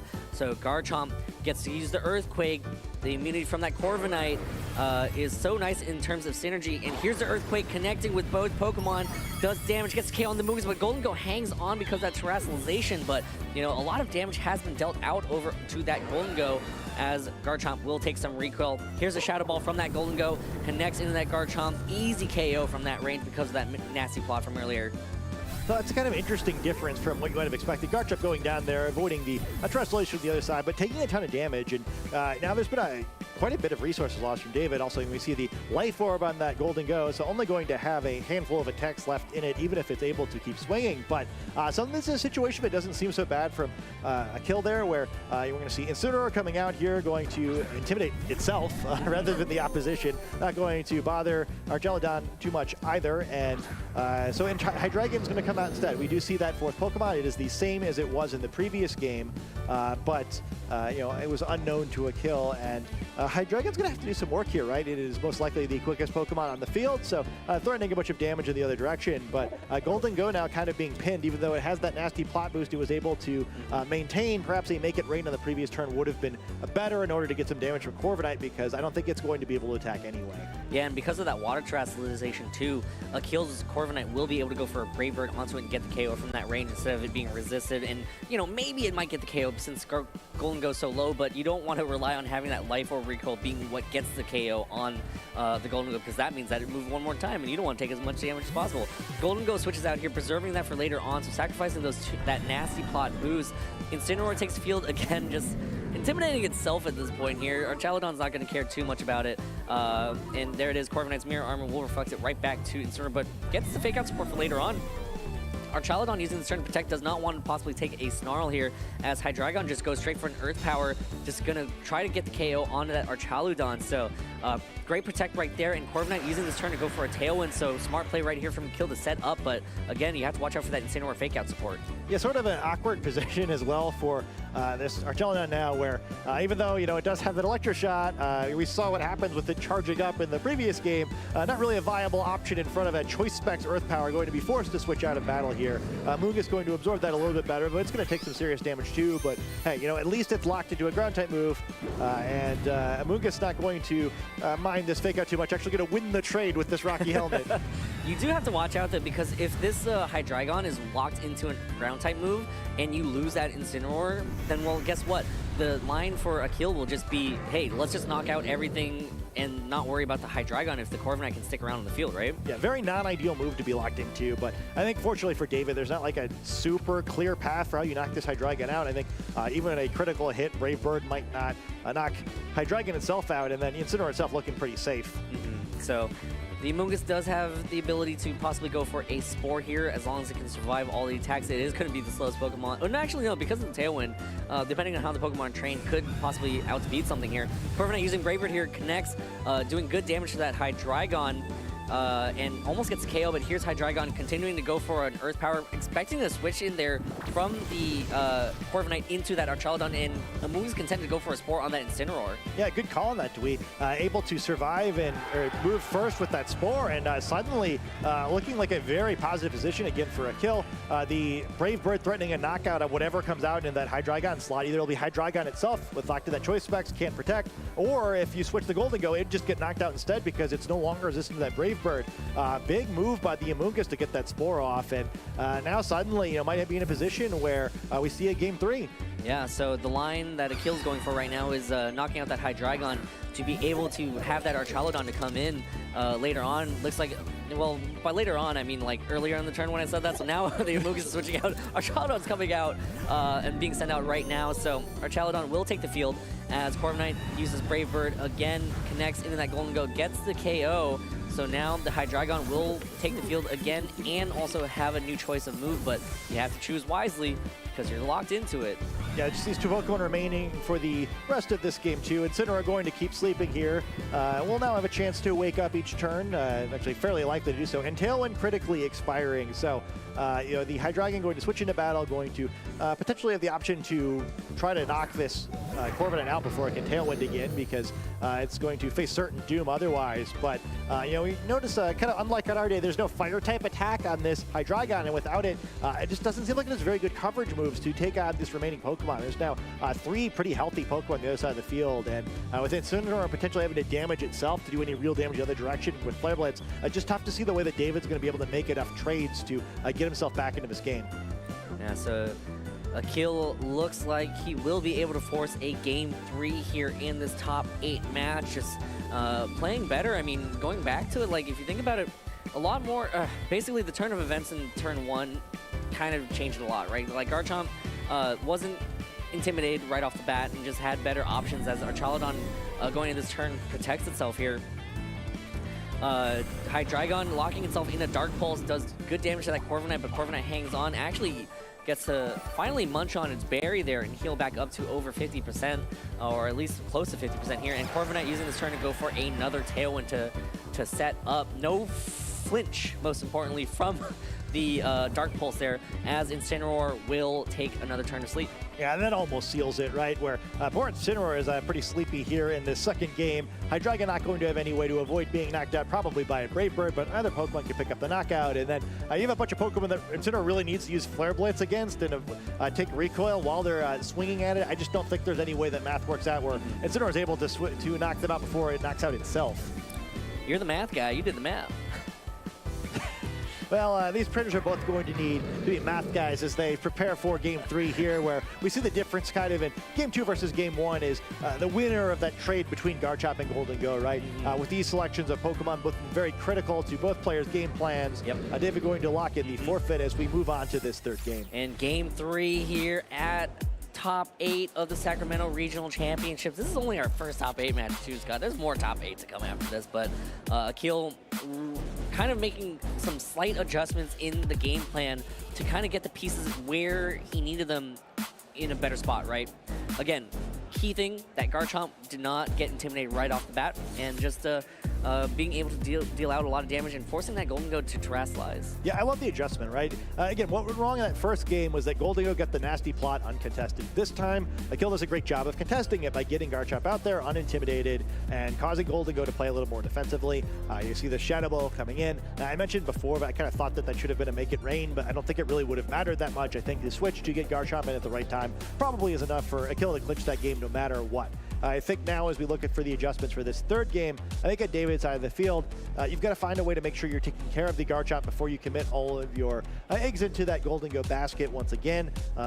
Again, like I mentioned before game 2, I think a Water-type Pokemon are the answer there. I think Akil has now also identified that keeping Garchomp healthy is really important. We saw the Ground-type Terastallization in the last game. He has some Pokemon who can deal with that if you think that's the most important thing to stop. The flip side of that is all those Pokemon are very bad into the combination of Amoonguss and Archaludon, so it does change things somewhat significantly for David, who, by the way, has had a fantastic tournament. You know, worth noting, 10-1 in Swiss, has won another game to get here. So going to this game 3, these trainers have both had Cinderella runs, making it to their first regional championships top cut, and one story is going to continue while the other is cut short. Akil will lead with Incineroar and Corviknight. David will lead with Incineroar and Amoonguss. So 2 Incineroar swapping Intimidates here. More importantly, the Incineroar over on David's side takes 2 Intimidates because of the Corviknight over on the side of the field. So really making sure Incineroar can't do any damage. Yeah, it's definitely going to be full utility here. It's sort of tough for the Assault Vest set where you're also forced only to use attacks. But hey, you know, some attacking moves are also support moves, and we'll have to see what we get from David here as Amoonguss quickly flees the battle with 2 Pokemon that can deal super effective damage against it. Yep, Amoonguss will switch out. Hydreigon will take the field for David's side here, just threatening a lot of offense immediately. Incineroar over on Akil's side goes for a fake out into the Incineroar on David's side, and Corviknight goes for a taunt, lands into Hydreigon instead though, so Hydreigon now can just start firing off attacks. Yeah, nice switch by David there. Taunt not going to do too much against 2 Pokemon that are holding items that don't allow them to use status moves. So with this choice specs now, Hydreigon going to get a relatively free swing here. There's not a whole lot of damage being threatened the other direction. Conversely, Incineroar on David's side of the field definitely going to want to get out of the battle, and we'll have to see what Akil does here. Would be an opportunity if he wanted to try to get a pretty easy Tailwind, but that would allow potentially a lot of damage to go into this slot next to Corviknight. I think one of the ways some players like to play against Corviknight is sort of just to ignore it, right? Especially if this doesn't have bulk up or anything, so they can do a whole lot of damage, but instead seeing as a threat going to go for this Dark Pulse. Yep, Dark Pulse lands into the Corviknight. Incineroar on Akil's side will use U-turn here, allow that Incineroar to come, take the field again later on with Fake Out support as well as you know, Intimidate support. Archaludon will take the field here on Akil's side as Corviknight flinches and can't move. That's one of the secondary effects of Dark Pulse there, as Incineroar will knock off Archaludon's Power Herb. So, well, if it's a big knockoff. Yeah, if Archaludon wants to set up, it's got to take another turn to charge. Yeah, effectively removing the threat of Electric Shot entirely, you know, not going to be able to easily get that special attack boost. And we see once again, David did not bring the Pelipper, so not going to be any help coming from his side of the field to enable that Archaludon. You know, it does get to catch a stamina boost on the switch, which will help against most of these Pokemon, but Hydreigon's not going to mind it too much, though it does need to be wary of a Draco Meteor since it can't respond with its own now that it's locked in a Dark Pulse, and it quickly flees the battle. Yep, Hydreigon will switch out. Amoonguss will be sent out as Archaludon over on Akil's side goes for a Draco Meteor, but Amoonguss dodges the attack, and Corviknight using this turn to just roost and heal right back up to full health. Do have to watch out for the possibility of a Spore from that Amoonguss, but of course you also have to watch out for the taunt from the Corviknight as Incineroar at 2 stages of decrease attack goes for a Flare Blitz, and that does good damage to that Corviknight. Yeah, not bad. Unfortunately, like, just enough where it probably wouldn't 2-hit KO, which if these Pokemon were to stay on the field would allow the Corviknight to use a taunt on Amoonguss relatively safely, not risking a KO in itself. And we also kind of see why some trainers usually just try to ignore Corviknight, where effectively negating everything that Hydreigon did while it was on the field. Yep, Garchomp will be sent out over on Akil's side here.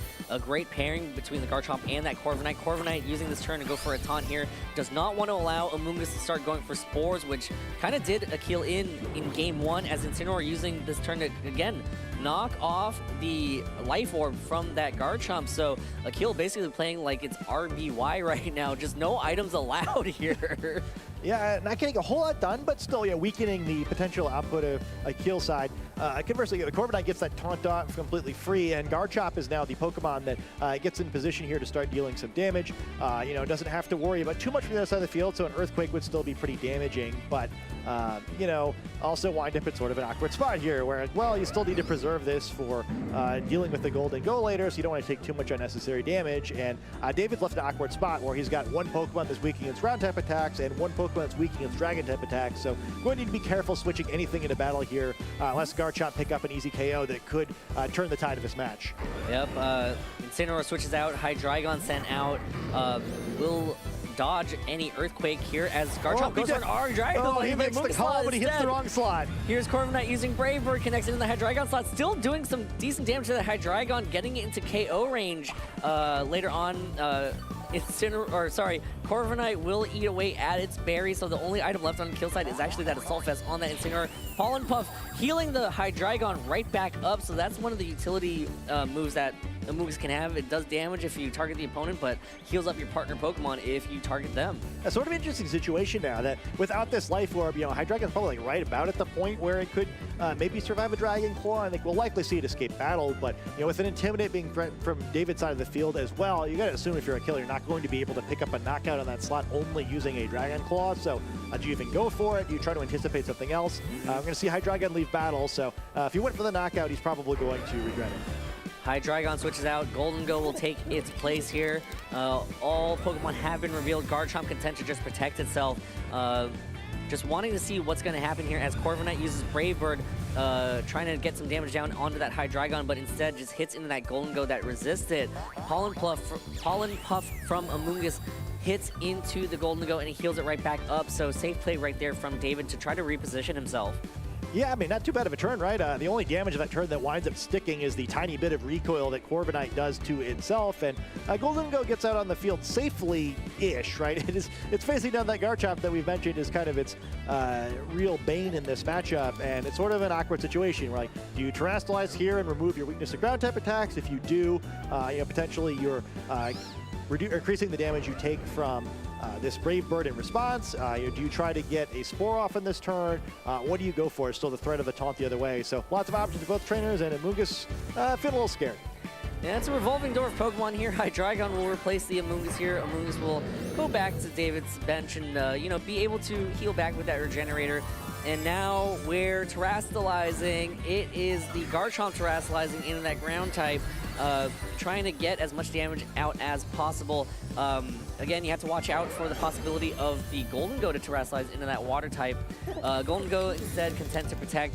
Doesn't want to commit that Terastallization just yet, as Garchomp uses Earthquake. No damage being dealt by this Garchomp. Hydreigon's levitating, Corviknight's flying. Golden Go's like, no, I'm not feeling like getting hit this turn, so, just no damage being done by there. And here's Corviknight using Taunt, and again, this Taunt continues to land into a Pokemon that doesn't have any status moves.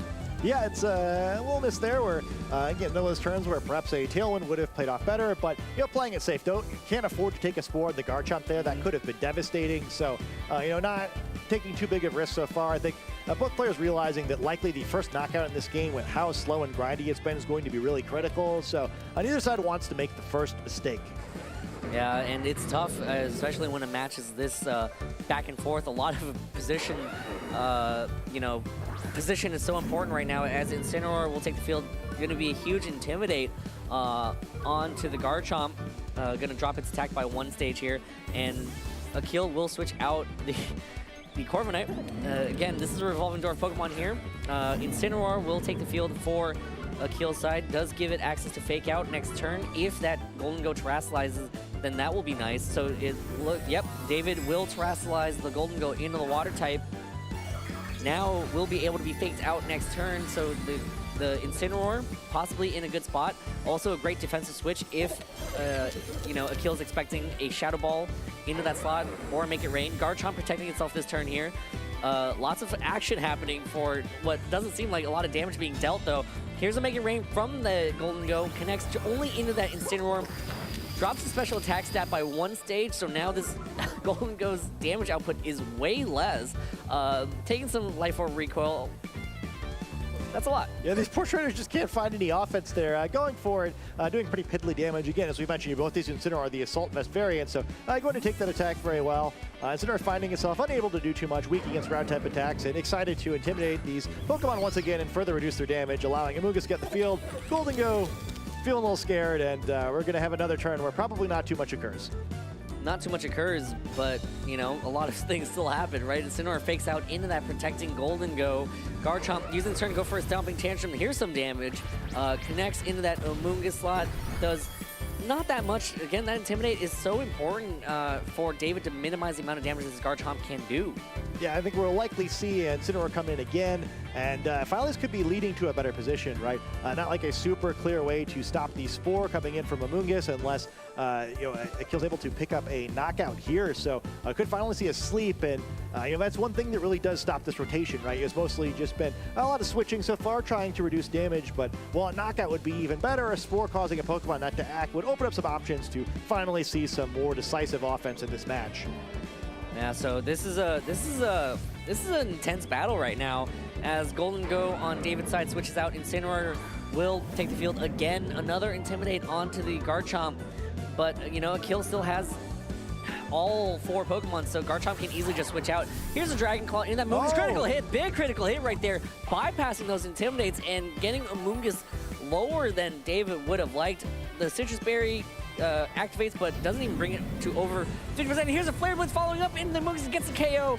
We have our first knockout of this game 3. Uh-oh, and that's a huge one. Instead of getting a Spore off, Amoonguss is defeated, and that's really a big hole in David's team. Now going to be forced to try to go on the offense a little bit more quickly here, but still kind of an awkward spot. Like Hydreigon come in and be relatively safe, where after all these Intimidates and knocking off the Life Orb, it likely wouldn't be knocked out by a single attack from this Garchomp, but you still don't really want to get worn down too much by it here, and you've got to start being careful with this Hydreigon, right, where you're in a position where one more knockout, it's going to be locked into its move for the remainder of the game, so each turn is going to be really critical.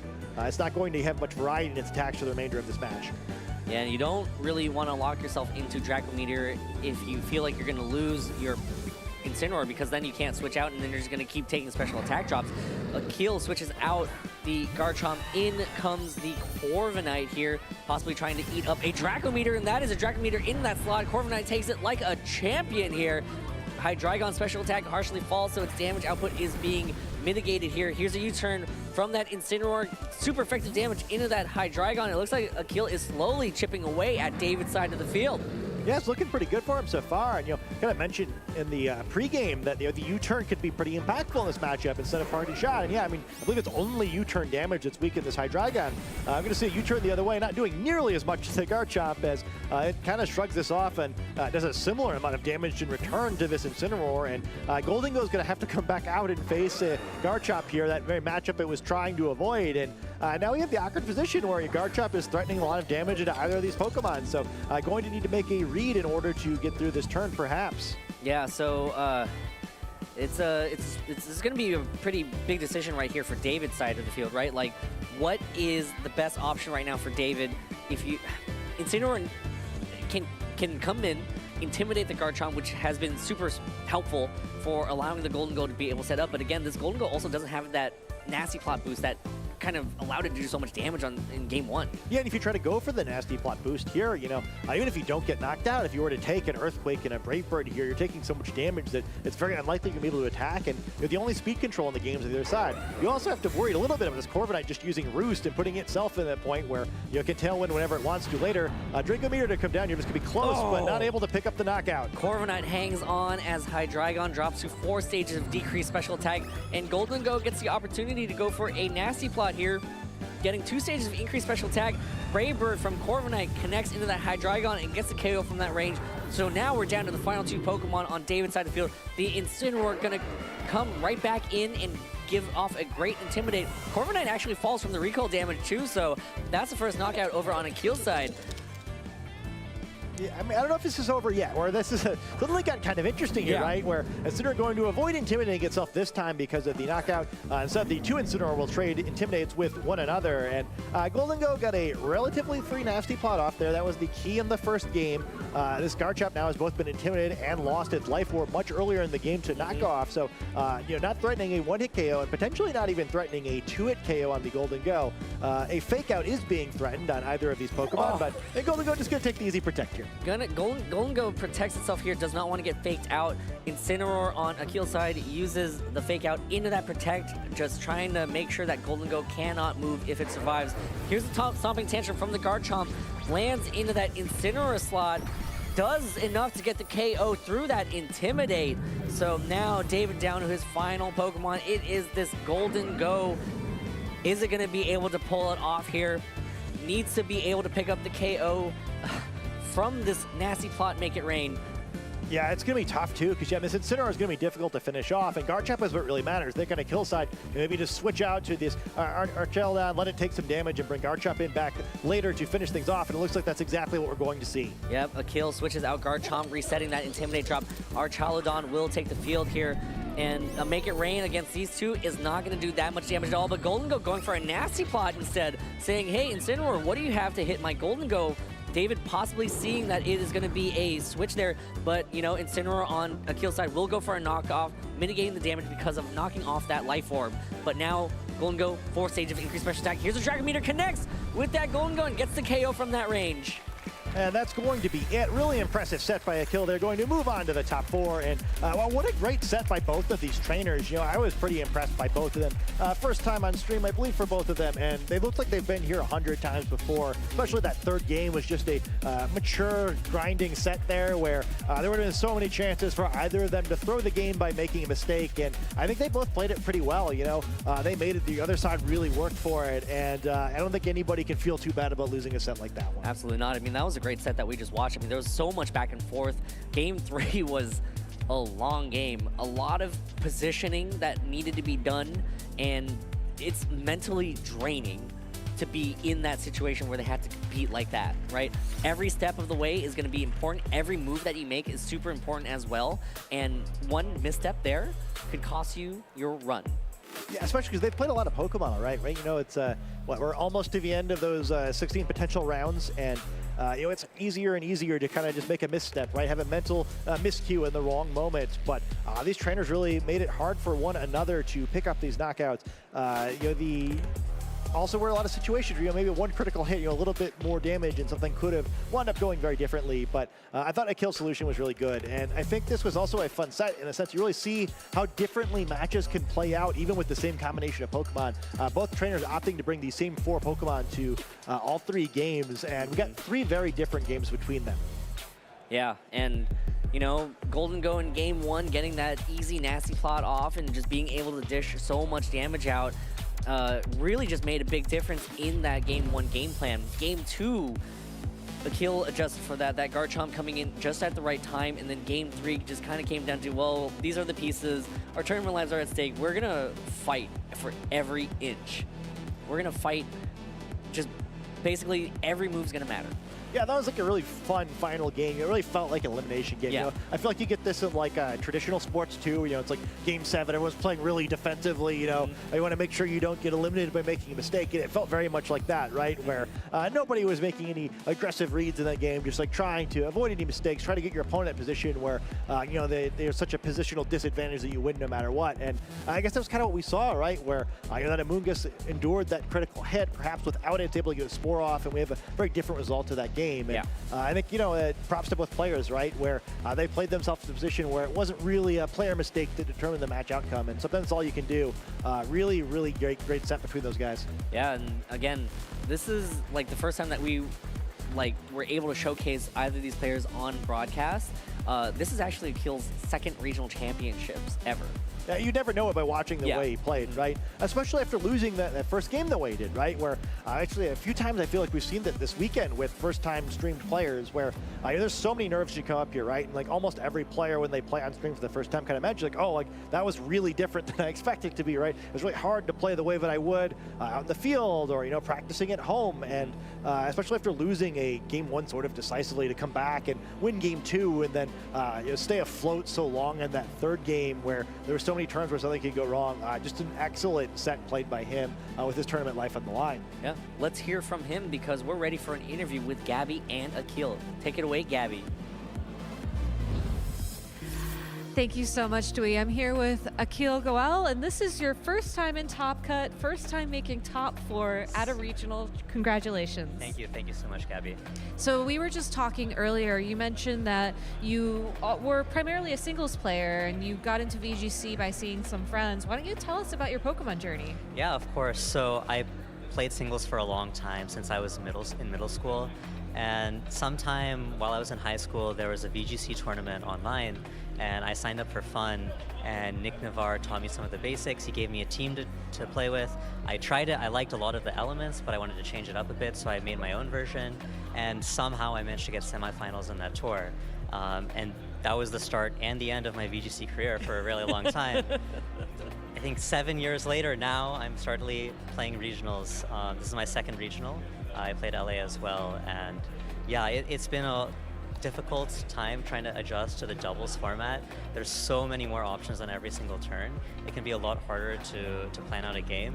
In the match I just had, I felt like I was just losing the thread of the whole game, and I was just turn by turn just trying to keep myself in it when I got panicked. I mean, those kind of slogfests are honestly really difficult for us casters as well, because you feel like you're in this position where you're watching the players and it's like, well, something big has to happen, but who's positioning how and when is that moment going to be? Did you feel like when you doubled into the Amoonguss for the KO, like, did you know that was going to be the moment, or were you anticipating, all right, let's just keep doing this for a few more turns? Yeah, so I was hoping that the Dragon Claw would not proc the Citrus Berry, I see. then the Flare Blitz would get the KO.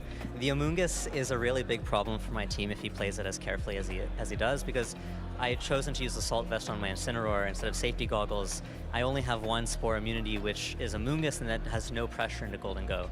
So playing around his sleep was really troublesome. In the first game, I tried to gamble on sleep turns, thinking that, okay, if I wake up at any point with my Corviknight, I can eliminate his Amoonguss and smooth the game from there, but I didn't get the sleep. Yeah. And then the next games, I decided, okay, I need to take a more active approach to deny the sleep. I mean, you mentioned that Corviknight was really the one that was sleeping in game 1, but in games 2 and 3, it felt like Corviknight was really a big part of the strategy. Was that one of the Pokemon you were looking at when you were trying to build your initial team? Yeah, so actually when I first built this team, it started with something completely different. The very first time I played VGC, I used Chansey. Okay. Wait, 2017 Chansey. 2017 Chansey. Oh. This was in the metagame with like Kartana, Arcanine, and Tapu Fini. I remember and that it was team. Just toxic stalling. So I made a team. It was like a meme team with Chansey and AV Garchomp, and then I had like some coaching mon on there, and I think it was Annihilate, and I was like, okay, the Chansey sucks, but this coaching stuff is kind of cool, and I had a Corviknight on that team, I think. And so then I started to play with it a little bit more. I started with Palmot coaching, and then I think the weekend before like Dortmund, I'm like, wait, I need a faster mon to use coaching. Why not use Sneasler? So I put Sneasler on the team, and then that weekend, coaching Sneasler blew up everywhere, and I'm like, oh shoot, my tech's out, cat's out of the bag. But I kept on tweaking the team and polishing it more and more until I finally got here. And Garchomp has been my mainstay. He's definitely been the carry of most of my games. He's one of my favorite Pokemon. I'm sure of many people as well, but he's really been like a big part, and Corviknight just really helps control the board for Garchomp to sweep. That's awesome. I know Alberto Lara is another player, I think, who's really tapped into the synergy between Garchomp and Corviknight. Tell me about day 1 of the competition. We didn't get to see you at all until now. What has your story been like throughout the tournament? Yeah, it was a really wild set.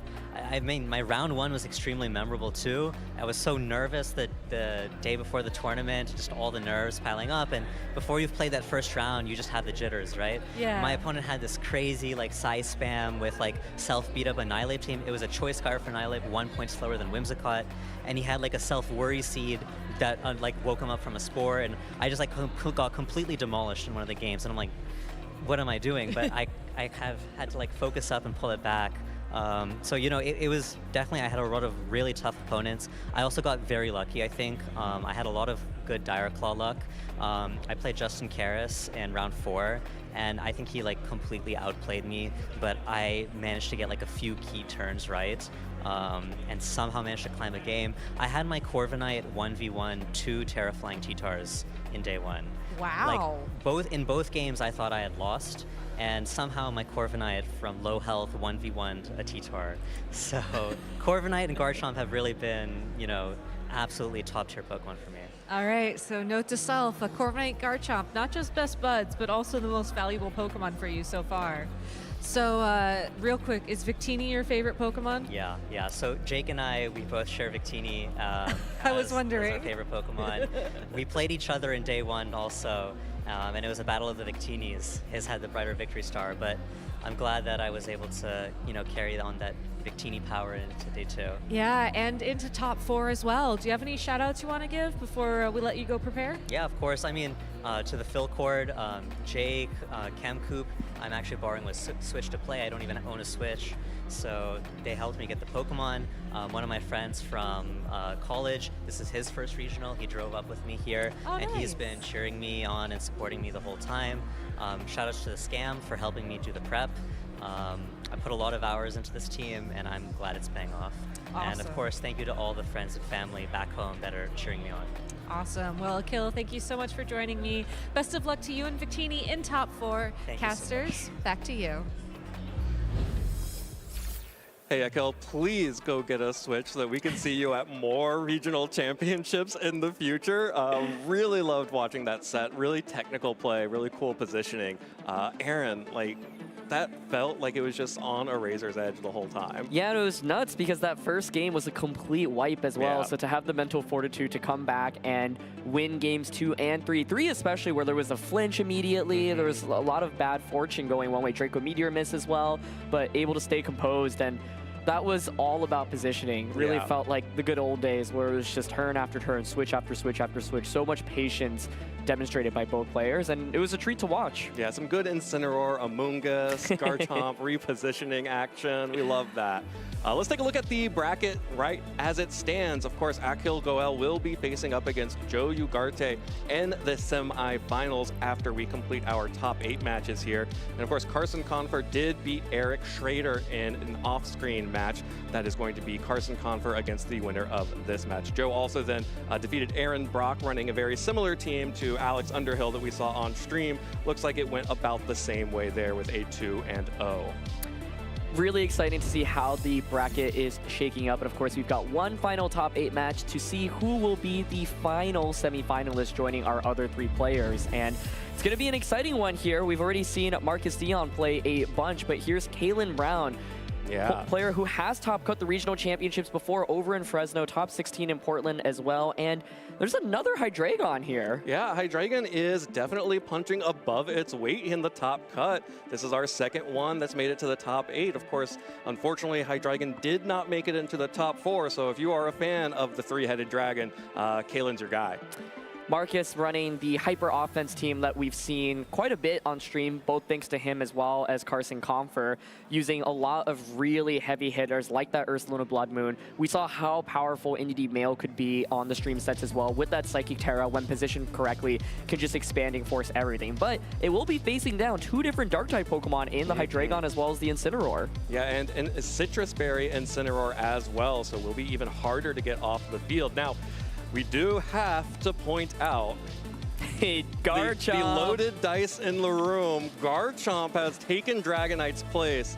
You know, I looked at this and I was like, oh, Garchomp gets Scale Shot? Yeah. Why is this the first time I'm seeing loaded dice Scale Shot on Garchomp? Yeah, a really unique option. Of course, people have been using Skill Shot on Pokemon like Dragonite and even Baxcalibur, but Garchomp does get access to it. The downside is, of course, it can miss, but it will be able to be able to critically knock out things like Indy and Sneasler even when they have Focus Sash. And Garchomp loves +1 speed. Absolutely, yeah. It's rare to see like a +1 speed Garchomp, I feel like, because like Choice Scarf isn't really used that much on it. And so the speed boost can be really valuable here. But of course, Marcus has so much speed on his end as well. You've got the Tailwind on that Talonflame. You've got the Psychic Seed Unburden combination with Indy and Sneasler. A lot of really fast-paced Pokemon. Yeah, very similar to what we saw Carson running before. And of course, Kalen also having the mixed Tailwind and Trick Room options. Tailwind actually on the Hydreigon and the Trick Room on Porygon 2, which we should probably expect to see that Electabuzz come out. That was always been a huge piece of the puzzle against these Trick Room setters. Yeah, one of the interesting questions here is, does Marcus feel the need for Talonflame? You have Tailwind on the opposing side, and so you might want to match that Tailwind in case the Hydreigon is able to set up that Tailwind. The Sneasler, of course, will be able to deal massive amounts of damage as well, but Indy might feel a little bit awkward here, especially because Marcus is not running Dazzling Gleam on his Indy, so against the Dark-type Pokemon, you're really stuck just clicking, you know, Helping Hand. Can't really Expanding Force, and so here we go. It is that Electabuzz Ursaluna, such a reliable lead for this composition. Yeah, that is absolutely the default lead we've been seeing out of this team, but Kalen will go ahead and lead off with the double Dark type that is going to be Incineroar and Hydreigon. So immediate fake out pressure on the field, as well as, again, this Hydreigon is not the Choice Specs version. It is Draco Meteor, Snarl, and Tailwind. So Snarl and Tailwind pressure here. Snarl's a really big deal, being able to ignore that redirection from the Electabuzz. Electabuzz kind of in a weird spot right now. You do pressure, of course, with the Taunt onto the Hydreigon. You can also go for the Electro Web to drop the speeds. Follow Me, not as valuable as it normally would be because of that Snarl, so Marcus recognizes that. Gonna pivot out immediately into that Talonflame, so maybe just to protect here so that you can Tailwind in the next turn. There it is. Yep, that's a protect from Ursaluna, and no match Tailwind from Kalen. Just going to go for the fake out into the Ursaluna, and a Snarl will be coming out here from the Hydreigon. That will not connect with the Ursaluna because of the protect. Does it get the hit on the Talonflame? It does, and breaks the Gale Wing, so there's now no longer a priority Tailwind available. Talonflame, however, still so fast, I would assume for it to be faster than the Hydreigon here, now able to still set up that Tailwind, and Ursaluna under Tailwind suddenly becomes 10 times more scary. You don't eat up that special attack drop from the Snarl, so nice defensive play by Marcus on that first turn. Now the question is, with your Ursaluna, what do you want to do? You can Normal Terra Hyper Voice, that probably won't knock out either. You can Normal Terra Blood Moon into the Hydreigon, get a one-hit knockout there, but Hydreigon could protect or switch, or you can go for the Earth Power onto the Incineroar. The Incineroar critically, though, is Grass Terra, right? So it could defensively Terra to get around that. So we'll have to see what Ursaluna does here. Should be able to get a lot of damage off, but does Marcus call it correctly and get the most value out of it this turn? Yeah, no matter what, Ursaluna is dealing big damage, but is it going to deal the biggest damage possible? There's the Tailwind from the Talonflame, not priority, but still the fastest on the field. Blood Moon, no Terastallization into Golden Go. What? Okay. Okay. Still though, like what are we doing? What's going on? That was a resisted hit. Incineroar, though, will be able to get this parting shot off onto the Ursaluna and actually start to reduce the damage there. Just an eensy-weensy bit. Probably would have liked to get have a little bit of a healthier Golden Go there on the switch-in, but we'll be dealing a little bit to protect these Pokemon. And especially now this next turn, there is no Blood Moon available, crucially. No Blood Moon. Crit is big, though, honestly, because now that Golden Go is vulnerable to just fainting to, like, a Hyper Voice. And so you do get the parting shot into Ursaluna.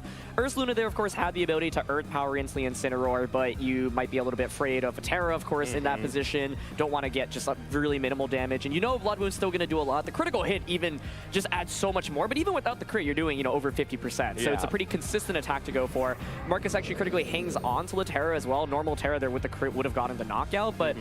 you can't plan for that. Exactly, yeah. So it's still in good shape if you're Marcus, though, right? You have a lot of offense. You've setting up that Tailwind. So Kalen right now needs to play a little bit defensively. You can see the Tailwind protect hover, so you don't have to worry about Blood Moon. Then the question is, does something like a Brave Bird, Normal Terra, Hyper Voice at -1 get the knockout onto the Hydreigon? I think it makes sense to expect to survive that combo so that you get to set up your own Tailwind, and then the Ursaluna is not as scary. Yeah, it is actually the dual wing beat, so it is a little bit weaker than the Brave Bird, which may be important here for this Hydreigon. Marcus will go ahead and try to get the additional damage boost from the Terra Normal here, just to get a little bit more on that Hyper Voice to make up for the parting shot that it took from the Incineroar.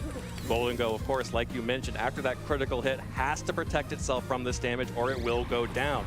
There's hit 1 of Dual Wing Beat, and here's hit 2 of Dual Wing Beat. Still over 50%, about 60% damage as this Hyper Voice comes in. All right, let's see. That honestly did a little bit more than I expected. Yeah, so Dual Wing Beat setting up. Will we get the knockout right now? This would be absolutely huge. Hyper Voice comes out, it does not. 25 hit points remaining on that High Dragon, which means that Kaylin is able to get this Tailwind off, staggered off from Marcus's, so we'll be able to potentially stall out a little bit here. Yeah, you're still taking a ton of damage if you're Kaylin, though, and you haven't really done too much right now. So the goal, like you said, is to kind of stall out that Tailwind and then have the speed advantage. Talonflame right now still putting on a lot of offensive pressure. You could Dual Wing Beat, you could Flare Blitz into either slot. Yeah, you can pick up a KO on either of these Pokemon. Exactly, and so you can see the hover into the Incineroar here. The idea is to bait a Flare Blitz into that slot. But if Marcus calls that, I mean, this could be really scary. Imagine Dual Wing Beat into the Hydreigon and just an Earth Power coming into the Incineroar as it switches in. Or Blood Moon, it's back online. Yeah, that's right. Well, there's Incineroar switching back in, gets the Intimidate down onto the Talonflame and the Ursaluna.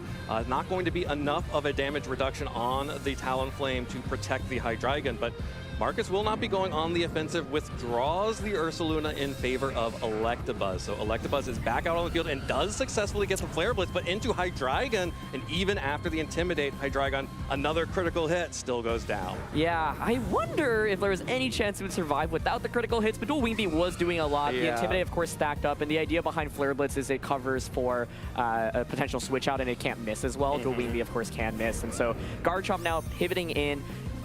Electabuzz kind of caught in an awkward spot right now. I think this is a big opportunity for Kaylin to strike. The Scale Shot is huge. After the Scale Shot, will be able to stall out the Tailwind from the Talonflame's end, and then Garchomp can just outpace and maybe start doing massive amounts of damage. And so Marcus right now has to be a little bit careful. Electabuzz won't be able to really do anything into Garchomp. Garchomp's one of the worst Pokemon in the format for it to go up against. Yeah, the one thing that Marcus has on his side is that Electabuzz can protect the Talonflame and maybe try to get a Will-O-Wisp down onto that Garchomp with the Follow Me and just remove the remaining offensive pressure. Kaylin will just go ahead and protect the Garchomp here, not going to leave it vulnerable to a Will-O-Wisp from the Talonflame. Marcus does go for it, does not connect thanks to the Protect, and Incineroar now, actually it goes after the Electabuzz, still Tailwind up on Marcus's side. I believe this is the last turn for Marcus. Gets the gets the Electro Web speed drop onto Incineroar, and a knockoff will pick up the KO on Talonflame.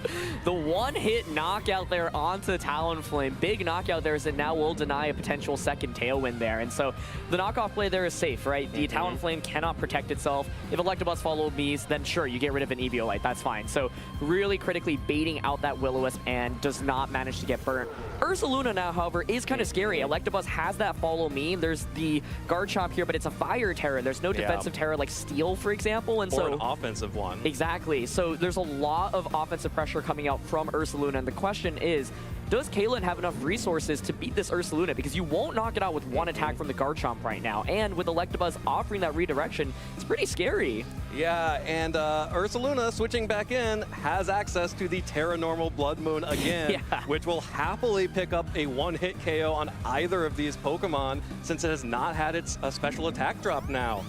Electabuzz will just click Follow Me to redirect all of the attention from Kaylin's Pokemon. That means it will be taking a Stomping Tantrum from Garchomp. Huge damage there, and the Parting Shot as well into the Electabuzz does not catch the Ursaluna with that.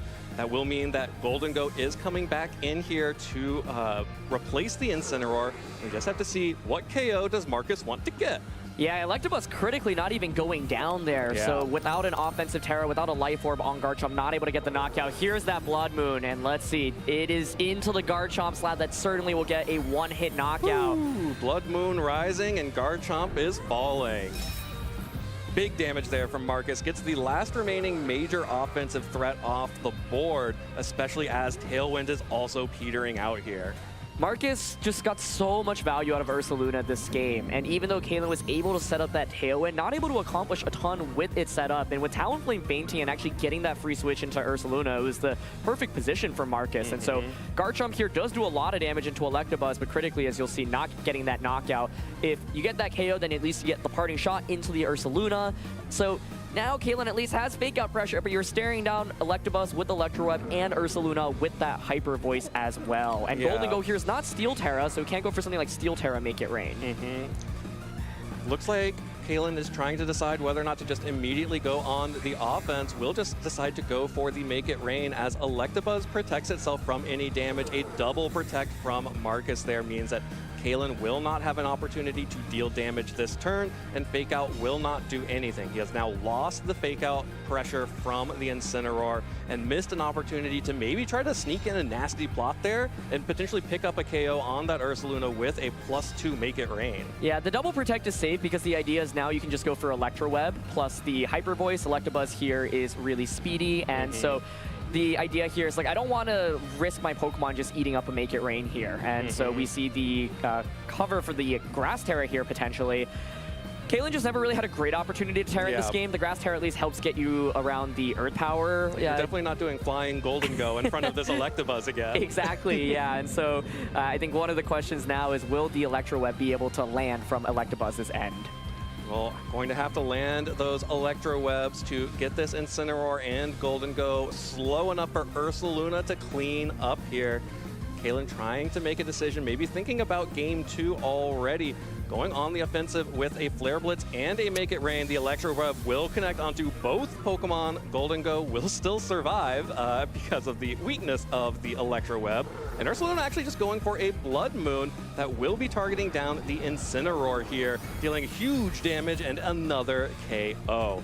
Basically every time Marcus gets a chance to click Terra Normal Blood Moon, something goes down, or in the case of Golden Go, it goes into a position where it will go down at the slightest breeze. And we see, Make It Rain is actually quite powerful enough to get those knockouts, but Marcus critically still has one final Pokemon. Anything on his end will be able to seal it up. And so Blood Moon is a consistent move to go for as well. You don't want to Earth Power because the Incineroar could still Grass Terra, and Hyper Voice might not get the KO on Incineroar. So you just want to say, look, I just want to outpace you, guarantee the knockout onto Incineroar. I know that your Golden Go could protect in this position, and Indy, the final Pokemon here, will be able to finish off the game with an Expanding Force, and we're going to go to a second game with Marcus taking the lead. Yeah, Marcus going up 1-0 with the Ace Indeedee in the back. Even if this Golden Go could survive an Expanding Force, it cannot survive 2. Golden Go goes down, and Kalen Brown goes down 0-1 in this first game. Marcus enjoying clicking Blood Moon, Ursaluna, maybe a little too much right there. Definitely having some fun with that one, but definitely worked for him in that first game. He got all of the opportunities to click that button and delete Pokemon off of Kalen's side. Yeah, I think really good control of that game. Electabuzz Ursaluna, Marcus has made just look so powerful as a lead combination, and there wasn't too much immediate threat, right? The Incineroar was led here. Fake out pressure, not exactly the scariest, and I think turn 1 was big, just getting in Talonflame, setting up that Tailwind immediately. I think if you have something like the Hydreigon plus the Garchomp as a lead from Kalen's end, you have a lot more offense immediately with Earthquake, and you can also pressure with Tailwind, right? But at the Incineroar, yes, it offers Fake Out, but wasn't able to get too much out of that first turn. And then here, even though Marcus loses the Talonflame and Kalen has the Tailwind advantage, it's the perfect opportunity for the Ursaluna to come out and critically surviving that Stomping Tantrum as well. Ursaluna just destroyed in this game. Yeah, Ursaluna picked up KO after KO. I believe every single KO that game. No, I think the Talonflame got one. Got one on the with the Flare Blitz, with the Flare like 25 Blitz. HP. That's right. it griefed one KO from the Ursaluna. Yeah. But going into game 2, Kalen did have moments where it looked like he could take back some of the control. This Golden Go does do big damage with the Iron Plate on as its held item for those Make It Rains. And if Garchomp could do just a little bit more damage to that Electabuzz, or if Electabuzz took just a little bit more chip damage before coming out there, Garchomp may have been able to make something happen with that staggered Tailwind. Yeah, I was thinking like Hydreigon Garchomp is one adjustment you could go for. You also have Trick Room for Kalen, and Trick Room generally is kind of scary for Marcus's team to play up against, but he has the taunt, of course, on the Porygon, right? So if you're taunt on the Electabuzz, you can just taunt on turn 1. But if you lead something like the Amoonguss for redirection or the Incineroar for Fake Out, then you can at least set up Trick Room with Porygon. So 2 different approaches here. I think Hydreigon Garchomp as one, or try to prioritize Trick Room with Porygon Amoonguss or Instant Porygon as the other. Well, here is the Ursaluna, the reliable lead, and Electabuzz alongside the Incineroar and Porygon 2. Kalen really showing that he will be wanting to go for the Trick Room mode here. And my big question is, what damage does he have in Trick Room? Looking through this team, all of his damage is much faster than you might expect. Maybe relying on this Porygon 2 to start getting some big damage off. Yeah, there was no fake out, no Trick Room. It's actually just the double protect to scout out from Marcus's end, which of course was vulnerable to Trick Room being set up. But like you said, Kalen's team isn't necessarily the slowest, right? You would need the Amoonguss to kind of come out under Trick Room, but you need to knock out Electabuzz before Amoonguss can even really do anything. So Kalen, expecting the taunt here on turn 1, decides, you know what, I'm just going to go offensive. Don't really end up seeing anything happening here, but Marcus now does not have to play around the pressure of Fake Out. And showing that the Electabuzz and Ursaluna both went for the Protect. Like you mentioned, Fake Out is no longer an option, which means that Electabuzz is free to just taunt that Porygon 2. Of course, Kalen showed that he was just going on the offense, but you know, who could say? I don't have to do the same thing I did in turn 1. Exactly, yeah. I mean, conditioning to think, okay, I know you have taunt. You saw that I'm not going for Trick Room last turn, so you're really going to go for it again. But Kalen says, I'm just going to send it here. But this play is very vulnerable to a Blood Moon onto Incineroar and a taunt onto Porygon. Oh, it's an Electroweb. Okay. Electroweb onto Incineroar and Porygon 2. If this Trick Room goes off, that's just a +1 to both of their speeds. Here comes the Blood Moon. Ursaluna fires it off into the Incineroar. A little bit of chip damage. That's all Incineroar needed to go down to that Blood Moon. And that is going to be a KO, but also means a free switch-in for Kalen as he is able to set Trick Room. Now, however, is the question you were asking earlier, Evan. Where's the damage? Yeah, what do you, okay, you've got Golden Go and Amoonguss, right? But it's kind of awkward. Like, Golden Go is the only offense really instantly Ursaluna, but an Amoonguss is threatened by the Electabuzz, right? Amoonguss can't do anything with Electabuzz on the field. Exactly, yeah, but feeling forced to bring it out because, well, Golden Go here just is going to get outsped by the Ursaluna under Trick Room. Well, that's Amoonguss being forced out onto the field now.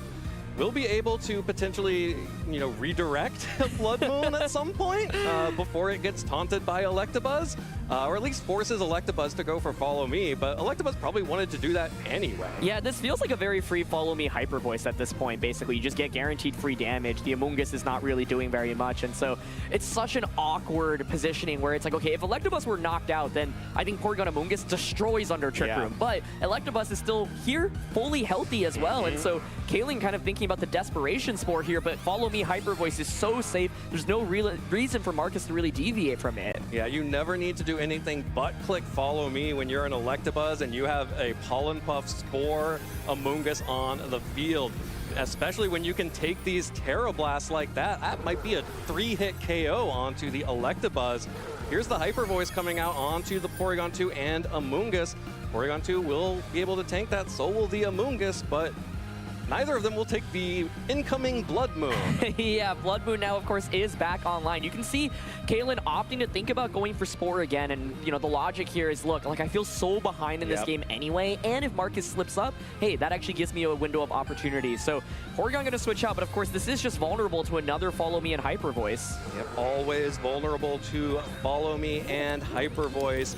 Golden Go will at least be able to resist the normal type damage from that Ursaluna, but we saw how much it was dealing with Blood Moon previously.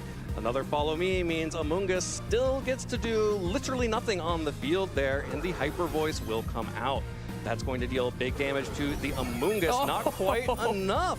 Golden Go, though, will be able to tank that pretty handily. You have to wonder if Kalen wanted that Amoonguss to go down here. Yeah, you know, at least with the Golden Go out, you have your offense up, but there's only 2 turns of Trick Room left. Kalen set up that Trick Room, but hasn't been able to accomplish very much, but it's honestly such a difficult position for him. There's, like, not much he can really do, right? If Amoonguss wasn't going for those Spores, it really could just Pollen Puff. So gonna protect this turn, maybe trying to bait out some damage from the opposing side. There's that Follow Me from the Electabuzz, but if it's just a Blood Moon or an Earth Power, Golden Go just faints here. Well, that's a Hyper Voice coming out from the Ursaluna, so Amoonguss at least did threaten a Rage Powder to protect the Golden Go and forced Marcus into this Hyper Voice, which means it will not be able to pick up the KO onto Golden Go, and Golden Go will be able to fire back a big Make It Rain. As we saw before, that does pick up the KO onto Ursaluna, but Electabuzz is still healthy enough. Yeah, really nice play by Kalen there. Like you called out, Evan, it was threatening Rage Powder. The Rage Powder is the obvious play. If Marcus goes for an Earth Power there or a Blood Moon into Golden Go, it's probably just game over right there because then you have Follow Me. So manages to keep himself in the game and baits out that Hyper Voice rather than an Earth Power or a Blood Moon. Indeedee does come out, and Trick Room is quickly getting stalled out. So Expanding Force from Indeedee now, of course, putting on a lot of offensive pressure.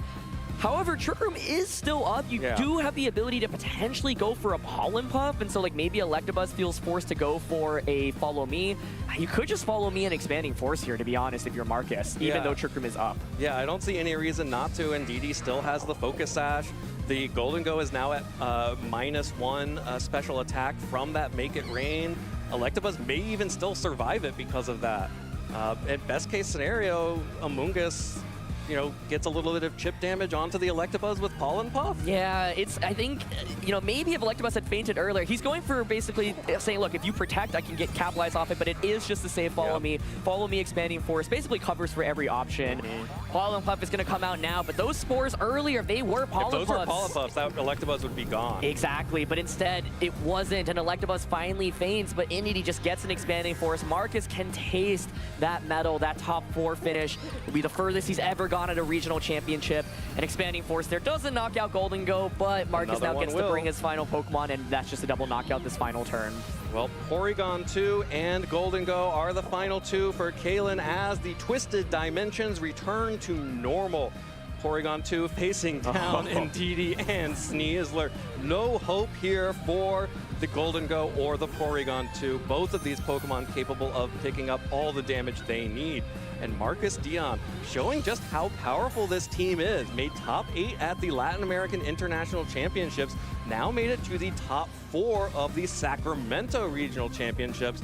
And we'll be facing off against Carson Confer, who is also running the variant of this team. Yeah, and of course the game's not over yet, but at this point, Close Combat plus Expanding Force covers for every combination of attacks that Kalen can go for. There's no defensive Terra on either that gets you out of this, and Marcus has just distributed damage so well here. You see Kalen knows this game is toast, and so going with one final hoorah, but Close Combat comes out, and we'll see a double knockout here. That's a KO from the Sneasler onto Porygon, and Expanding Force to get the KO on Golden Go, and that is a win for Marcus Dion. 2-0, making his way to the top 4. Really impressive play here. Electabuzz Ursaluna as a lead combination feels like so few people have found answers to it. So we'll finally roll the tape. Golden Go will finally fame, but it basically was in writing a couple of turns ago. And I think I'm really, really impressed by this lead combination. I think normally when people see this team, they're thinking, okay, you have to lead Talonflame Ursaluna because your Ursaluna is going to be kind of slow. But turns out Electro Web on Electabuzz and Taunt unlocks a completely new way to play this combination and support Ursaluna. Absolutely. Sometimes we've been seeing Thunderbolt on Electabuzz for a little bit more damage output, but it isn't enough damage output. I guess maybe if you're extremely afraid of rain teams and you need to get more damage onto like Basculegion, but that feels so much more narrowly defined than Electro Web, basically offering you the ability to get a +1 speed boost on your opponent. Yeah, and it's crazy how fast Electabuzz is too. You forget about that. Like, it is such a amazing tool for so many different reasons, and we saw how important Vital Spirit was in that game, the immunity to Spore. Yeah, this is why Electabuzz is here. Yes, exactly. And Ursaluna, just like, you know, Marcus was always kind of going for the safe play. Wasn't going for any crazy predictions, saying, look, I'm just going to go for the Blood Moon on your Incineroar. I don't need to predict a Earth Power, and I want to cover for your Grass Terra. This turn, you know, Kalen tries to find a spot to get back into the game, but I think the scary thing was that Marcus basically felt like he had the pressure the entire time. Kalen was constantly trying to respond to this pressure. He did set up Trick Room, but has this awkward dance where the Golden Go under Trick Room is still going to be threatened by the Ursaluna from the opposing side, and Electabuzz just offering so much support. It's looked incredible, and there's a reason why there were 5 Electabuzzes in top 8, as we see. Oh yeah, Marcus knows. He knows. Marcus knows. Marcus knows.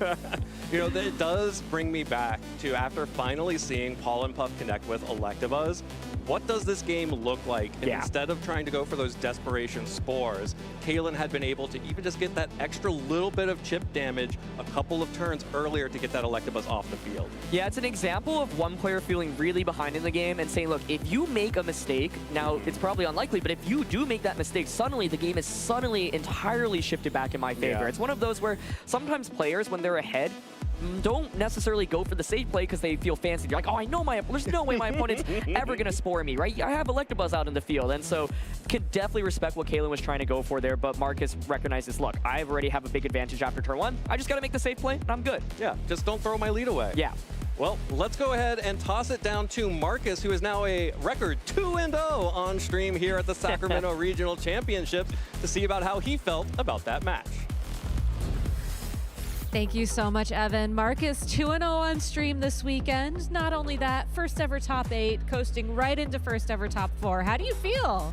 Words can't describe. I feel very, very, very good. I came into this weekend tilted after LAIC, and now I'm in top 4 of a regional, so I'm very happy right now. It just goes to show you that anything can happen in Pokemon. I mean, I know Evan got to talk to you yesterday, so forgive me if I'm asking you something that he did, but how did you adjust after LAIC to prepare for this tournament and to just, try and get your mind in the right place? So I had a lot of friends who were supporting me, helping me with the mindset thing. I basically just played a lot of games. Carson and I worked really, really hard together to play a lot of games between the two of us. And I mean, the two of us are currently in top 4, about to play each other. So it's working out. If it ain't broke, don't fix it. What was the other thing that you said yesterday? Terra Normal, Blood Moon on Ursaluna? I love clicking Terra Normal Blood Moon. I didn't. So there's some guys who have played this archetype before.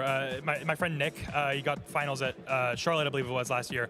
But after going 8-0 yesterday, I basically just sent a message like, man, I get it now. I understand. This button is so cool. This Pokemon's awesome. Ooh. I mean, it's working out very, very well for you. Do you think you'll try Blood Moon Ursaluna again in the future? I mean, after this, maybe. I don't know. This is very much Carson and I very much looked at this team as a meta call going into the event. Yeah. Kind of along the lines of hey, we know this team exists. We know this team has done well before. We think that this team is well positioned at the moment to make deep runs in tournaments. And, yeah, here we are. It's literally the definition of a deep run, I think, right here. Yeah. So I know that you mentioned your building group. You mentioned, you both are running the same team. And I think there were a couple other people running the team this weekend as well, right?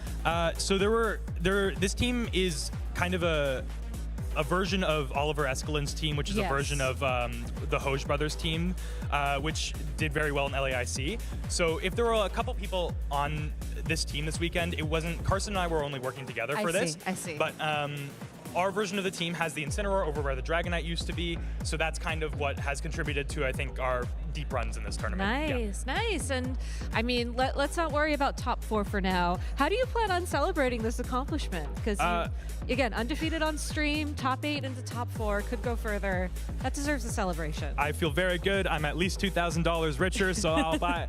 I mean, my flight's out tonight, but next time I see my friends, next time I see Carson, I'll buy dinner. It's everything. I'm very happy. I'm gonna celebrate very hard when I get onto my 9-hour flight home. So. I feel you on that, actually. Marcus, thank you so much for your time. Do you have any shout outs you want to give to anybody at home? Yeah, so my family is watching this. My mother, my sister, my father, much more family members are watching. Thank you so much for supporting me in all of this.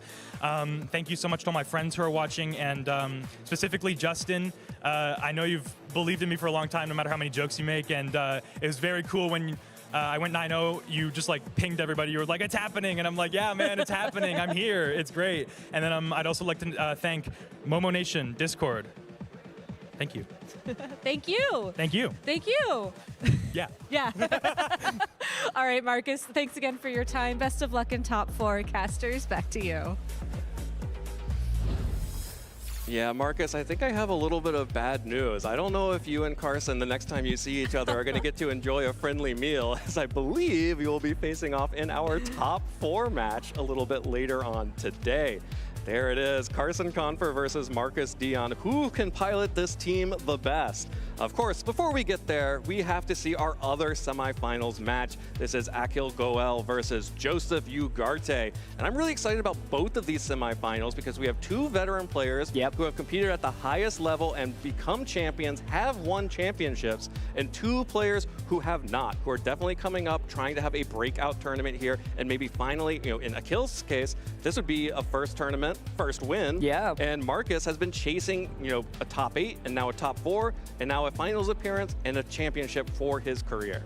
And let's not forget, Joe got second at regionals earlier this year, losing to Andrew Zhang in the finals. He's rocking a very similar team composition. And when Joe won regionals a couple seasons ago, I think he was like 2 second place finishes into a first place finish. And so we'll see if he's going to be able to accomplish that once again. He has been now able to slay multiple Rain teams with his Sun Core, not using that Charizard, using Typhlosion instead. But it's not going to be Rain on the opposing side for him in this matchup. Yeah, there actually will be no weather contested on the other side for Akil Goel. Akil will be just using that same sort of Garchomp Corviknight core that we've been seeing out of some of our players like Nils, like Len, like Alberto. And that's a kind of a matchup that you may not be too excited about to see Sun on the other side without the support of the Tyranitar to help manage the weather. Yeah, Jumpluff, a Pokemon that is so instrumental on these Sun teams as well. When you land those Sleep Powders, it can just feel like the absolute best Pokemon in the format for all of the support that it offers. And so Joe, of course, has this really oppressive combination of Jumpluff, Torkoal, Hisuian, Typhlosion. They just all do so much damage. And so the question is, can Akil deal with all of the damage quickly enough, right? Because his team is really defensive. We saw how that top 8 set played. It was one of the longest sets we've seen on stream the entire time. It works well when you're facing against opposing Pokemon that you can easily switch moves into, but here, you know, something like a Choice Specs, Fire, Terra, Eruption from Typhlosion in the Sun, even your Incineroar, even your, you know, Fire, Terra, Corviknight, still going to take decent damage from that. Yeah, nothing wants to switch into that. Yeah. Nothing wants to have anything to do with that. And I think the other really important thing to mention about Joe's team, especially as relates to Marco's team, which won the Latin American International Championships, is that there is more diverse offense on Joe's team. Instead of going for that Porygon 2 Trick Room mode that Marco had, we actually just have 3 more attackers. We have a Dragonite with that loaded dice, we have a Garchomp with the Life Orb, and we have the Assault Vest King Gambit, all of which can be mix-ups if you over-prepare for a Sun mode.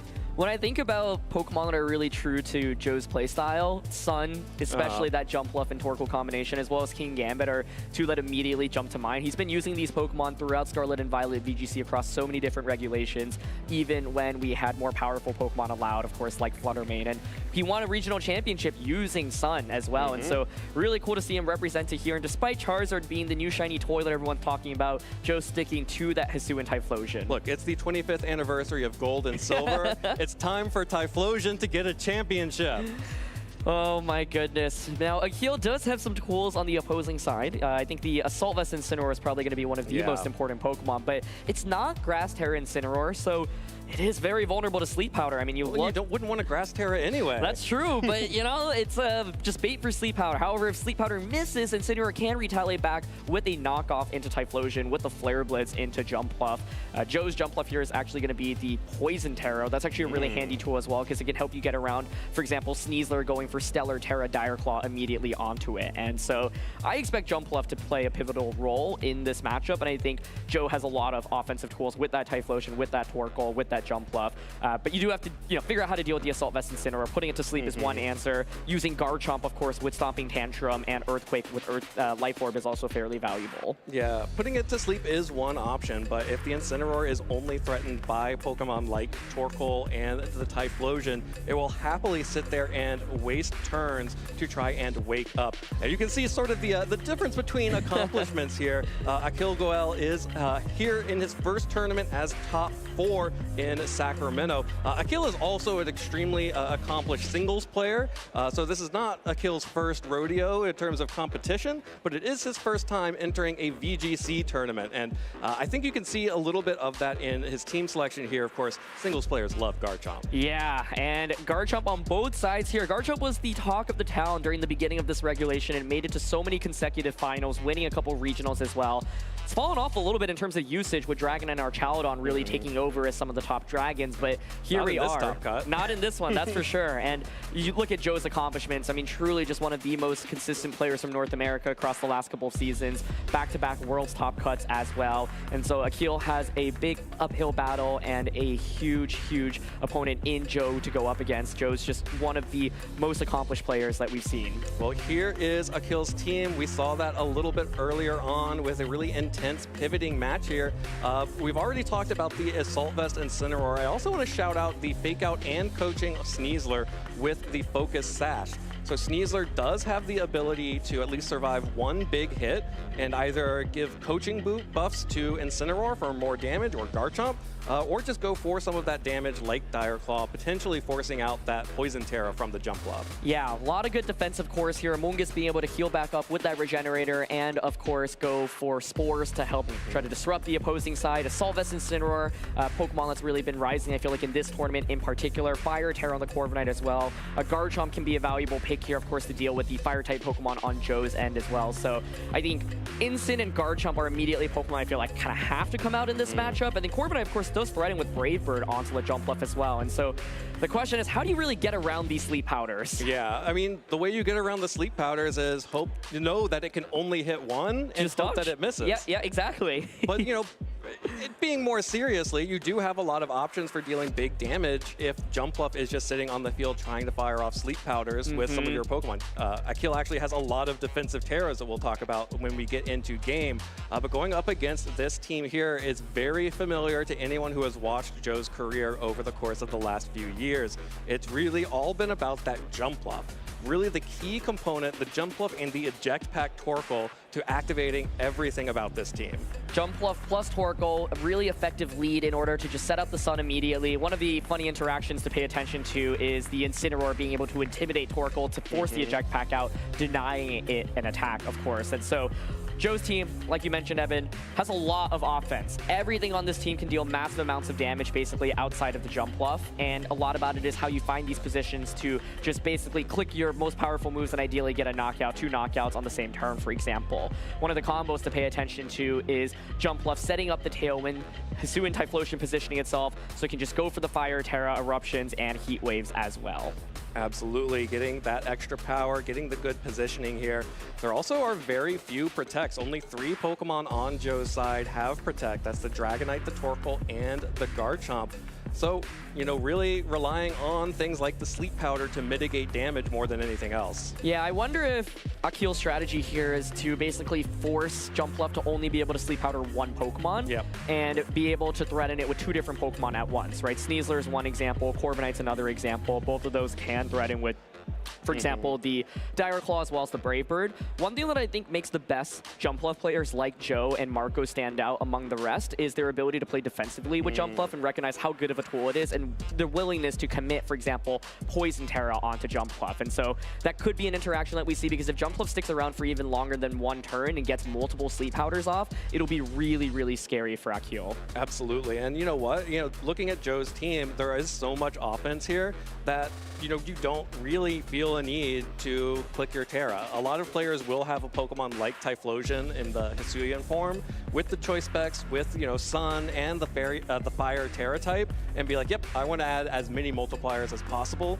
Saving that for a defensive pivot there for Jump Bluff to set that Pokemon up is what makes Joe such a strong player with this team. Well, let's see. Joe will bring the fire here with Sun, and Akio has a lot of potential defensive responses. Water Terra Amoonguss, Fire Terra Corviknight, Assault Vest Incineroar, and here we go. It is going to be Jump Bluff and Torkoal hitting the field. Okay, so leading with Jump Bluff and Torkoal for Joe up against Sneasler and Amoonguss. So Amoonguss actually coming out here not necessarily immediately threatened because it can spore the Torkoal.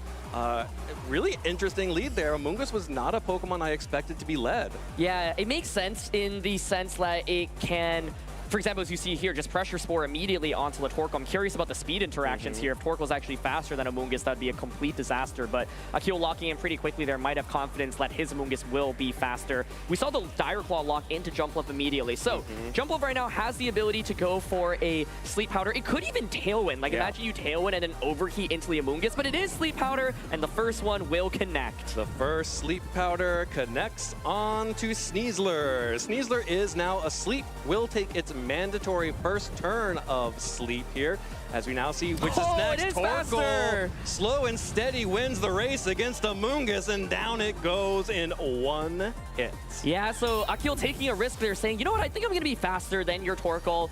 And if I am, this is great. I don't even have to expand my Terra in order to accomplish it, but learn some critical information there. This is the dream scenario for Joe. Not only do you neutralize the Sneasler, but you get a free switch in. Hisuian Typhlosion right now, potentially a Pokemon that can come in. And there it is, the living legend. Come on in, Typhlosion on the field, ready to start burning up the field. So you do have the Garchomp and the Incineroar. These are two of the most important Pokemon in at least surviving, for example, an eruption from the Typhlosion's end. But what do you go out into? If it's the Garchomp there, you are still vulnerable to either getting hit by a Sleep Powder or, of course, Tailwind into Fire Tera Eruption, which will still do a lot of damage. So. And same is true for Incineroar. Yeah, exactly. Yeah, I think like, you know, Sneasler at least has taken a turn of sleep. Incineroar here does threaten both of these Pokemon with the knockout. You can Flare Blitz into Jumpluff, you can knock off into the Typhlosion, but with the Incineroar coming out here, you're really, really hoping for a Sleep Powder miss. Well, here is Incineroar on the field. Jumpluff and Typhlosion staring down the Sneasler and Incineroar. Like you mentioned, Sneasler has taken its mandatory turn of sleep, so can wake up this turn, and it will be able to survive one attack thanks to the Focus Sash. Akil really needs this Pokemon to wake up. Yeah, the question now for Joe is, do you go for the Sleep Powder into the Incineroar, or do you kind of go for the offense with Typhlosion? Say, look, I have a guaranteed Tailwind right now. I can Tailwind Fire Tera Eruption, or you don't even have to commit your Tera if you're worried about instant predicting the Tera and going for a Fake Out onto that slot, for example. But it is going to be the Tera commitment here, and I think it makes sense. Joe is like, look, I already have a huge lead in this game. Let me just get more guaranteed damage right now. Yeah, as much damage as possible. Typhlosion will terrestrialize, being much more like the original Typhlosion, a pure fire type, and Jumpluff does set the Tailwind. That means that this Typhlosion will be able to move before both of these Pokemon will definitely bring Sneasler down to Focus Sash. We need to see how much this does to Incineroar. A 2-hit KO to Assault Vest Incineroar?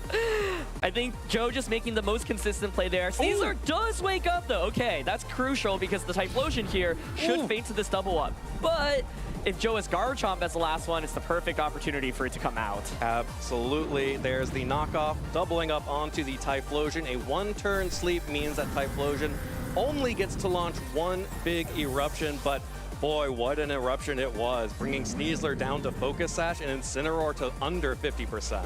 Now the crucial question is, what is Joe's fourth Pokemon? It actually is the King Gambit, so Garchomp, I think, would have been so perfect for this position. Happy to just launch those Earthquakes out, but King Gambit, still not a bad bring. Of course, it pressures with a lot of different attacks. You've got Low Kick into the Incineroar, you've got Sucker Punch into the Sneasler. This Jumpluff actually does have offense as well. It's not like the 4 support move Jumpluff. So you've got the Leaf Storm on it to actually finish off the Sneasler, and you have the threat of Encore, for example, onto Incineroar. Yeah, so this Incineroar would threaten the King Gambit and the Jumpluff with Flare Blitz, but if it just gets knocked into knockoff, then King Gambit will be happy to sit in front of it. Yeah. Same for Dire Claw on Sneasler. Exactly. And okay, there it is. Yeah, the Ghost Tera here. So trying to go all in on this play, saying, look, I'm just going to try to knock out your King Gambit. You have already committed the Tera here. Yep, you cannot defend against my Flare Blitz if I get a chance to use them. There's either the option of Encore to prevent that from happening or Sleep Powder still. Of course, Sleep Powder, the less consistent version of stopping that, but will just be a Sucker Punch into the Sneasler. Sneasler goes down there. Of course, 1 hit point is not enough to survive any attacks from King Gambit, and there is the Encore, forcing Incin into the knockoff. Yeah, really safe play there by Joe. There was a potential opportunity of like coaching to get around the King Gambit, for example, going for that Sucker Punch or then maybe switching out, but locking the Incineroar here puts it into a really tough slot because now you, of course, have baited out the Tera. You can just go for a Sucker Punch onto that slot, Sleep Powder into the Garchomp. Yep.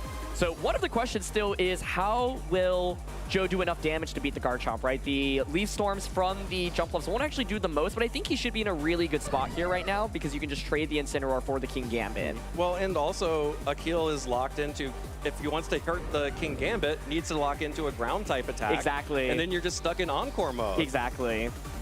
So Encore, honestly, such a big tool here, and Sleep Powder does connect as well. No, critically, no Sucker Punch coming out, yeah. So just a Sleep Powder into Garchomp. Garchomp is now asleep. King Gambit faster than Incin, gets the Assurance off, and doesn't need a Sucker Punch, doesn't need the priority. We'll just knock it out cleanly.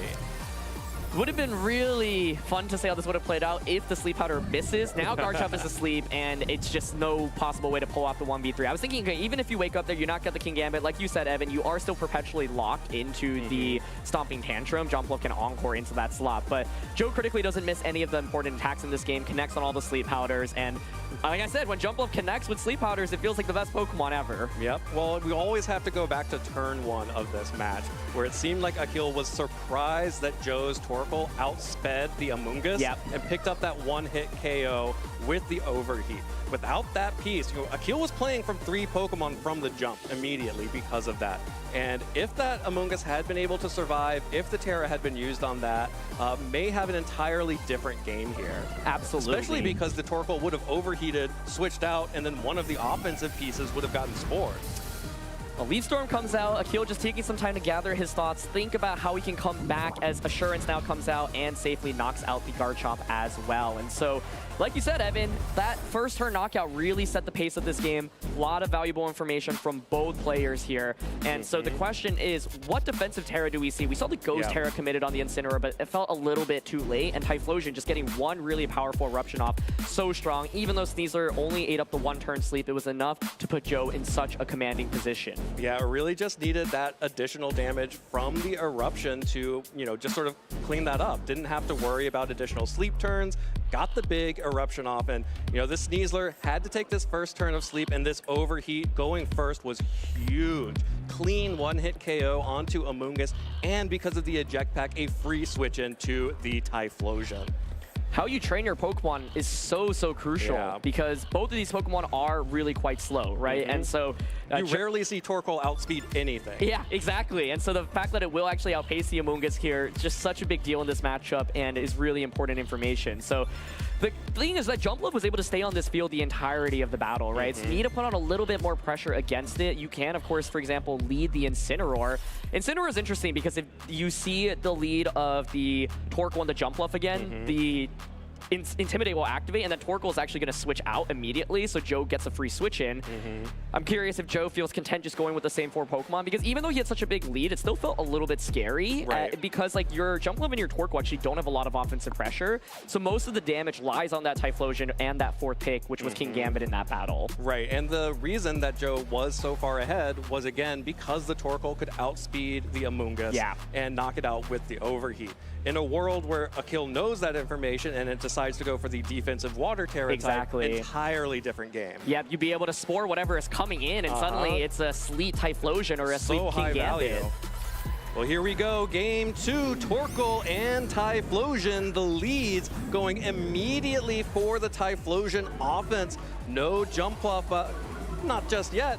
Torkoal, however, will be able to set the sun, and then thanks to that Intimidate, bye-bye. Let's get something else in here. I like the adjustment here from both ends. I think Joe gets the better end of the trade. Akil trying to adjust to the lead that we saw in Game 1, but this is the dream for Joe. Torkoal is just out immediately. You get Typhlosion out, and now Jumpluff can just come out immediately, has that Covert Cloak, but it's actually going to be King Gambit. Okay. I wonder if that means that Jumpluff is not brought here for Joe, which would be leaving a huge piece at home. But King Gambit and Typhlosion both threaten big damage as an offensive threat, but now suddenly Sneasler is the fastest thing on the field. Akil has the speed advantage for the first time. Yeah, and let's not forget, neither of these Pokemon on Joe's end can actually protect either, right? So you're threatened by close combat onto the King Gambit, you're threatened by knockoff onto the Typhlosion as well, and so I am really curious. I feel like if Jumpluff were in the back, he certainly should have come out there, because then you just pressure with Sleep Powder and damage immediately. So this is going to be a really interesting first turn, because Akil actually has a good bit of offensive pressure. There's the Dire Claw Hover, trying to predict a potential Terra from King Gambit. You can double up onto that slot.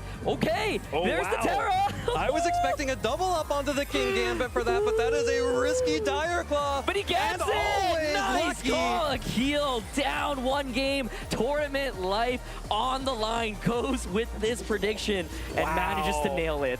Wow, goes for the raw Dire Claw into King Gambit, deals good damage, but Typhlosion will be able to fire back with an Eruption.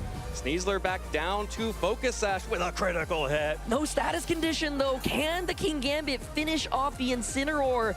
It's going to be the knockoff first, though, so Typhlosion will faint. That's a crucial piece of Joe's damage immediately out of the way. Yeah, huge piece of Joe's offensive threat off the field. No choice specs for the Typhlosion. The low kick from King Gambit connects onto Ensign and does not pick up the KO. 15 hit points remain for Akil's Incineroar. Oh, Jumpluff is there! And Jumpluff has been hiding in the back, waiting for all of Akil's Pokemon to just be softened up for the KOs. Okay, this is really interesting because this is what we were talking about going into game 2. So much of your damage comes from Kingambit and Typhlosion. Yes, both of these Pokemon are really, really low. The question is, will it be enough? Jumpluff right now, pressure Sleep Powder onto either slot. You could Leaf Storm as well, which will finish off the Sneasler for sure. You've got the Sucker Punch pressure from the Kingambit, but it's going to be a pivot here. Amoonguss, really, really nice switch in. Amoonguss looking so much better in game 2 with Typhlosion off the field. Kingambit does connect the Sucker Punch onto Incineroar, however, and will get the KO. That's enough damage to knock out that Incineroar. And the Leaf Storm from Jumpluff will also deal, again, this Jumpluff can deal some damage. Not a lot, but some. Yeah, exactly. Amoonguss now in a prime position to come out, though, and click that Spore, of course, into the Kingambit slot. However, one of the other interesting questions is, how does Akil do enough damage? You can't really use your ground-type damage into Kingambit or Jumpluff, so you've got to click a couple of Dragon Claws. And so right now you're vulnerable to getting put to sleep by the Jumpluff from the opposing end. If you protect in front of the Jumpluff, it will be able to Encore you. So Amoonguss gets the guaranteed sleep. I think now Joe really needs to land a couple of Sleep Powders and hope for not early wake-ups immediately. Absolutely, and this Garchomp is going to need to deal some damage. The Sneasler at 1 hit point can deal damage if that Kingambit is off the field and the sun is down for Jumpluff. Crucially, Akil still has Terastallization available for his Pokemon. One of the other things is because it's Assurance on the Kingambit, if you take your Life Orb damage, you'll actually get hurt by the Assurance. And so it's just the Leaf Storm, no Sleep Powder there. Joe's saying, I want you to attack me. I want to get that Assurance and just knock you out. Does not get baited into it, though. And Akil here going for a very safe play of Protect and Spore. However, now you're vulnerable to Encore on the Garchomp slot. Yeah, well, the Amoonguss does also have the ability to go for Rage Powder. Oh, but Jumpluff is a Grass type. Exactly. Here, however, is one handy thing about the Amoonguss. You've got Sludge Bombs. You actually deal damage. So now it's finally time to start dealing damage here. I think Akil setting himself really up for success in this game. Sneasler coming out as a pivot, it can get sniped off right now by a Leaf Storm, which would leave Akil down to his final 2 Pokemon. Well, Joe looks happy about that switch as Sneasler is back out on the field with 1 hit point and a dream. Actually encoring the Amoonguss, locking it into Spore, which will do nothing to this Jumpluff. That's a huge, huge call there. Yeah. The Spore just means that now Amoonguss is in such an awkward position, and now what do? You want to switch it out probably, but if the Garchomp switches in, it's vulnerable to Sleep Powder onto that slot. Oh, this is so tense. Akil just doesn't have damage right now. That was a huge call by Joe. If you go for the target onto the Garchomp side, Amoonguss locks into that Sludge Bomb, you can start finally dealing all the damage that you need in this game. But now it's a really awkward position for Akil. He knows if he switches out Amoonguss and Garchomp gets put to sleep, he's going to be in a really tough spot. Absolutely. What a call there from Joe, knowing that Akil was going to be treating the Garchomp as the main offensive threat, but correctly identifying Amoonguss as the scariest thing on the field with these 2 flying type Pokemon staring down the Garchomp. Akil goes for the switch to bring Garchomp in. This is risky. Is it Sleep Powder? Is this Sleep Powder going to happen? Sneasler at least gets some damage before going down. Leaf Storm! It misses! Sneasler avoids the Leaf Storm! The fake out, though, was already in play and connects with the Kingambit. A huge turn, though. Not only is it not Sleep Powder, but it's also Leaf Storm, and it misses Sneasler. So being able to switch is so valuable to break out of these Encores. And oh boy, we've got the coaching into Dragon Claw Hover, trying to just get the knockout into Kingambit. Coach Sneasler, give Garchomp a pep talk here. Kingambit is still asleep, gets the full sleep turns as Coach Sneasler boosts Garchomp attack and defense. And now the Jumpluff will connect the Sleep Powder. However, getting that defense boost is really big for Garchomp stalling out these turns of sleep. Yeah, such a big deal here because now you could probably survive something like a Leaf Storm plus an Assurance combination. Sneasler still, of course, able to go for another coaching as well. So Sleep Powders have not missed so far. I didn't know you put that out into the world. A single miss, and I think Akil probably just ends up walking away with the win in this game. So, still anyone's game. Now the question is, will Garchomp eat another turn of sleep? It's already taken 1 turn, but of course it can still stay asleep for 2 turns or 3 turns. But it's just Dire Claw into the Jump Bluff, and that's a one-hit knockout. A one-hit knockout onto the Jump Bluff. Jump Bluff is down. No more sleep for Joe. Sneasler picking that up with 1 HP. And Garchomp is not ready to go home. KO on King Gambit. And it is just Torkoal Akil bringing this game back, giving us a set. Oh, this has been so fun to watch. I really wonder how this would have played out if the Jump Bluff hit the field in the beginning of the game. But Joe may be a little bit scared to just rely on Sleep Powder so early on. If the Sleep Powder had nailed the Garchomp as it switched in, also would have put Joe in a better position. But now it's just this Torkoal against the world. And this is the downside of Torkoal, right? Torkoal's main job is to set up the Sun and maybe deal with the Mungus here. Yep. But it can't do anything by itself in an endgame. Yep. Torkoal goes down there. Akil Goel defeating Joe Ugarte in that second game pushes us to a 3rd game here. This will decide who makes it into the finals of our tournament, who will have a shot at becoming the champion here in Sacramento. The lead is what I'm really curious about going into Game 3 because we saw both players adjust a little bit going into Game 2. So the new lead for Joe to respond to is, okay, I've seen that you're willing to go with this Incineroar combination, Incineroar plus Sneasler. And so Garchomp is a Pokemon that has not come out from Joe's end yet. But Akil is not bringing that Corviknight, so a Life Orb Garchomp with Earthquake next to that Jump Bluff can be a lot more impressive potentially than that King Gambit. So I think that's one potential adjustment that Joe can make. Absolutely, and I think another thing to be aware of is that Akil did still bring the Amoonguss in the back. Yep. That was really important to be able to target down the Fire-type Pokemon like the Typhlosion and keep that Torkoal off the field so that Amoonguss actually got to do something this game. Really nice call out with that Dire Claw on turn 1 as well, just getting the damage into King Gambit. And so you could, of course, lead the King Gambit here if you expect Incineroar being led again to get the Defiant boost immediately, but you are still vulnerable to just eating up something like Fake Out plus Close Combat or Dire Claw, and then something like coaching into Flare Blitz onto the King Gambit slot. And so we'll have to see how Joe adjusts because it feels like Akil's found this nice combination of Incineroar plus Sneasler as a lead combo. Akil has found some tools that work for him. Joe now needs to adapt for this Game 3. Back to the basics. Torkoal and Jump Bluff lead against Sneasler and Incineroar. So once again, the Torkoal will set the Sun and then bounce. But unlike last time where it was Torkoal and the Typhlosion, and then the King Gambit came in, now the Jump Bluff is going to be paired with whatever Pokemon Joe brings in. So it could be Typhlosion here. I think Garchomp, if it is an adjustment, could come out, and there it is. Garchomp hits the field. That's why you're the GOAT, Aaron. Here comes Garchomp to immediately threaten ground-type damage onto Sneasler and Incineroar. But the Jump Bluff now has the option of going for either Sleep Powder or for Tailwind to give that Garchomp the speed advantage. And both of these Pokemon have Fake Out, so you can Fake Out here and just Flare Blitz, for example. So will that first Sleep Powder connect if Jump Bluff goes for it? You could opt to Tailwind, but then you'd be giving up your Jump Bluff immediately. You can also Fake Out and Dire Claw with the other one. Which one is it going to be? It doesn't matter because Joe is retreating Jump Bluff. Sees that he would have to play a 50-50 to guess if that Jump Bluff would be able to go down. There is the Torkoal as Sneasler fakes out the Garchomp this time around. The Rough Skin will break the Focus Sash for Sneasler as Garchomp flinches here. Now Incineroar gets the Flare Blitz but hits the Torkoal, which is able to take that hit. Whoa, okay, so not wanting to opt into any Sleep Powder misses, decides to take a more conservative route. Akil going for the big play of just making sure Garchomp's gonna flinch. Yes, you break your Focus Sash, but you can see Joe didn't protect there. And here we go, Stellar Terra. It could just be Stellar Terra close combat into the Garchomp slot. Who knows their Stellar Terra calcs? Whoa, my guess is it knocks out if Garchomp doesn't have bulk, so you can go for this. But then the question is, like, what if Garchomp protects? What if it switches out? Then it can be an overheat into the Sneasler slot. So this is a big call out.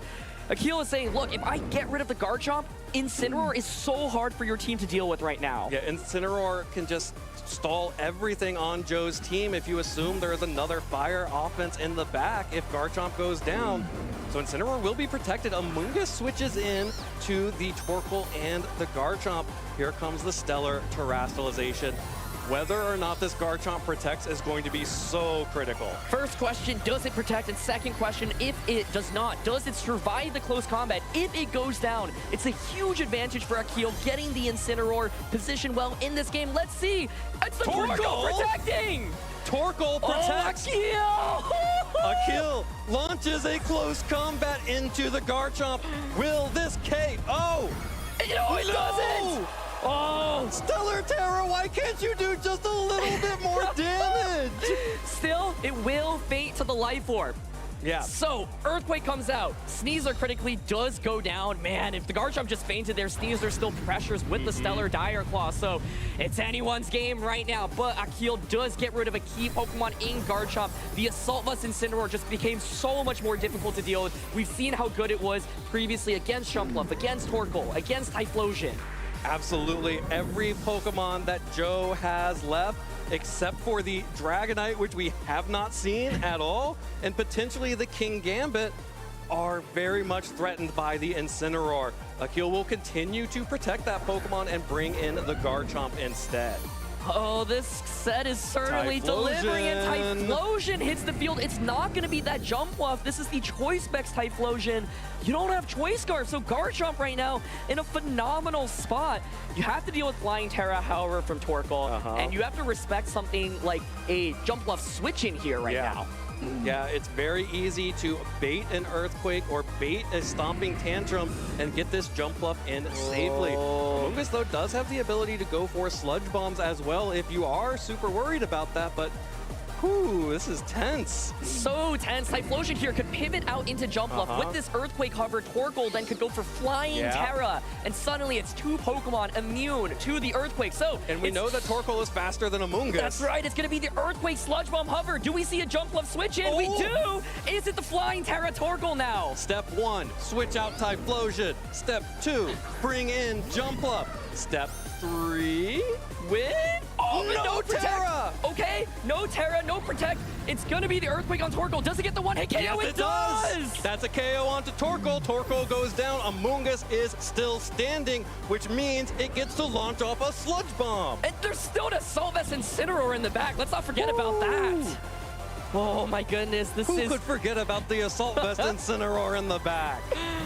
Oh, Incineroar is still waiting. Sun is slowly expiring, and this Jumpluff does not have Sunny Day, crucially, as well. So, 2 turns of Sun left. Once the Sun expires, Typhlosion's damage output will drastically be reduced. There's the Stomping Tantrum hover here, so if you're Joe, you could just go for the Tailwind into the Fire Terra Eruption.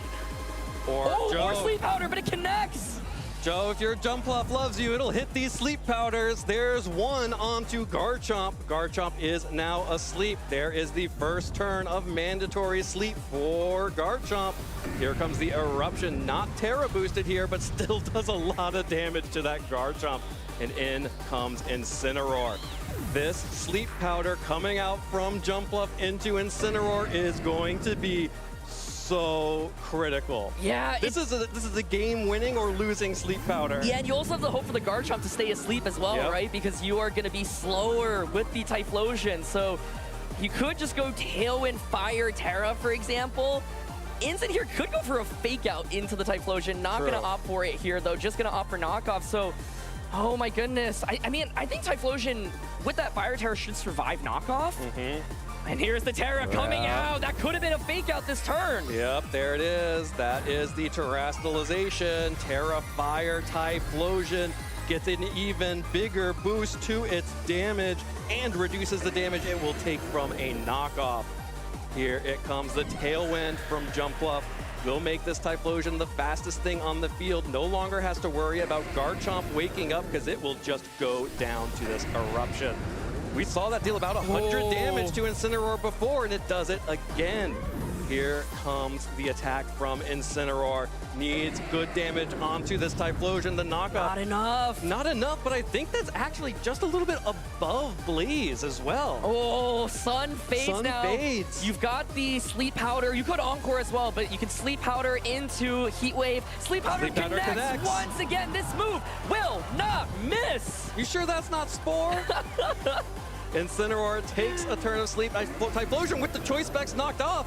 Gets to go for the overheat instead of eruption. That's going to deal better damage to Incineroar. 15 hit points. A critical hit onto Incineroar. And Incineroar has to take a turn of sleep. And all Joe needs is 15 damage. You have Leaf Storm on Jump Up, and you have every other option on Typhlosion. Oh, Akil put up such a good fight, and none of the moves miss here in the end game. Every sleep powder lands, and Joe is going to advance on to the finals in such an exhilarating set. Ooh, yeah. I want to know what Joe's heart rate is like after watching all those sleep powders connect. It's tough because I think Akil made all the right decisions in that one as well. And if a single sleep powder misses either onto the Incineroar or onto the Garchomp, then it's a different game. The one on Garchomp was so crucial. If you miss right there, boom, that's it. Garchomp just gets the knockout in return. Yeah. What we've learned is that Joe's Jumpluff in the clutch will always come through for him. And there was the opportunity to go for Fake Out with Incineroar, but it's such a high-risk play, right? Because first you'd be clicking Fake Out onto a Typhlosion, calling out the Terra, and then once you go for Fake Out, you are, could potentially just get Encore trapped, right? So it makes sense for Akil to just lean into the knockoff instead.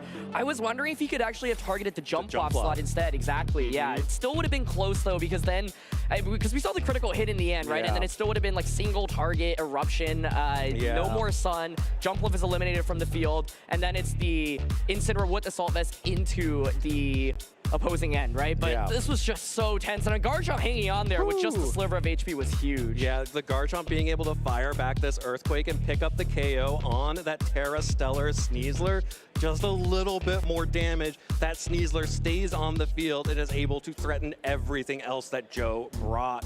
Of course, the Garchomp on Akil's side also was dealing good damage as well, but with multiple opportunities to wake up, failed to do so. Sleep powder, oh man, I'm trying to remember the last time I've seen it miss in a crucial moment in these high intensity matches we've had on stream. Well, wait for the finals. Joe now making it to another finals. If history is any indication, this would be the second finals appearance. Yep. Which means look out for Joe in Toronto. Well, Akil put up such a good fight. I cannot believe this was his first regionals of the season, and I believe second regionals overall ever after finishing maybe it was 6-3 in Los Angeles last year. I mean, his level of playing, right? Like the predictions going for Dire Claw into King Gambit on turn 1 of the game. So impressive. And this game really came down to a couple point flips with Sleep Powder. Absolutely. This was a razor's edge. And unfortunately for Akil, that just means that Joe got the better end of it just barely to make it into the finals. Really excited to see how Akil will perform at other events in the future because that was an exceptional set. I can't wait to watch Akil continue to play in VGC, and really props to them for building up this team and adapting it throughout the last couple of weeks and using a lot of fun tools. Just really one of the most impressive breakout performances I can really recall from this season. And for Joe, of course, the veteran, he's in yet another regional finals, looking to secure first place after getting second just a couple of weekends ago. Absolutely. Well, Joe will be our first finalist here in Sacramento, and we need to find out who the next one will be. And now we've let Scott and Dewey take a little bit of a breather, but they'll be right back after this to figure out what our next finalist will be.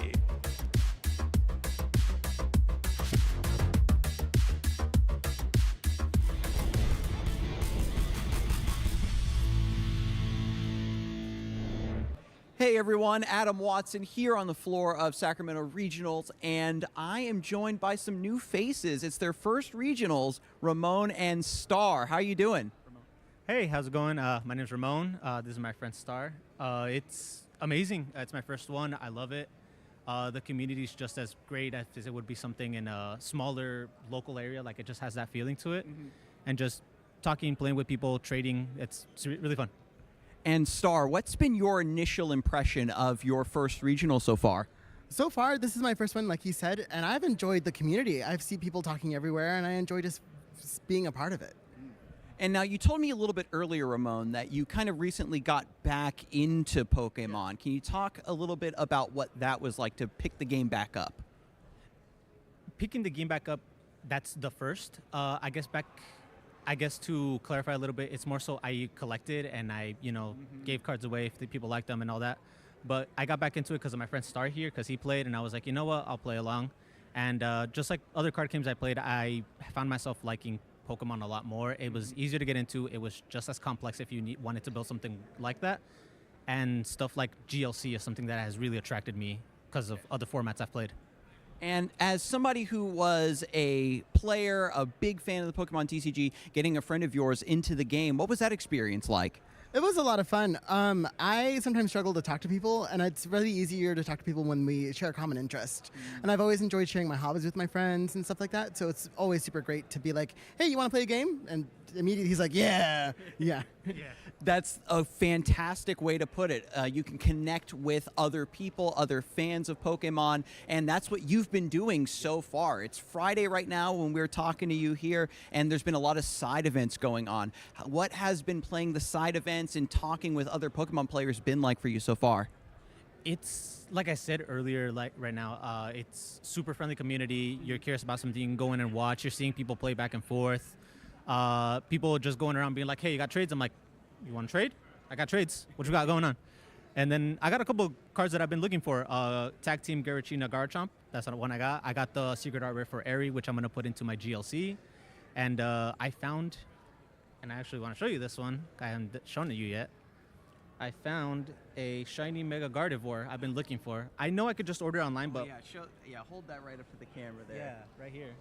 So I know I could just order online, but where's the adventure in that? The thrill of the hunt. I know that there's a lot of Pokemon collectors in the audience right now that are loving that you picked up that card. And when you're playing inside events, when you're collecting cards, what's a moment today that's really stuck out to you, Star? It's honestly, so I'm visiting from Colorado. So it's honestly just nice to see people from my state playing and stuff like that. We were a little late to register for anything, but it was really refreshing to see people, so many people enjoying the side events and being able to talk to them about what it was like competing, because I do plan on going to more regionals. I'm really happy to hear that you plan on going to more regionals. You know, you go to one, you take that plunge, and then you get bitten by the bug, right? Yeah. And do you have any, now since this is your first regional, you've been really enjoying yourself today, there's going to be people in the audience that maybe want to show up to their first regional. What advice do you have for them? Ooh, okay. So maybe in preparation or how to sign up, like what do you wish you knew preparing for this regional? How big it was going to be. I knew it was going to be big, but hearing how there's going to be, 1,400 people tomorrow competing? 2,400 people competing. That's a little scary, but I mean, I guess for people wanting to get in, know what you want to play, know how you want to play it, and coming in fully expecting to just have fun at the end of the day, really. I want to win, don't get me wrong, but at the end of the day, I'm here and I want to have fun, and it's just day zero and I'm having fun. And what about you, Star? Any advice for somebody who's going to be attending their first regional?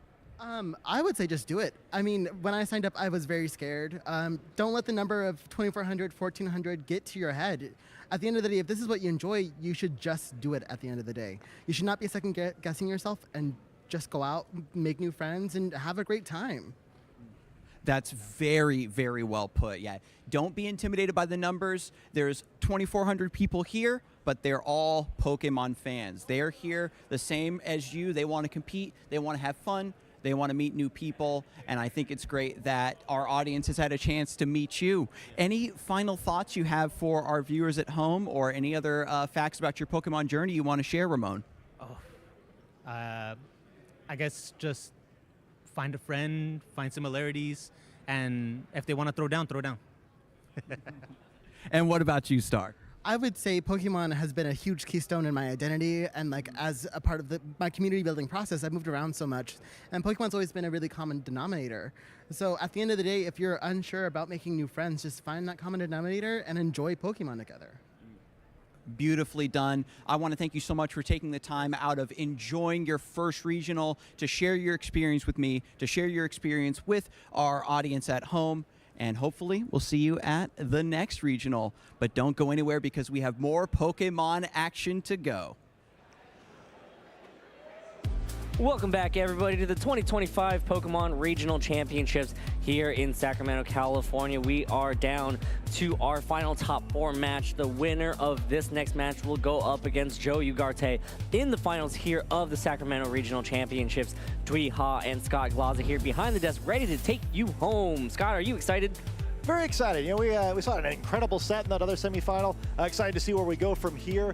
Should be very interesting to watch as we see a match between two teams that are more identical than the last. Both players are already seeded. Let's take a quick look at the bracket. We just watched Akil Goel versus Joe Ugarte. Joe Ugarte taking that in an exciting fashion in 3 games. Now we go to the other side of the bracket. Carson Confer versus Marcus Dion. Both players running the exact same 6 Pokemon.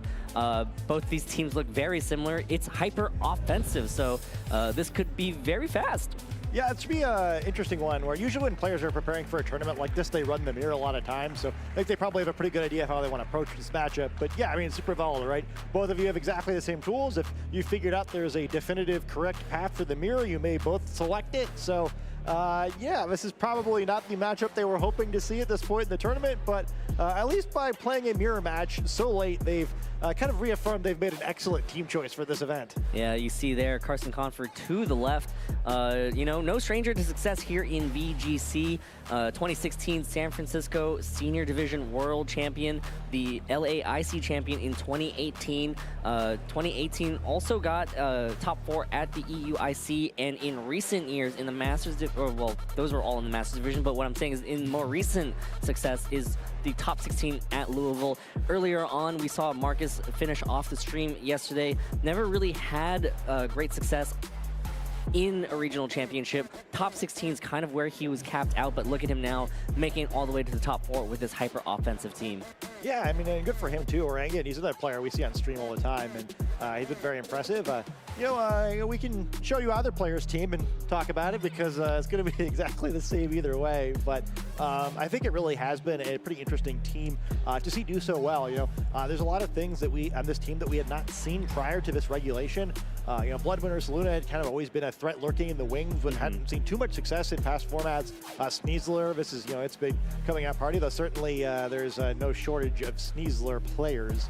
You know, the male Indeedee had basically just been a total nothing burger until this format, and even Electabuzz, you know, players had tried it way back in, I think, the end of 2013, like post-Worlds, and I remember I ran into it like 2 rounds in a row at the last regional that year, and just felt like it was a free win both times. Certainly not a free win now.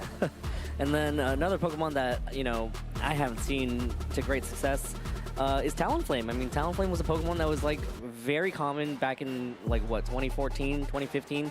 It had access to priority Tailwind because of the way that Gale Wings work, but now Gale Wings in between certain games have actually, it's been nerfed. So then now it's not always a priority Tailwind. You have to be at full health, right? Yeah, I think kind of a nice way to work around this too. We see the Covert Cloak, just like with Joe Ugarte's Tailwind user, he's Talonflame holding the Covert Cloak item so that they can Tailwind even if they've been targeted with a fake out attack. Of course, that will still break the Gale Wing, so you know, potentially if you had another very quick Pokemon next to it, you could still knock it out, but won't be an option with these particular teams. Yeah, so both players now need to decide, hey, how are we going to approach this mirror match right now? Because it's the exact same 6, you know, it's probably the same team even, right? Like same moves, probably the same training. Yeah, yeah. I played a full mirror at Worlds once, and it's just absolutely miserable, right? Because first of all, if you're doing this usually against a friend, right, which is sort of frustrating to begin with, then yeah, I mean, just like trying to find incremental advantage is so hard. It's like so impactful if you miss an attack or something. So I'm sure these two trainers are very stressed, and my heart goes out to them. But hey, you know, they're playing in the semifinals. You can't feel too bad. And here we go, getting underway with the last semifinal here. Carson Confer versus Marcus Dion, and look at those leads, huh? It's like looking into a mirror. Yeah, this is what happens, right? Where likely both trainers preparing together. They've both agreed that there is the same correct path to this mirror match, and we'll have to see if they select the same moves as well. So yeah, Electabuzz and Sneasler on both sides here. Electabuzz provides a lot of utility with the Follow Me, and the Electro Web can go for some speed control here. The one thing that's scary, of course, about this mirror is one way you can get some variance quickly is with Dire Claw, but we see one Sneasler protecting, not rolling the dice just yet. Sneasler on Carson's side protects itself here, as Electabuzz on Marcus' side will use the Electro Web here. Does connect with the Electabuzz on Carson's side, so gonna drop that speed on the Electabuzz on Carson's side. Sneasler over on Marcus' side will go for a Dire Claw into that Sneasler on Carson's side as that Sneasler protects itself, and here is Electabuzz following up with an Electro Web. So now the Sneasler has one stage of decreased speed. The Electabuzz has one stage of decreased speed on both sides. So now this Sneasler on Carson's side has an advantage. Yeah, so pretty valuable protect there, getting a little edge, and I have to enjoy kind of the fighting game-ness of this all, where the one Sneasler is a different color, like when you both select the same character. Yeah, so the Sneasler on Carson's side will be able to move first now. Electabuzz on Marcus' side protects itself. Doesn't want to get hit with the possible Dire Claw, but Sneasler on Carson's side connects to the Sneasler on Marcus' side with the Dire Claw and gets a paralysis, so even more speed control as well as a chance to not be able to move due to full paralysis. Electabuzz on Carson's side will use the Electro Web, connects onto that Sneasler. Sneasler's a very speedy Pokemon, not this Sneasler. This Sneasler's like just sluggish. And here's the Dire Claw from the Sneasler on Marcus' side, connects with the Sneasler on Carson's side. No secondary effect there. Yeah, the die work cast on that turn, and it is the Sneasler on Carson's side of the field coming out on top. Now, far faster than the opposing Sneasler, potentially threatening a knockout. Of course, the Electabuzz could try to follow me and attack away, though it would put it at the mercy of a potential exciting Dire Claw additional effect of its own. Yeah, and you can't really switch in the Indeedee to try to get your Unburn boost because you're just going to do the exact same thing to Carson's Sneasler too. So again, this is what's tough about the mirror match here. Carson's Sneasler protects itself here, does not want to get its speed dropped from the Electabuzz on Marcus' side. So smart protect right there.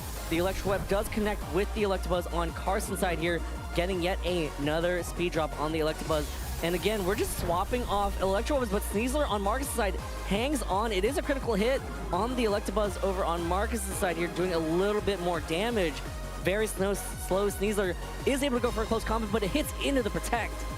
A tough spot now where even an Electro Web would likely finish off the opposing Sneasler, and I think critically for Carson, he's kept his own Sneasler very healthy. It does do a lot of damage to some of the other Pokemon on this team. Either the Incineroar or the Ursaluna would take a lot of damage from a close combat, so not only coming out of the advantage with the potential surviving Sneasler, but it could really be then positioned to do well in the rest of this game.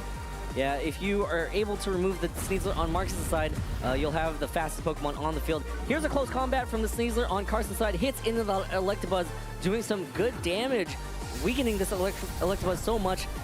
Electabuzz on Carson's side gets KO on Sneasler with an Electro Web of its own. So Sneasler on Marcus' side has fallen here.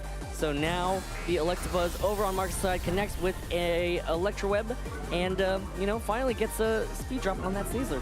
Yeah, it's done a decent bit of damage here, where now Sneasler's normally blistering speed has been greatly reduced, and indeed he's going to speed the Sneasler back up. You mentioned before, previously it wouldn't have been all that helpful to switch Indeedee in because it would have helped both Sneaslers. Now only helping Carson's Sneasler, which isn't going to be particularly ideal for Marcus here.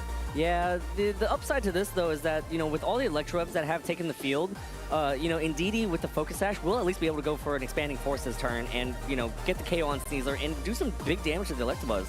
Yeah, so we'll have to see what Carson chooses to do. The Electabuzz will at least get to do something here to help out a little bit. And on the Sneasler's end, it does have that Terra Dark, right? So if it's expecting a Expanding Force, could potentially get one more fight off. But we see an immediate forfeit, and Carson is going to win the Sneasler War and go up 1-0. Carson takes game one versus Marcus. Marcus saw the writing on the wall, didn't have the pieces to be able to bypass the rest of Carson's team. So game one goes to Carson, and now Marcus has to figure out how to deal with Carson's team. Well, I guess Carson and Marcus's team. How do you deal with your own team? Yeah, it's a funny one, right? Where I feel like that first game was sort of like, I feel like had a meme about what this regulation is from someone who was a little frustrated. It's like, the Sneaslers just fight each other, and whoever gets luckier wins the game. That's actually what happened kind of in that first game, although to Carson's credit, it wasn't entirely luck, right? Like the way he played that very first turn, he got to roll the dice first, and it turned out that he only needed one roll to start gaining a big advantage there. I think it's reasonably likely that both players will choose to run it back here, where again, they've probably thought long and hard about this mirror before this moment, but sort of an awkward spot, right? Where, there is some differentiation now, and at least, one player definitely needs to win this game in order to keep the tournament life alive. The other one, has 2 chances at it, right? So maybe even more motivated to, roll the dice and see what happens. Which way is the Dire Claw dice going to roll?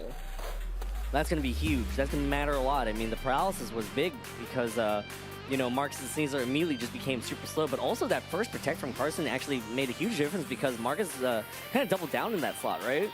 Yeah, it's sort of interesting too. We're like, okay, well, if it happens again, can you punish that? And Dire Claw into the Electabuzz slot, maybe doesn't change things that much. So could be a safe play to start things out. But hey, mirror matches are all about getting incremental advantages. So I'll have to see if they lead the same way again, and if they do, who is able to win this round of rock, paper, scissors. And here we go, game 2 of top 4. It looks like Marcus will be changing it up, leading with the Ursaluna and Electabuzz. Carson content with the Sneasler and Electabuzz lead there, so a little change up here from Marcus. Interesting too, we get to see on our side that Marcus locked us in quite a bit quicker than Carson did. So perhaps after that first loss deciding, you know what, enough of this, I have a different plan. Sneasler on Carson's side protects itself here, does not want to take a possible Blood Moon. Over on Marcus' side, the Electabuzz will protect there, does not want to get its speed dropped, as Electabuzz will go for a taunt into that protecting Electabuzz here, so Marcus's Ursaluna will get a free attack off here, going straight for an Earth Power into that Electabuzz and gets a one-hit KO. Oh, no fear. Huge knockout for Marcus there. Yeah, stares down that Sneasler and says, you know what? I just don't care. I'm not going to even follow me a potential attack away. I know what you're going to do. Marcus calls the play and gets a huge advantage to start out this second game. Ursaluna doing so much damage here. This is a bear on a rampage. Indeedy, Male will be taking the field for Carson's side, activating the Psychic Surge, activating the Psychic Seed. Importantly, gives Sneasler a special defense boost and also activates that Unburden. Doesn't matter about the Unburden boost. It's already the fastest thing on the field. Yeah, by far, but now it'll be interesting to see what the trainers do here, where, can you still avoid an attack from this Ursaluna, where Electabuzz looking like it could be in some trouble here if both of Carson's Pokemon choose to attack, but if Ursaluna is able to respond with a Blood Moon, then potentially pick up a knockout in the Sneasler or whatever Pokemon switches in, Marcus could be only a couple of Pokemon away from moving on to Game 3. Yeah, and now we will see a Terrassalization. It is going to be the Indeedee on Carson's side, going to become the Psychic type to boost the amount of damage an Expanding Force can do. So now this Indeedee ready to go on the offensive, as Ursaluna on Marcus' side protects itself, does not want to take an Expanding Force here and just possibly get knocked out. Sneasler going for a Dire Claw, hits into the Electabuzz slot, doing good damage, gets poison here. Might not even matter because it's gonna get knocked out from the Expanding Force. Here's an Electro Web, gonna slow things down a little bit. Hits that Indeedee, gets that important speed drop there. Sneasler gets a speed drop too, but that's not gonna matter too much. Sneasler's still the fastest thing on the field here as the Expanding Force connects in that Protect, and here it is connecting into the Electabuzz, boosted by the Psychic Train, boosted by the Terrassalization, and gets the KO on that Electabuzz. That's a nice knockout, but I love what Marcus has done here. Not only has he slowed down both of these Pokemon, but he's broken the Focus Sash on the opposing Indeedee and slowed down the opposing Sneasler. If he were now to bring in his own Sneasler, he would have the speed advantage and kind of wind up in a situation where Carson's going to have trouble prioritizing a little bit. Another benefit too is, of course, the Terrassalization has been spent on Carson's side of the field, but on Marcus's. So no longer has a Pokemon advantage, but does have some big advantage and options remaining as he thinks over which of his 2 remaining Pokemon he'd like to bring into battle. Yeah, so this is going to be big right here. Can Marcus continue with the momentum, or at least be able to take advantage of it right now, right? Like, the Indeedee still has its Focus Sash intact, which is problematic for Marcus, and it is going to be the Sneasler that you predicted to take the field here. Again, the Psychic Seed unburdened, so going to get a boost to its special defense, and because you mentioned earlier, the Sneasler does have access to a Dark-type Terrassalization to be able to deal with this Expanding Force. Yeah, so a lot of things that could potentially be very impactful there. Of course, the downside of a potential terrestrialization is you could walk right into a close combat from the opposing Sneasler. So another pretty valuable turn, but you can only close combat one of these two targets, right? The other one going to get to fire off a powerful attack here for sure, and perhaps with a good read, both Pokemon will be able to move. Yeah, so now Carson has to try to decide what the best option is here. If you expect that dark type terrestrialization, you can launch that close combat in there, but also like it's risky here. Sneasler on Marcus' side goes for a throat chop, just hits into that Indeedee and gets the KO there. So it's right off the bat. Sorry, I misspoke earlier. The Focus Sash was not protecting it. It was broken by the Electro Web. So now that throat chop big gets knocked out on that Indeedee. Sneasler will use close combat into Marcus's Ursaluna, gets the KO there. Trade on both sides. Both players lose hyper offensive options on their teams.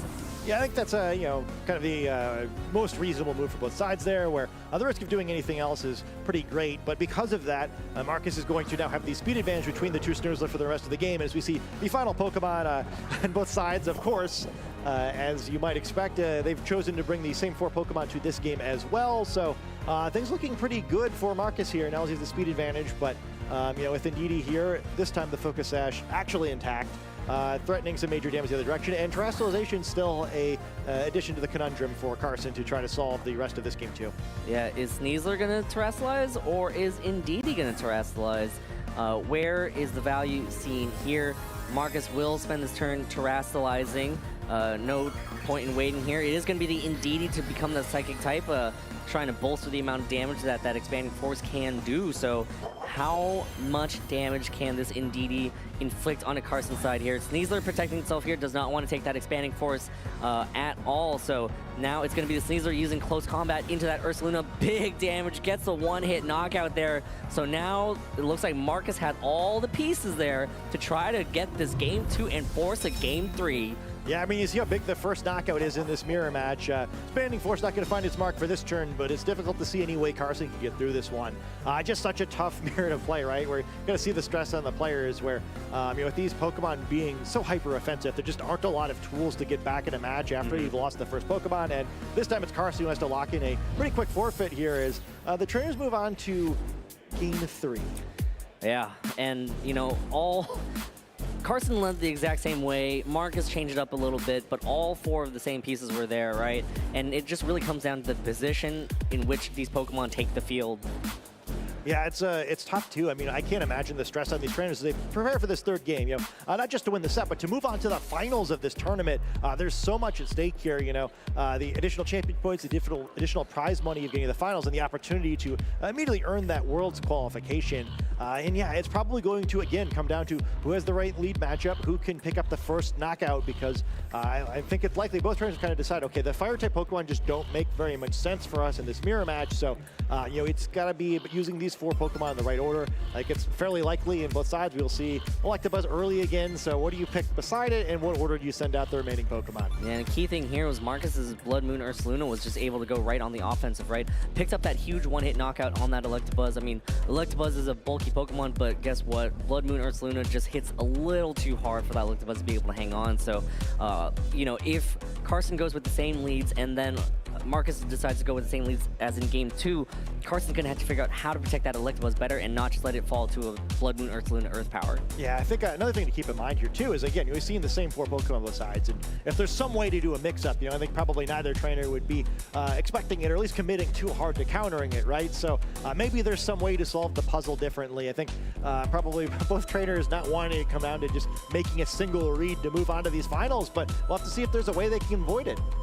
Yeah, it looks like both players now are locked in. We are getting ready to get underway here with Game 3 of our last semifinals here at the Sacramento Regional Championships. The winner of this game will move on to face off against Joe Ugarte in the finals and vie for the title of Regional Champion. Both players now are getting ready to send out their leads. It is Game 3. Give it up for both players. It's going to be Electabuzz and Indeedee for Marcus. Carson leading with Electabuzz and Sneasler, the trusty duo that Carson has led all 3 games now. So interesting, we see something a little different this time. Sneasler going to get its ability activated once again as it increases its special defense, and more critically its speed, although it, again, would have been the fastest Pokemon on the field anyway. And once again, we have a very important turn 1. The Follow Me of Electabuzz, potentially not going to be very effective in the face of a potential expanding force, but as we've mentioned a few times, the Sneasler does have the option of a Dark Terrestrialization to try to get around this expanding force, in which case there wouldn't be a whole lot of damage being threatened by Marcus's side of the field. So perhaps he expected a mix-up, or maybe he has a plan here that isn't immediately apparent. Yeah, and if Marcus, falls into the idea of going for the expanding force, hits in the dark type, Indeedee is threatened to be knocked out by attacks from Electabuzz and the Sneasler, but instead Sneasler on Carson's side will protect itself here, gonna try to see what Marcus is gonna do, and it looks like it's gonna be a double protect from Carson's side, so just trying to scope out and see what Marcus's idea is for this turn, and it looks like it's just Indeedee protecting as well, okay, alright, so it looks like it's a lot of protects around the table, and Electabuzz will use Electro Web into both of these protects, so now Carson has an idea as to what Marcus was going for. Yeah, I think if you're assuming that there was advantage Carson starting this turn, then the double protects, or I guess the triple protect is his advantage there, right? Where no longer have that option of the play we saw kind of win the first game with the protect and the Electabuzz Electro Web.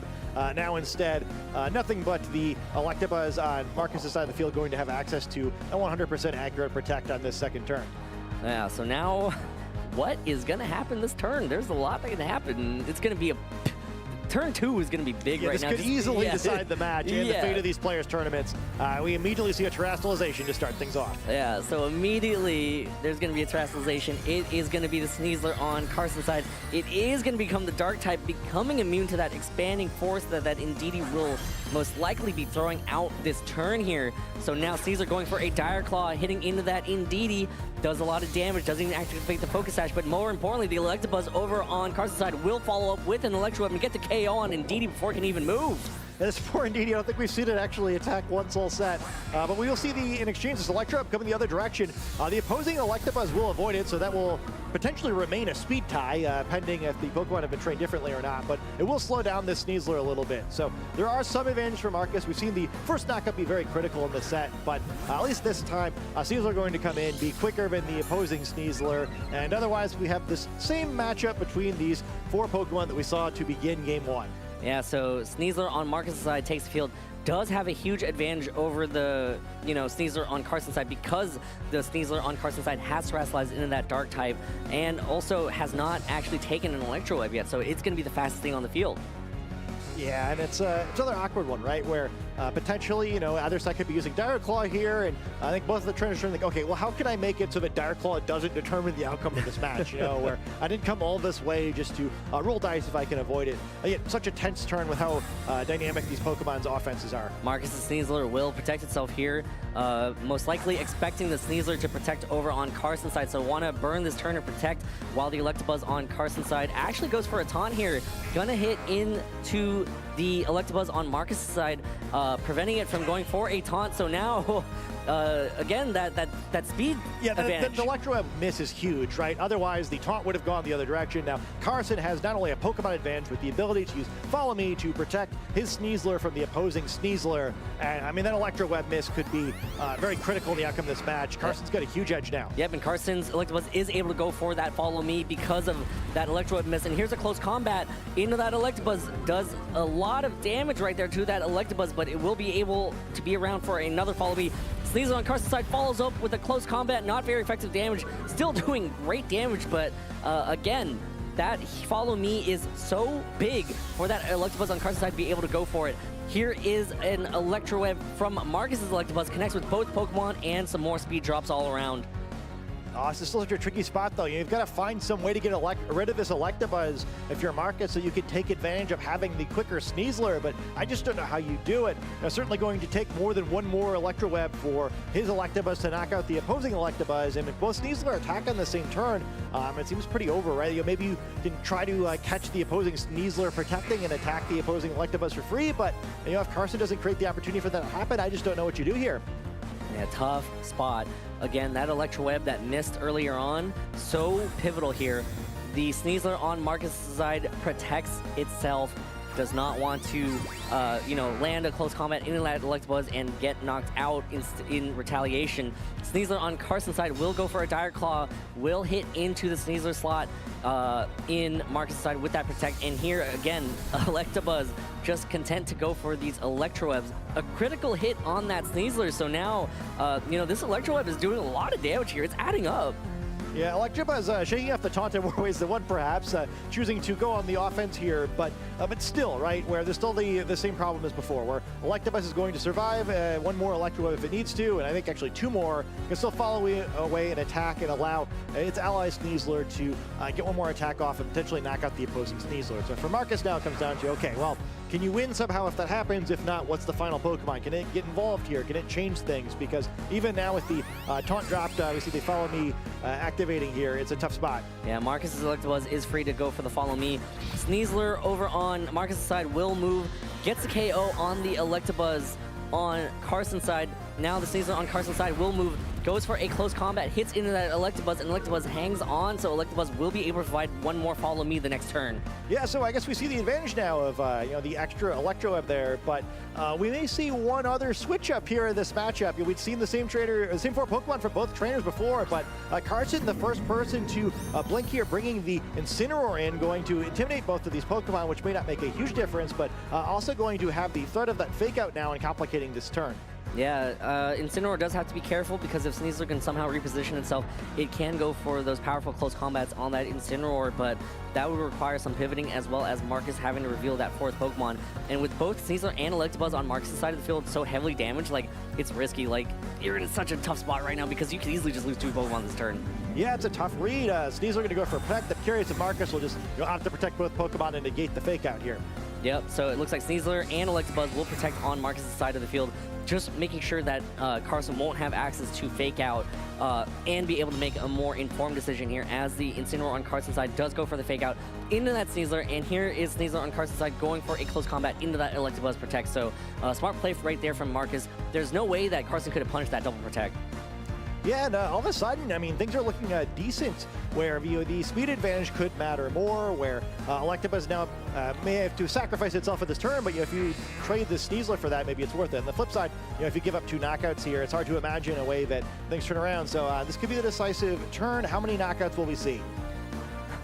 We could see a lot of knockouts this turn, Scott.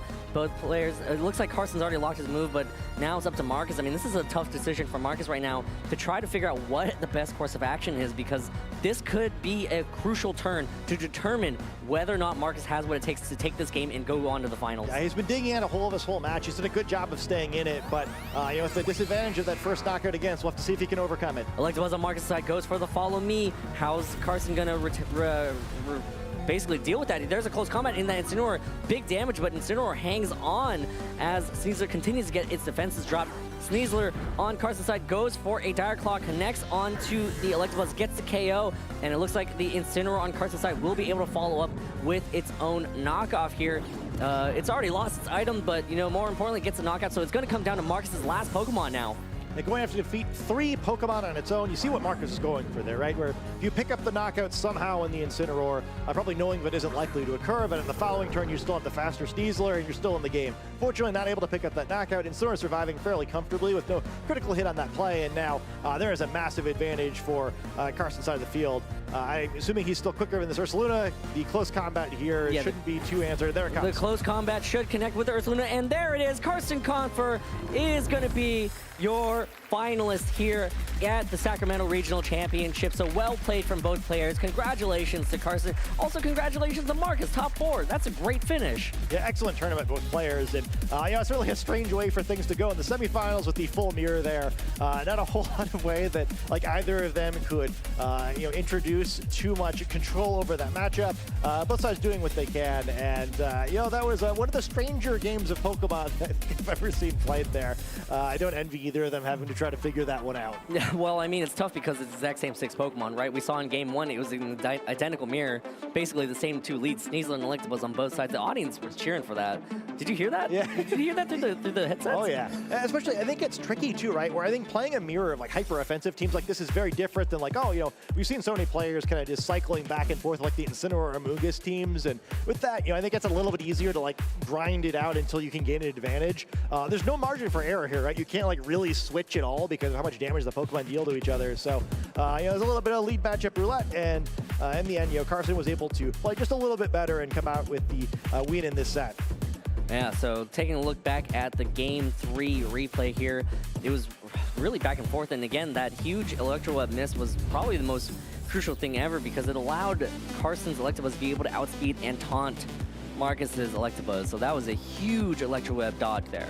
Yeah, I mean, and that's just what happens in these mirrors sometimes, right? Where we have the same tools going back and forth, and neither side is making, like, you know, any ridiculous errors. And yeah, I mean, if some moves can miss, that's going to create variance, and that's what wound up happening in Game 3. I think Marcus did a really good job of kind of keeping himself in the game, and you know, if he critical hit that Incineroar, he could have pulled it back. So they fought very valiantly there. But yeah, I mean, it's a tough mirror to try to dig out of. Yeah, I mean, it's basically hyper offense versus hyper offense. You miss a beat against a hyper offensive team, and next thing you know, you're looking down at your screen and you've already lost 2 Pokemon already.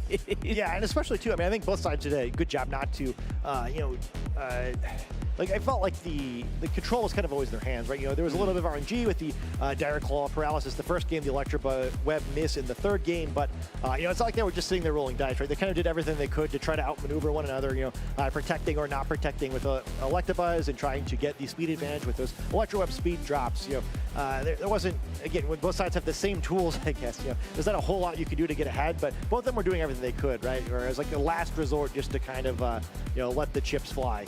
Yeah, and you know, the Ursaluna on Marcus's side, which was so clutch in Game 2, unfortunately just was sent out too late in the match, right? It just kind of was in such a bad position. There was no support for it at all. It was just a lone bear all by itself, getting ready to get into a close quarters battle with a Sneasler.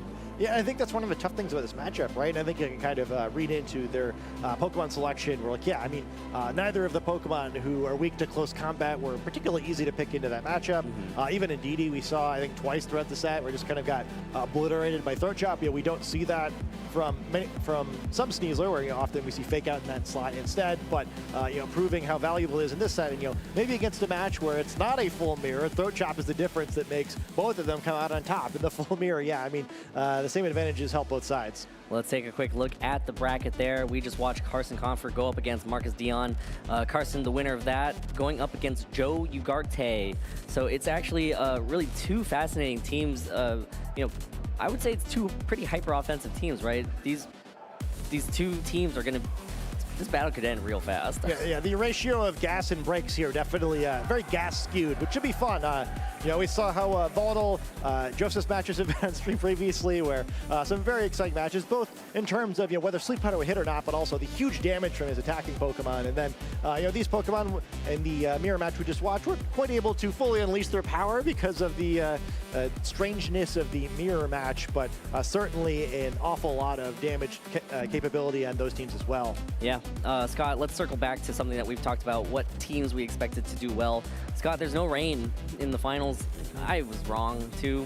So, hey, commiserations to the both of us. We didn't predict the finals correctly. Yeah, we can't get it every time, right? But I think the matchup we did get is really interesting. You know, for the second tournament in a row, we have a sun-based team. This one's a little bit different, you know, with the Typhlosion instead of the Charizard, but I think the core strategy is the same, proving once again how powerful the sun composition is in this regulation. On the other side of the field, yeah, we've seen some of this Tailwind hyper-offense stuff, but I think it's super cool to see. And I think in both cases, some underestimated Pokemon really coming out on top here, where whether it be Charizard or Typhlosion, you know, neither of them Pokemon people were exactly considering top tier when we started playing this regulation, making the finals, and then you have the male Indeedee, complete afterthought compared to its female counterpart all generation, especially after it gained Trick Room, which had previously been like the one thing that it had over the female Indeedee, but instead the male Indeedee is sick of it. You know, it's earning its place under the sun, and it's only one more set away from being a regional champion. Earning its place under the sun.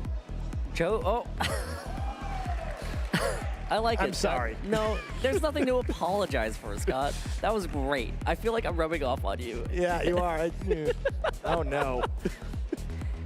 Well, guess what? The finals are almost set right now. Players are getting seated, but let's go ahead and throw it down to Gabby with the friends and family of the 2 finalists here at the Sacramento Regional Championships.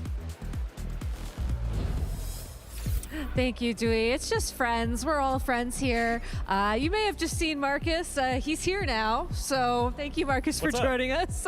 What's up? I'm glad you didn't need a minute. Thank you so much for doing this interview. In addition to Jinshi and Joji, who are also competing this weekend. So hello, welcome everybody. Marcus, I will give you a moment to rest because I know that was a lot, that last match. Joji, how was your tournament weekend this weekend? The result? The result, yeah. Top 16. Okay. Yeah. Were you happy with that result? No. Okay. Fair enough, fair enough. What about you, Jinshi? It was even worse. I didn't even make day 2. I went 4-3 and then dropped. But it was I think I liked the team, but just I picked up team like 3 days ago, so not enough practice definitely caught up to me. So yeah. Yeah, so Joe Ugarte brought you 2 over when he said, I want these guys to talk about me on stream. What do you think? How is he going to do in this next matchup? Yeah, he's very nice guy. Yes. And yeah, we cheer for him, and yeah. Actually, I don't like the sleep powder because it's not my style. It's just not my style. Yeah. Yes, yes. Yeah, but he played very well, and the last event, LAIC, Marco win the tournament for the Sunny Day team. Yes. Yeah. So I think it's the time for the Sunny Day team win again. All right. Sun's still shining then. Yeah, Joe, I think, he's a really nice guy, and I really admire him that he always has a very positive attitude towards any meta game. He always finds something good to play with, and it's like very important, and I learned a lot from him, that mental and also a lot of play skills. So yeah, he's a very good guy to hang with. So I'm looking forward to hang with a new champion. All right. Marcus, now I know that you've literally played Carson with the same team, and y'all built the same team. So how do you think Carson is feeling going into this finals? Well, you would be shocked, but behind stage before our match, we were preparing for Joe. So no. I know, right? Anyways, the point is we have a line figured out. It looks kind of rough. Jump Puff outspeeding the entire team is a little, but you know what? Joe can't hit his sleep powders forever, so that's how I'm feeling about this one. But you know what? I love them both. I'm good friends with them both. I wish them the best of luck. For sure. I think regardless of who wins this weekend, the champion is going to be kind, and the champion is going to be a champion. So thank you all for joining me back here. Congratulations on your tournament runs. And casters, back to you. Thank you so much, Gabby. We are ready here to get going with the finals here at Sacramento Regional Championship. Scott, are you excited? Yes, I hope that we can be casters who are casters for this final match. We are going to be casters that are casters for this final match. If you say it 3 times, it happens. I won't. Great. Y'all ready for some finals? They're not ready. We could talk for an hour again. Yeah, we could talk for an hour again, but we have that ability. It's going to be a matchup between Joe Ugarte and Carson Confer. Both players, they're familiar with being in the spotlight, playing under these bright lights, and competing for championship titles, right? Carson Confer, former Senior Division World Champion, Latin American International Champion, EUIC Top 8. Also, some great finishes in previous tournaments as well. Joe Ugarte, multiple regional championships, was just the runner-up to Louisville. He's here again. And now I think he's ready to try to vie for that title. I think he's thirsty for this title of champion. Absolutely. And yeah, I think it's kind of fun where, we've been talking throughout the course of this top cut that we have a whole bunch of fresh faces appearing in the top cut bracket. But in the end, it's 2 of the very best players in the region that have been 2 of the very best players in the region for a very long time. So very worthy finalists. And I think I was impressed by all the other players, but this is a very exciting matchup of trainers to get at the very end. Yeah, and it's 2 teams that, the Sun team is something that we've seen a lot of. you know, Latin American International Champion. You know, it basically got second place at Louisville, and then the Sun team also got second place at the European Regional before Latin American International Championships versus this hyper-offensive team. I'm excited to see how fast-paced these players are going to be moving. I'm super excited for it. This is a regional championship. Of course, it's always important to visit your locals, so go ahead and scan that QR code to go play at your local Pokemon League. Again, shout outs to Great Escape Games and Davis Cards and Games. Remember, go to your locals, support your local tournaments. Meet people that also love Pokemon that live close by. Yeah, I just saw, some of Joe's supporters, the friends he's made at tournaments. So those were more international level tournaments. But yeah, I mean, we see all these pockets of players from their local leagues appearing at these bigger events. And, it's fun to have friends to support, both in terms of preparation and, these are stressful days in the tournament, even though they're also fun days. You're going to lose some rounds, right? And having some friends to kind of talk to and talk through your matchups, what you could have done differently, just to provide some moral support, makes the whole experience a lot more rewarding. Yeah. I loved going to my locals, but I haven't been in a while. I've just been too busy. Yeah. Y'all ready for some finals? I think they're probably, they're getting there. They're getting there, yeah.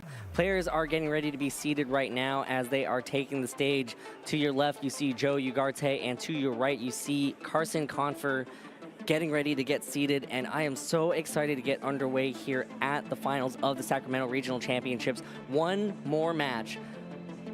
At the end of this, one person is to be crowned the victor. One person is going to add their name and picture to the champion board. Be excited to see what plush they select. We've seen a bit of a theme with the plush in the championship pictures. You would assume that might favor the Jumpluff players. So there's some there's some vibe advantages, I guess, on that side of the field. But on the flip side, it'd be pretty rare for the same archetype to win 2 weekends in a row. We haven't seen a whole lot of that. So, perhaps at this time it will be the hyper offense team that's able to come out on top. Yeah, and just so you know, Scott, Skip Bloom won the first Baltimore Regional Championship. Dragonite was actually what was held for the Louisville Regional Championship. So again, it could be the Skip Bloom again. Who knows, right? Who knows? Yeah, it's 2 instances is not a pattern, so we'll have to see what happens. It takes 3 things to establish a pattern, I'm pretty sure. That's what I understand. So you're a pattern guy, not a numbers guy. I'm a pattern guy, not a numbers guy, but sometimes numbers can lead to patterns, but not necessarily. No, I'm confused already. Am I blowing your mind? There's no Pelipper Hurricanes out here, Scott. There's no reason for you to be confused. That's true, though. And then, as you note, though, there's both a Dragonite and a Jumpluff in this match, but both of them on the same team. Oh, all right. Both players have their headsets on right now, and they are getting ready to get underway here. We see their accomplishments here.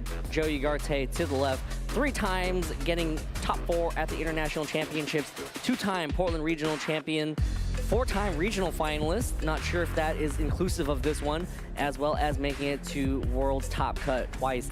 Over on the other side, Carson with Louisville. The top 16 at the Louisville Regional Championships in 2025, this past run, actually.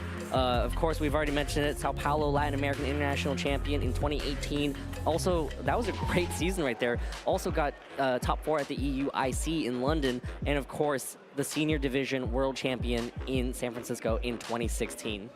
Yeah, 2 very impressive players, and again, both of them kind of using interesting teams, right? I mean, certainly we've seen how powerful they are with variations of them making it all the way to the end of recent tournaments. But again, a couple months ago, I feel like if you had a slide for the Pokemon, well, the trainers have all these accomplishments. The Pokemon would be like, Typhlosion, happy to be here, but proving its power this weekend. Yeah, I got confirmation that this is actually Joe's 5th regional finalist appearance. So adding to that number here, we see the team. You've already seen it on screen. It's the Garchomp, Jumpluff, Torkoal, Dragonite, Kingambit, and the Hisuian Typhlosion. We've seen how much damage this Hisuian Typhlosion can do when it's boosted by the sun, boosted by the choice specs. And also, hey, you want a little bit more damage? You can also Terrasilize into the fire type to get more damage from your eruptions, heat waves, overheats, whatever you want. Yeah, I've been really impressed by the way he's maneuvered that Torkoal too. Always seems to eject at just the right times. And as Carson's, or as I guess as Carson's support there, Marcus pointed out, the Jumpluff could be a key Pokemon in this matchup. Quicker than everything on the field. So it'll be exciting to see if, as it was in the previous 2 times we see Joe, if Jumpluff can kind of help carry the match, or if its luck will run out and the sleep powders will, perhaps start misfiring. gotta hit those sleep powders. Not 100% accurate, but when they hit, they can be devastating to the game plan.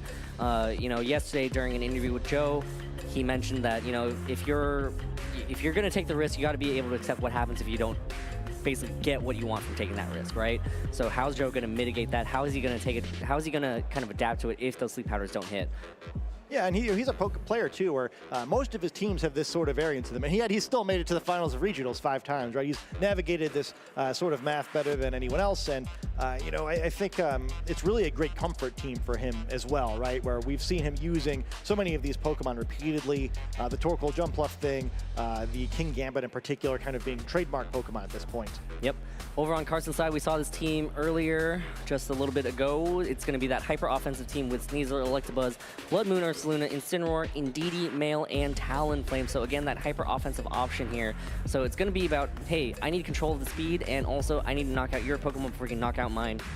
I'll be excited to see how Carson and his friend Marcus have opted to approach this matchup.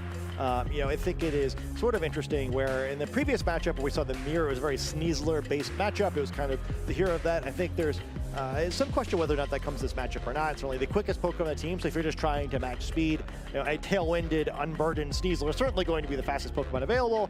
We did see Sneasler be pretty impactful in the other top 4 match, but not necessarily a must-bring. The Incineroar, another one, will be very interesting to see whether they bring it or not. The positive being that it's very strong against the Jumpluff and sort of the Typhlosion, but also that it might be weaker against some other members of the team and certainly struggle against the Garchomp in particular. A Pokemon that always seems to do poorly on usage, but then shows up in these final matches.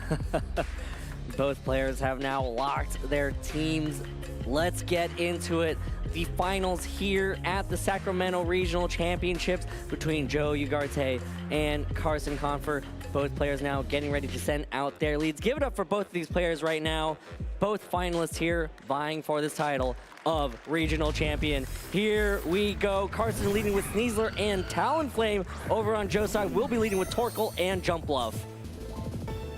So Carson opting to go fast here, right? With the option for a Tailwind and you know, the initial speed of Sneasler being so quick, seeing if you can go fast. On the other side of the field, you know, Joe proving that, you know, we've talked before, nothing on this team is quicker naturally than Jumpluff is, and, you know, perhaps we'll find out whether or not he really can hit all of his sleep powders for the rest of the tournament. Yeah, so Jumpluff is boosted by that Chlorophyll. Carson does have opportunity to go for a Tailwind here with that priority Gale Wings to try to mitigate the amount of speed, but it's going to be a lot to sacrifice because Jumpluff can just go straight for a you know, sleep powder. And here we go. It looks like we're going to be terastallizing right off the bat. It is going to be the Jumpluff terastallizing, becoming the poison type here, trying to resist the Dire Claw that could potentially go this way, as well as remove its weakness to a potential dual Wing Beat, maybe even a Flare Blitz from that Talonflame. So Sneasler on Carson's side will protect itself here. Wants to see what is going to happen, as Jumpluff over on Joe's side will go for a Tailwind. Gonna make it go real fast here, as Talonflame over on Carson's side connects with a Flare Blitz. So a smart terastallization there to ensure that the Jumpluff will survive. But now Torkoal gets a move, goes for an Overheat, gonna hit into that Talonflame and does not get the KO from that range, but because of the eject pack, will switch out and allow Joe to react to what has happened here in turn 1. Yeah, I think it's a fantastic first turn for Joe. Not only to survive, but critically getting that Tailwind off, the Flare Blitz recoil and the Overheat, either one would be enough to break the Gale Wings on that Talonflame. And now Dragonite going to come in here, enjoy this Tailwind, and this speedy Jumpluff could threaten a Sleep Powder on any Pokemon on the team while Dragonite starts threatening damage. Yeah, so Dragonite can go for an opportunity to go for an extreme speed to hit that Talonflame, or, you know, just go straight on the offensive, but Jumpluff has that speed advantage, can't go for Sleep Powder. Yeah, or an Encore, right? Where it's a pretty awkward situation for Carson now. You know, protecting in front of a Jumpluff is always a dangerous maneuver. Perhaps expecting Sleep Powder on that first turn instead of the Tailwind, and now Carson's really getting the back foot where he's going to need to reposition to get in a better spot here, as Joe is both threatening knockouts and lockouts. Yeah, nice, Scott. That's great. I'm really rubbing off on you, aren't I? But yes, you're right. When you're playing up against Jumpluff, it's very tough to play against because it's so pesky. You have to be careful about protecting against those Sleep Powders because you can easily get locked into an Encore, and Carson does not want to get locked in there, so Incineroar will take the field for the Sneasler that had just protected the turn before. As Jumpluff goes for the Encore here, it does land into that Incineroar, so it's going to fail, and here it is, Dragonite using an Ice Spinner, going to connect on that Talonflame and get the KO.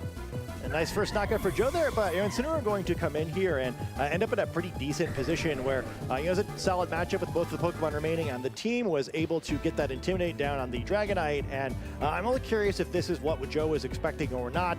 Ice Spinner, there was going to be a nice knockout either way, but perhaps trying to catch like an Indeedee on the switch maybe to activate the Unburden on Sneasler. No Indeedee to be found, but hey, a knockout's a knockout. Yeah, so Talonflame goes down. Carson has a chance to send in either that Sneasler or reveal that fourth Pokemon. But yeah, definitely trying to use that Ice Spinner to catch an Indeedee switch and wipe up and clean up that terrain. Sneasler will take the field here for Carson to replace the fallen Talonflame now. And now, yep, it's up to what Joe can do here.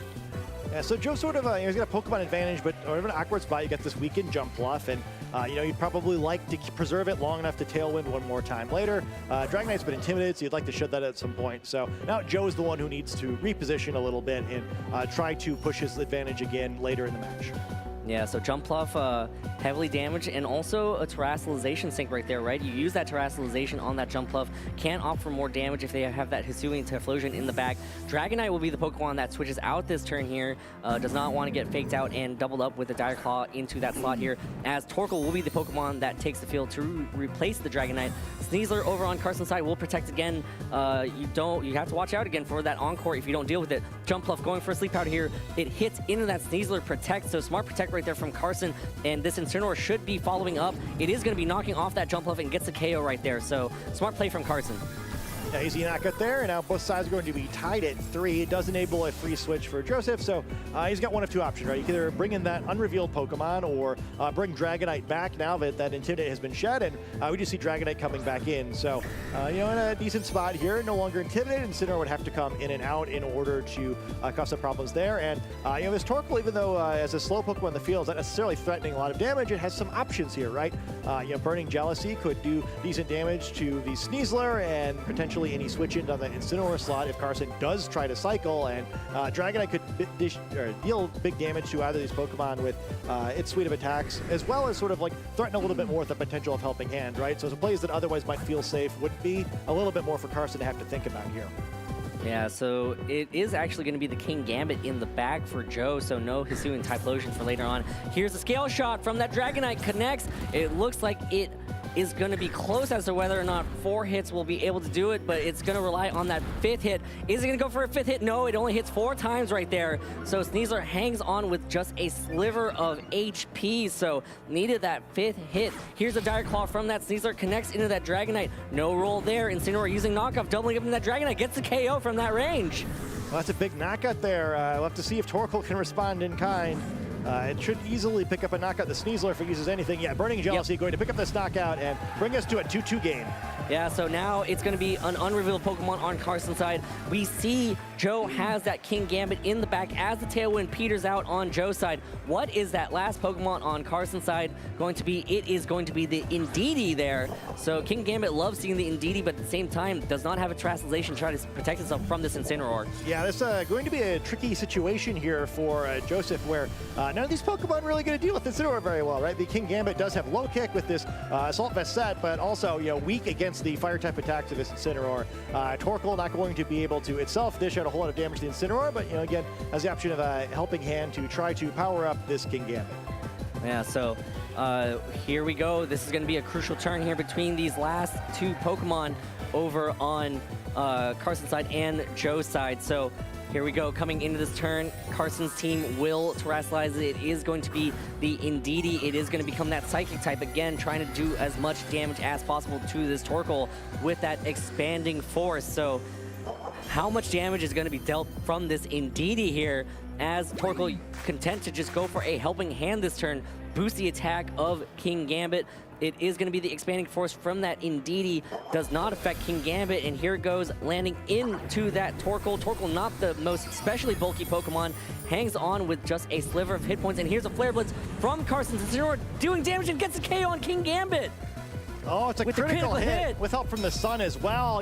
If King Gambit would have been able to knock out that Incineroar, there would have been no way for Indeedee to deal damage to it, but Incineroar picked up the knockout, and Carson's going to pick up this first game. Yeah, as the harsh sunlight fades there. So again, the downside of that King Gambit carrying that Assault Vest could not protect itself to try to stall out that sun. So looks like Joe is going to cancel this battle, and Carson is 1 game away from winning this whole championship. Yeah, excellent first game there. Went back and forth. Joe probably kicking himself a little bit. A helping hand on that one attack from Dragonite would have knocked out the Sneasler without any additional cost to him, since he needed to double tap it anyway. So unfortunate roll there, where a fifth shot instead would have changed things. But we see how volatile this match is, right? Could easily have gone either way.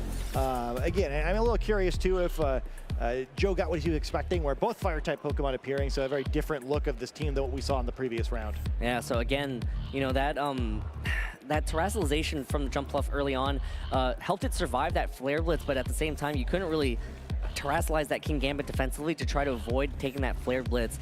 Granted, you would also be taking an Expanding Force at that point, so that's a tough spot to be in when you're Joe. Where do you terrestrialize the best? Yes, Jumpluff was able to get off that Tailwind and try to go for some Sleep Powers and threaten with Encore, but at the same time, Jumpluff kind of just sat there. Yeah, it didn't do a whole lot, right? Yeah. I'm very curious to see what happens in this second game there. I think one key Pokemon that we did not see from Joe's side of the field was the Garchomp, which ordinarily would have done a great job of checking the Pokemon that we saw, particularly the the Incineroar. And I think that's probably a sign that maybe Joe was expecting Carson to bring different Pokemon. However, it's not such an easy adjustment in the second game, right? Because you can't assume that Carson's going to do the same thing. And I think in a matchup like this one, where based on Pokemon choice or a couple of rolls, the outcome of the match can easily go different ways. It's a big edge to be up 1-0, right? Joe's got to kind of get the team preview right twice in a row now and play out the game well, where Carson, if he can find an edge with this hyper offensive team and push it through once in the 2 remaining games of this set, it's going to make him a regional champion once again. Carson 1 game away from taking the title. Joe needs to claw back and force a game 3 here. Both players sending out their leads. Looks like Carson's going to change it up. It's going to be Electabuzz and Ursaluna. Over on Joe's side, no change. Torkoal and the Jumpluff. I really like this lead for Carson. He does switch it up a little bit. We see Ursaluna for the first time. I think this might have been more what Joe was expecting in this first game. So Carson perhaps keeping a little off guard. Electabuzz really getting to show some of its benefit here. We see it spamming the Electro Web the previous round. This time the option of Follow Me away Sleep Powder, which it can then block with its Vital Spirit, makes it much stronger into this Jumpluff matchup than some of its alternatives would have been in that redirector slot. And this Ursaluna immediately threatening some offense here. Can go for an Earth Power into that Torkoal slot, or just go for a Blood Moon, or even a Hyper Voice if you want to get some spread damage down. Carson's Ursaluna will terrestrialize into that normal type. Looks like it's going to be basically going for a Hyper Voice or a Blood Moon, trying to just get as much damage as possible. Electabuzz opting for Follow Me here, trying to redirect away a possible Sleep Powder, as Jumpluff opting for this turn to go for a Tailwind, just providing that support instead, seeing through the Follow Me Vital Spirit play here. As Torkoal going for an Overheat, redirected from that Electabuzz, does good damage, about over 50%. Will be able to eject itself here because of that eject pack and allow Joe to react here. Well, that's scary though. I gotta know what on Joe's team you really want to switch into an attack from this Blood Moon. Could potentially be a big attack in that slot. It's sort of telegraphed with Joe's team. He's going to Overheat, right? So if you're expecting the speed tiers to be in this order, could easily be a Blood Moon or a powerful Hyper Voice. Garchomp's going to come in here. If it survives this turn, it could be pretty impactful, but this is a scary spot. Yep, Ursaluna using Hyper Voice here, terrestrialize into that normal type. Same type attack bonus, does big damage. Both Pokemon hang on, so the Garchomp and the Jumpluff hang on. Most importantly, now Joe is working behind a Tailwind now. Yeah, sort of a tough position, though. I think the speed of Joe's Pokemon are going to work against him here, where you'd love to Earthquake and then follow that up on the Ursaluna with attack for the Jumpluff. Because Jumpluff's faster, it's kind of useless this turn, switching out of battle for the Dragonite instead. And we'll have to see what Garchomp does, but I don't think there's probably going to be enough damage down to stop Ursaluna from attacking again if it wants to. Yeah, so Garchomp has to protect itself here. Joe just trying to reposition himself to be in a better spot, as Electabuzz will also use his turn to protect, possibly expecting an Earthquake from that Garchomp, but now Ursaluna gets to move. Ursaluna will just opt for a Protect here instead. It is going to fail because it is the last Pokemon to move and using Protect. Yeah, so good and bad there, where I think Ursaluna's attack or Protect still being available for Carson's very attractive, and I think it's pretty likely that's going to happen on this turn, but a good switch for Joe, or now he does have the speeds of his Pokemon staggered in the correct order. Garchomp can Earthquake with a follow-up attack from Dragonite that will go into the Ursaluna slot. I think on Carson's side of the field, unless you think it's worth it to switch something like any potential Incineroar in to weaken the attacks of these Pokemon, likely going to just sacrifice the Electabuzz here. Yeah, Garchomp and Dragonite, double dragons. You love to see it when you have a dragon type that can Earthquake and then a dragon type that's flying. So this Dragonite is immune to that Earthquake. Gonna be you're right. Like, this is great position here for Joe. Electabuzz content to just go for a follow me, but again, because of the way that these speeds work, this Garchomp will be able to go for an Earthquake here, get the KO on that Electabuzz, and now Dragonite will get to follow up here. What is it going to be from this Dragonite? If it's the Scale Shot, that has a chance to KO. So now, Garchomp taking the Life Orb recoil. Here's this Dragonite Scale Shot. There's one hit. Oh, this is going to be close. I don't think it's going to do it. That's 2 hits right there. That's 3 hits right there. Yeah, that's going to be enough. Oh, he's going to need it again. Oh, one more hit. No! Oh, he can't get it again. 2 games in a row. It's only 4 hits. Only 4 hits right there for the Dragonite Scale Shot, and here's a Hyper Voice from that Ursaluna. It is going to connect onto that Garchomp, breaking that multi-scale from that Dragonite there. So unfortunate for Joe, but great for Carson. The Ursaluna will knock itself out from that Life Orb recoil, but just 1 Scale Shot away from getting that KO and having a clean turn there for Joe. Yeah, that would have been a huge difference in this match. I think if Garchomp is still around, if the multi-scale is still active on Dragonite, we're talking about the adjustments for Game 3. Instead, it really depends on what Carson's back Pokemon are. There's definitely a world where, even though Joe still has the Pokemon advantage, that enough damage has been done that Carson can clean this one up. Yep, it's going to be the Sneasler for Carson, as well as the Indeedee. So now this Sneasler is going to be super fast. The Psychic Terrain is going to take effect. Again, that Psychic Seed Unburden combo, just making Sneasler such a menace here. Yeah, very awkward position as well, where, this Sneasler, it's a little different set that we've seen from some other Sneasler in the tournament. It does have the Unburden ability to double its speed. Tailwind's still active, but, both these Pokemon are able to protect and potentially just stall that out and then allow Sneasler to become one of the quickest Pokemon in the field. Yeah, so Carson has a line here to be able to stall out this Tailwind, and now how is Joe going to react to that? Is Joe going to predict it? Is Joe going to be like, all right, he's considering the self Ice Spinner to get rid of the terrain. I think that would be a bit of an aggressive move, but we may be seeing it. All right, Sneasler going to opt for Protect here.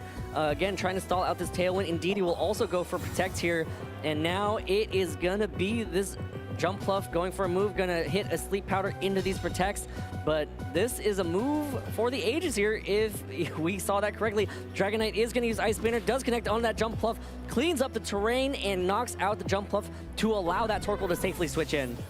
This man does not care about Pokemon advantages, able to safely get Torkoal in here. Definitely comes at a significant cost there with Tailwind petering out, won't be replaced. The Torkoal does get into battle safely, though. Does have a high defense stat that maybe could be impactful here, and no longer a threat of a stronger double target expanding force now that the Psychic Terrain has been defeated, albeit at the cost of poor Jumpluff's health points. Yeah, so smart play right there to kind of remove the options here for Indeedee. Now Carson actually has a single target because the terrain's been removed, as well as getting that Torkoal in. So smart play right there from Joe to side target that Jumpluff. Jumpluff would have been cool too to just stick around and possibly go for, well, can't really encore, it actually just fall to the Sneasler. So smart play right there from Joe. Here it is, Indeedee opting for the helping hand here, not trying for an expanding force single target. It is going to help out the Sneasler. Dragonite protects itself this turn. Where is this Sneasler gonna attack? Is it going to be the Dragonite Protect, or is it going to be into that Torkoal? It is a Dire Claw into that Dragonite Protect. So now Torkoal will be able to move here. It is going to go for a Burning Jealousy to connect onto both Indeedee and Sneasler and start chipping away as the sunlight fades.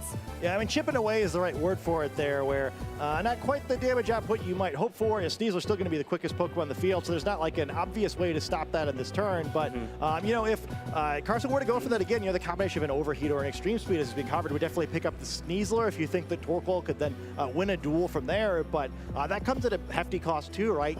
Do you think Torkoal could still win the one-on-one if it overheats and reduces its own special attack?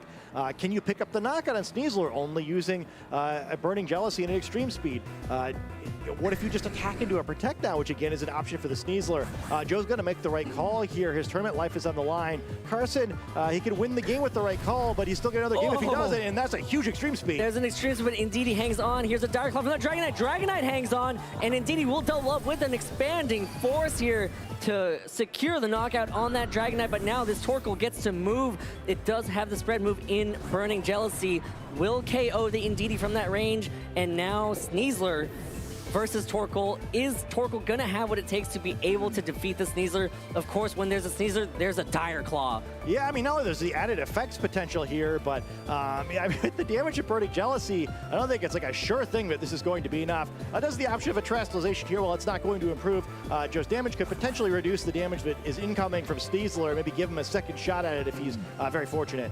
Yep, and now it is going to be the Torkoal Terastallizing into the flying type here.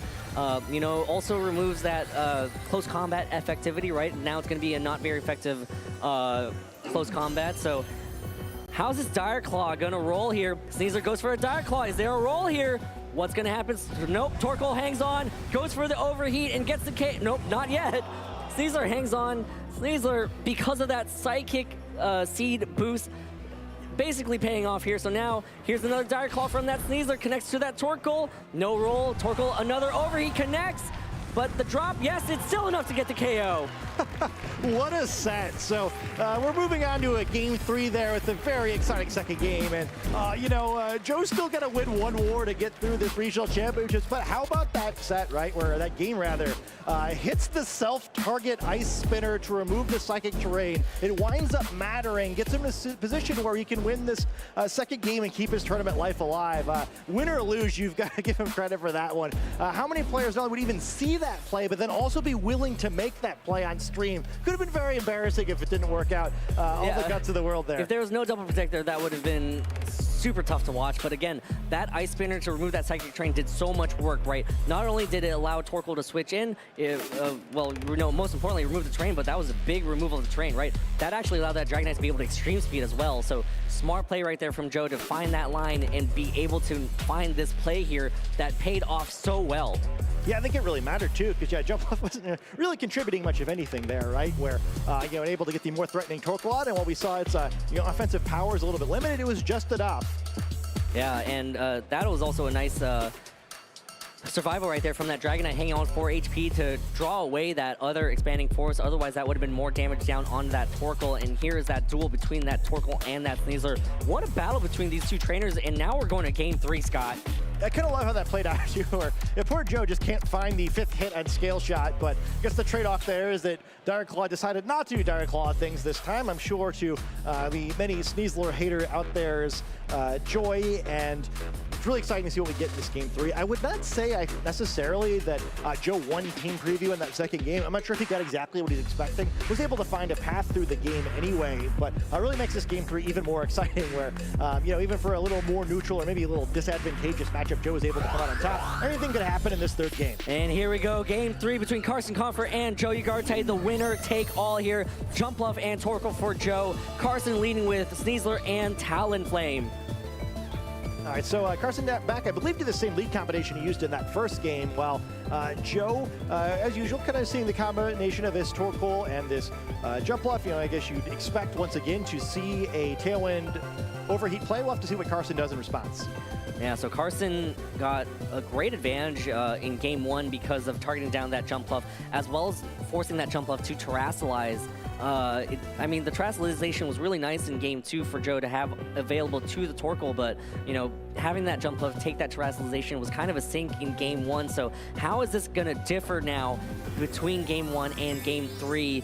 It is going to be the Jumpluff Terastallizing again, wants to be able to survive the Flare Blitz from that Talonflame that is boosted by this, because Talonflame is a fire type, as well as boosted by the Sun. So now this Jumpluff is a poison type. These are protecting itself this turn, does not want to get put to sleep or just hit with an overheat here, as Talonflame will set up a Tailwind. We'll see if Jumpluff decides to match that Tailwind as well. Looks like Jumpluff will match that Tailwind, so both teams now are fighting behind Tailwinds against each other, as Torkoal will use this turn to go for an overheat here, and Talonflame dodges the attack right there. That would have been huge to be able to break the Gale Wings and switch out that Torkoal. Yeah, that's a big miss. Critically, doesn't activate a bunch of different things that mattered, right? And the damage could matter too. You know, we saw this line play out the first game and it didn't go in Joe's favor. Now this time it's even more against him with that overheat miss, kind of putting him a turn behind. This could be a really difficult spot for him. Let's see if he can dig his way out of this. But based on how game 1 went, not looking great. And Sneasler going to get out of this battle scot-free.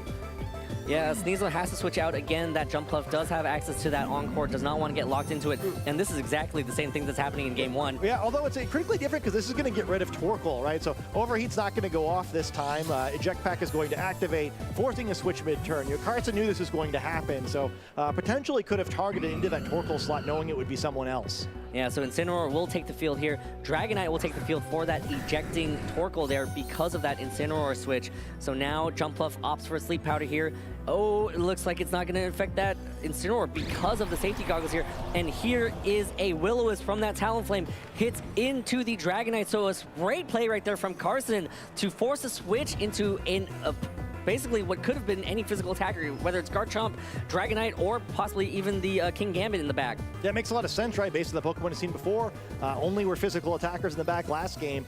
It turns out there were some options there, but not with Joe Selects. And it's a really tough spot now, right? Where he's not really accomplished anything other than setting a Tailwind. He has a burn physical attacker out. He's a Jump Bluff that doesn't really do any damage output even in the best of times, but we've seen 3 Pokemon so far. All of them resist grass type attacks. So Joe finds himself in a really tough spot here. He's going to need that 4th Pokemon to do some serious damage. We'll have to see if he can maneuver in a position where he can get it back in this game. Otherwise, we can speak Carson Confer as a regional champion. Yeah, we saw that Hisuian's Typhlosion is going to be the Pokemon that is hiding in the back. Jump Bluff wants to switch out here, does not want to stay in. Joe needs to go on the offensive here. Torkoal will be taking the field for that Jump Bluff as now we go into the rest of the turn. Talonflame uses Will-O-Wisp, does not affect that Torkoal, so smart switch right there from Joe. Here's the Scale Shot from the Dragonite, hitting into that Incineroar. That's going to be at least 4 hits. Is it going to get the 5th hit this time? Not that it's going to matter too much in this instance here. That extra damage may add up later on as the Scale Shots continue to hit, as it does finally get the 5 hits. A kind of insult to injury there, right? Of course this is the time where it finally gets all the hits. Yep, Dragonite's defense will drop. The speed will rise, though. Here's a Flare Blitz in that Torkoal. Torkoal is a very physically bulky Pokemon, so it takes that very well as Dragonite, importantly, has that multi-scale broken because of these burn damages.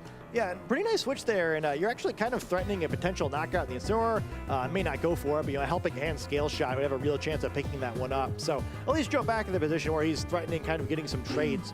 I think it's going to be very important for him to weaken these 2 Fire-type Pokemon to set himself up for a stronger end game. Yeah, so now Joe has to figure out what the best target is. Here's a dual Wing Beat doing a lot of damage because of that defense drop from earlier, bringing Dragonite down to under 50%. Talonflame does do some damage there as Dragonite connects with the Scale Shot here. Going to be at least 4 hits. Is it going to be another 5 hits?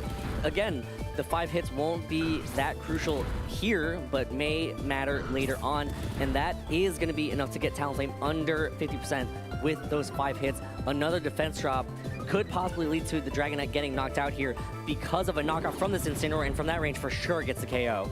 Yeah, could be doing some important work here. The Dragonite's going to go down, but Joe's kind of working toward an end condition, which is that 4th Pokemon. And both of these Fire-type Pokemon now have been greatly weakened. Torkoal's going to whiff once again, failing to potentially pick up a knockout of that Talonflame. And now the Tailwind for both Pokemon, both teams, is expiring. We see Jump Bluff coming back out, perhaps trying to match the Tailwind and work toward a Tailwind sweep win con. Yeah, so that is 2 missed overheats for that Torkoal right now. That is unfortunate to see if you're Joe, because of the fact that that has led to this position right now. Missing that first Eject Pack special attack drop, huge, as well as not being able to break that Talonflame's Gale Wings, basically making sure that the Talonflame doesn't get priority on any flying type move. So now Jump Bluff has to figure out what the best course of action here is. Is it to match the Tailwind? You can't put the Incineroar to sleep. Putting the Talonflame to sleep seems like a waste if that Talonflame can get up a possible Tailwind anyway, and then you're just 1 turn behind. Yeah, sort of an awkward spot here, and keep in mind, at least there is no more Gale Wings now. The Jump Bluff's going to be the fastest Pokemon in the field, going to Encore the Incineroar instead, trying to prevent it from doing anything too disadvantageous, but there is that Tailwind. Yeah, so Talonflame gets to set up the Tailwind on this turn. Gonna lock Incineroar into knockoff, gonna hit that Jump Bluff with that knockoff and knock off that Covert Cloak as Torkoal can tend to go for another overheat, but it misses. This Talonflame has been dodging all the overheats as the sunlight fades. Things are just really going wrong for Joe in this set. Once again, maybe at this point the Talonflame really should be knocked out, right? And now on Joe's side, you need a lot of things to happen, right? Like you need Tailwind to go up, you probably need to reset your Sun somehow, and then you need to get that last Pokemon out in the field. I just don't know how you do that from here. Things are going so wrong. I think cycling bring Torkoal out as necessary. So like kind of like thinking about it, right? Well, I need this to happen, but can I realistically expect that this slot won't be targeted and I'll get Tailwind out? I just don't know how you make that happen. Perhaps hoping to force a switch on the Incineroar with the Encore, but I think it might be fine just using knockoff here. Yeah, so also Dragonite getting knocked out so early on, no access to the Ice Spinner, remove the Psychic Terrain if that Indeedee is hiding in the back there. Torkoal switches out. It will reveal Typhlosion as the last Pokemon that Joe has on his bench here. So this Typhlosion is going to be the end game. Talonflame using Flare Blitz connects and gets KO on that Jumpluff. So no Tailwind for Joe's side of the field, and now it's going to be Torkoal and Typhlosion versus all for Pokemon Carson side. And we all know what move's coming in because it's been encored. Yeah, it's going to be a knockoff here. Incineroar using knockoff, knocking off the Choice Spikes and gets the one-hit KO from that range. Both players are shaking hands, and it looks like the writing is on the wall. Carson Confer is going to be your Sacramento Regional Champion. Really impressive set and a really impressive tournament by Carson. Joe doing everything he can there to kind of maneuver his way back to the game, but it wasn't enough. I think Carson did a really great job on team preview every game where like the Pokemon he selected kept Joe a little bit off guard, and Joe did a fantastic job to battle back with that amazing Ice Spitter in the second game to keep himself in the set. But Carson was kind of one step ahead the whole way here. What a worthy regional champion. The battle was canceled. Carson Confer is your 2025 Sacramento Regional Champion. Congratulations to Carson. Congratulations to Joe, too. Joe, another finalist spot here at the Regional Championships. Carson Confer, a Regional Championship for you, as well as an automatic Worlds qualification. Way to pilot this hyper-offensive team. Yeah, excellent tournament by him, and excellent team call. I think the team they came up with obviously very effective, getting both a first place finish and a semifinal finish. Really impressive run and just excellent play. Where I think in both the matches we just saw Carson play, very stressful matches for a different reason. Would have been very easy for things to go wrong. Just consistently really great play in that team preview turn 0. Always set himself up in a position where he had a path to win the game. Very smart player, and you see why both these players are known as being two of the very best in North America. Yeah, and oh man. Game 1 was the Talonflame Sneasler lead. Game 3 ended up being the Talonflame Sneasler lead as well. Very similar between games 1 and game 3 for Carson and Joe, right? And it just, Carson played so exceptionally well in game 3 to find the pieces right there. Just kind of kept Joe behind.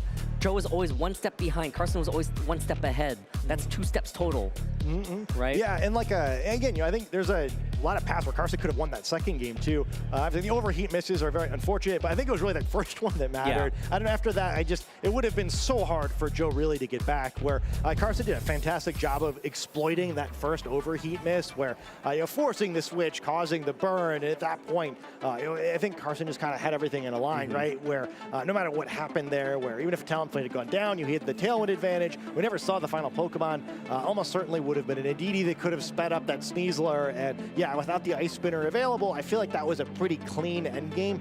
Just an excellent set there by Carson, and by Joe too, really, where I don't think he really did anything wrong so much as maybe get outlet a little bit, and then yeah, I mean, there's a lot of inaccurate moves in this team. He'd been hitting them so far. This time his luck kind of ran out. Yeah, again, that first overheat miss was the big one, as you had mentioned. Wow, that is tough to see. Commiserations to Joe, but you still did it. Second place at a regional championship, nothing to scoff at. This is your second consecutive finalist spot here with this team that I'm going to say it, Joe is the master of this team. Joe is the master of this Hisuian Typhlosion Sun variant, right? Joe, congratulations to you on the second place finish. Carson, congratulations to your championship. This team is super cool for me to see. It's very hyper offensive. As we take a quick look at the final standings here, 1st through 8th place. Congratulations to Aaron. Congratulations to Kaylin. Congratulations to Eric. Congratulations to David, Akil, Marcus, Joe, and Carson. All of these are top 8 finalists here at Sacramento. I mean, I think it's a lot of fun to imagine a team like this being in first place, right? I think if you ignore Incineroar there, it's a lot of Pokemon that I feel like a year ago we would have been very surprised to see as regional champions. Certainly Talonflame had its moment during Regulation C, but not exactly the heaviest hitters. And even on Joe's team, right? That Jumpluff, that Typhlosion, not exactly the Pokemon that we're used to seeing as kind of the heavy hitters of the video game championships, but this format has allowed some different Pokemon to come out on top, and I think these guys did a really great job of kind of identifying a great combination of Pokemon that can work together in this unique format and solving the puzzle in a way that has earned them some very deserved championship points. Carson's earned his World Championships invite after this already, and congratulations to him on that. And Joe, Marcus, and all these other players gaining a huge amount of championship points too, where even though they don't get that automatic qualification, certainly putting themselves in great position to make sure that we will see them at the end of the season in Anaheim. Yeah, and again, look at all these cool Pokemon here, Scott. I'm still fascinated by all these cool Pokemon. Look, there's an Excadrill. Yeah, I mean, Excadrill, a great throwback, Hydreigon. So certainly we love seeing things that we remember. Yet another male Indeedee. What a time to be alive. Palafin, a Pokemon that we haven't seen very much at all in this regulation. We do see at least one instance of that Sinistra team where there were so many of them that made the top cut bracket and things went very wrong very quickly. But the power of that team also very apparent. I just think this was a very fun tournament where you kind of see everything that this regulation can be. That one goofy mirror match in the semifinals aside, a lot of varied archetypes here, even though they share some Pokemon between them. Yeah. That's the end of the Sacramento Regional Championship, Scott. Yeah, it was a great one, and congratulations again to both of these players.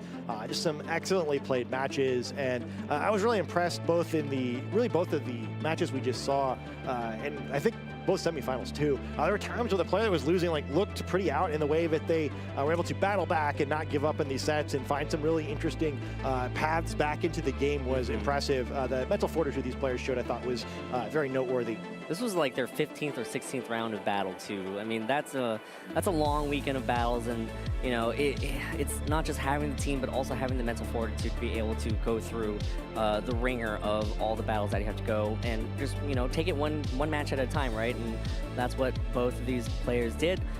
Joe, finalist, champion, Carson Confer. Carson, congratulations. We'll see you in Anaheim. Be excited to see what plush he selects for his winner pick. Fortunately, neither Jumpluff or Dragonite were able to pull it off this time, but yeah, I mean, what a great set. And how creative were both of these players, right? Where not just other teams, but I think there were some really strange matches we watched today. Some of the plays were also very cool plays, right? Like lines that we may not necessarily have seen from behind the perspective, but like Joe going for that play of the Ice Spinner into that Jumpluff to open up his line to be able to play that end game. Carson just navigating this team that he seems very comfortable with, playing so well. Yeah, absolutely. And yeah, I mean, I remember when Joe was thinking of that move, like, oh man, Joe's opponent locked in a move before him. He's going to do something crazy, and that he did. Again, it just unfortunately it doesn't result in a regional championship for him. But again, yeah, he deserves to be in that upper echelon of the very best players, and I just love his willingness to do stuff like that. He's mentioned before, he wants to be the best ever, and you've got to be willing to do things like that to make it to that level. You're not going to win every time, but I was very appreciative of the show that all these trainers put on for us. I think this is a really fun tournament. And how consistent Joe has been, right? This is a team that he's been piloting, he's been very comfortable with for a very long time, and just the fact that he's going to stick with it, right? We talk a lot about, players opting for teams that are sort of like meta-defining or groundbreaking in the meta versus like a team that you're more comfortable with. Joe knows how this team works. Joe knows, a lot of the matchups because he's had so much experience with this team. Yeah, so. And I think, if you want to be a champion, right, if you want to get that automatic invitation, the prize money, you've kind of got to be the best player of the team that you're playing, right? I think if you're just hopping between teams, it's hard to achieve that level of mastery. Joe, both this whole group of 6 Pokemon, but then, also some of the specific Pokemon on it he has so much experience with. Carson and Marcus, maybe you're tied for being the best player in the field with that team, but could easily, either of them could have come up with this regional championship as well. And you kind of see the value of just like kind of coming up with your own thing and being really good at it. I thought they both, or all 3 of them, really put up really impressive performance, and so did the other semifinalists, into which you saw some fantastic matches earlier in the tournament as well. Yeah, now I'm curious how many teams are going to show up that are sort of similar to the team that Carson and Marcus have piloted, because it has just won a championship. Let's go ahead and throw it down to Gabby, currently on the stage for our award ceremony. Take it away, Gabby. Thank you so much, Dwee, and thank you all so much for watching at home this weekend. It has been an incredible weekend of Pokemon action here in Sacramento, so let's go ahead and celebrate our finalists. First up, with a back-to-back finalist placement, Joseph Ugarte, congratulations.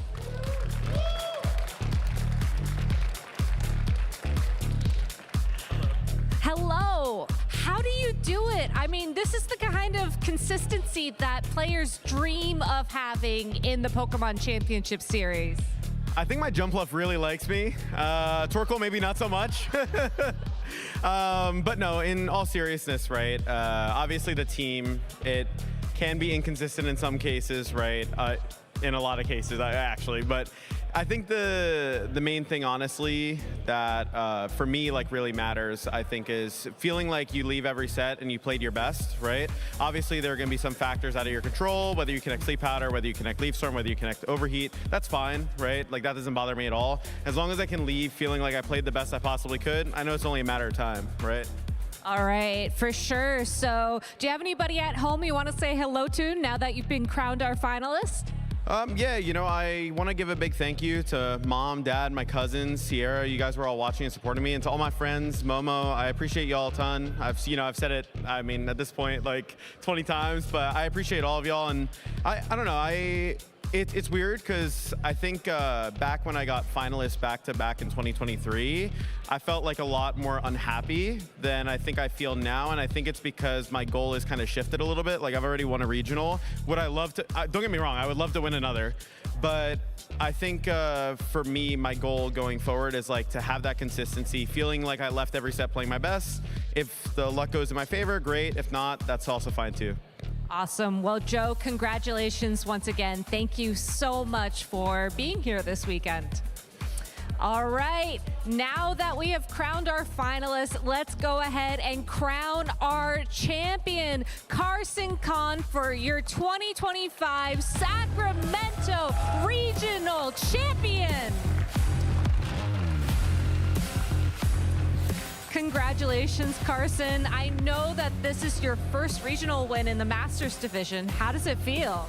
It feels great. You know, I've been chasing this for a long time. I've had a lot of shots at it and never quite converted, so I'm glad this time that things ended up as they did. Do you think you did anything different this time around to help that shot convert? I think really the only thing I did differently this time was I trusted my gut a bit more in some of my plays, and I think it worked out.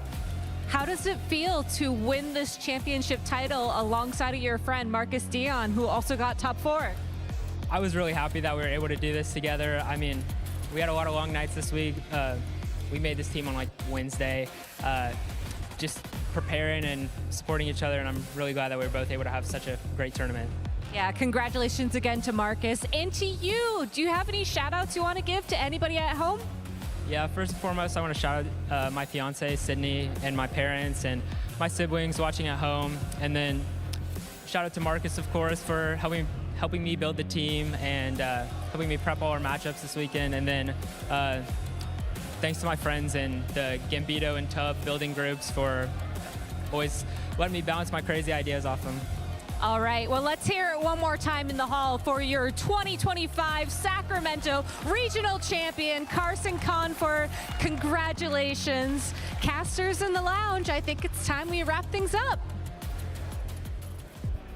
Congratulations, Carson. An extremely well-deserved regional championship for the former world and international champion.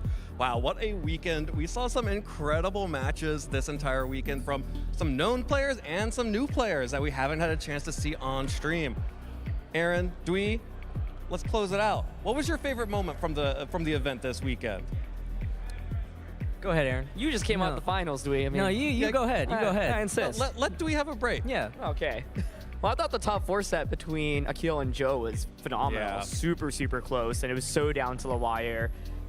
Sleep Powder's accuracy, someone needs to run the numbers, because I think it feels like its accuracy was like 95 to 100% after this weekend, and Overheat's accuracy might actually be closer to Fissure. Yeah, like 5%, honestly, after that last finals. It was crazy. You heard what Joe said. Jumpluff loves Joe. Torkoal you know, maybe a little grumpy for the turtle. That's fine. What you got? I just love all the great battles that we got to see, right? A lot of battles went to like game 3s, and I really like that. Like, game 1 might have not gone in players' favor, and then all of a sudden they find their line for game 2, force a game 3, and then all of a sudden it's like, hey, we're running it back in game 1, like the same leads as game 1, but you know what? I know how to deal with this better now. And then they adjusted that. I love to see adjustments. Yeah. You love an adjustment. I love a great adjustment. I can tell from your finely tailored suit. Thanks, Evan. Well, that wraps us up here in Sacramento, but that doesn't mean that we are out of Pokemon action here in North America. Here is the remainder of our season. Of course, our next event will be in Toronto, followed up by San Antonio, before we are heading across the pond for the second international championship of the season in London. Of course, we do also have the back half of our season with the newly announced Atlanta Regional Championship, which I am personally very excited about. Another regional within driving distance of me. Oh, that's cool. This was driving distance for me. Aaron? What about you, Aaron? I can't drive. Oh, Aaron, do you want us to teach you how to drive? That would be great, yes. I'll teach you how to drive, yeah. Zoomer. Let's teach you how to drive. Okay, yeah. Let's get you to the DMV. Let's get you a license. Sounds good. We'll get you taken care of, buddy. Don't worry about it. And of course, this all leads up to the World Championships in Anaheim, California. Maybe we get you driving by Anaheim. We'll see about that. And of course, we also have our events in Europe to come. The next event will be in Stuttgart in November 30th, the end of the month, and then take us into December 1st. I'm really excited to see what EU takes away from this event and LAIC. Probably not that many adaptations to make from this event, since a lot of the top teams were also, similar to LAIC teams. But Aaron, what do you expect out of Stuttgart? It's interesting. I think Elizabeth Rain, the team that finished second at LAIC, had huge performance here, but really fell out of top cut pretty quickly. Yeah. And so I'm curious where people take that composition. Might be a good enough team to get you into the top 16, top 8. Is it good enough to win a tournament is one of my questions. And I also think the top players in Europe are just so strong. We obviously saw Europe represented in first and second place over in the finals. We had Eric Rios and Alex Gomez in top 8 over there as well in LAIC. And so their best players are just so good right now. And Oliver Escalin, whose That's team right, now... won 5, yeah. They just won the tournament as well, yeah. Just won Sacramento and made top 4 with that team matchup there in top 4 for Carson and Marcus. Of course, our next event here in North America is going to be Toronto, Canada, December 13th through December 15th. 2024. And if history is any indication, I'm not sure if Joe is intending to attend the Toronto Regional Championships, but second place, and champion does seem to be the way he does it. Yeah, I think so. Like, if he goes to Toronto, then add to the finalist number. He's a 5-time regional finalist now. Could be a 3-time regional champion, could be a 6-time finalist, who knows? And the first non-Portland regional championship he could have. That's true. Well, we are now going to start wrapping up for the day. Of course, all of that information, is just to help you watch these events, to see this incredible Pokemon that we have on store for you. So make sure that you are following our channels here on YouTube and on Twitch so you don't miss a second of the action. Also, make sure that you are visiting Pokemon.com/broadcast for all of the logistics that you need. Everybody loves logistics. All of the logistical information you need to follow along with the season. Well, boys, that about wraps us up here in Sacramento. It's been an absolute blast being with you two, with Gabby, and with Scott. Any final words for our viewers at home? I've had a great time in the Big Tomato. Oh, that's right. This is the Big Tomato. This is I didn't know that. The nickname this of last Sacramento year. is the Big Tomato, and I've had a great time. It's a play on New York's The Big Apple. Oh, okay. Yeah. Tomatoes are basically apples. They're red, they're juicy. I don't know about that one, Evan. I don't know how I feel about what you just said.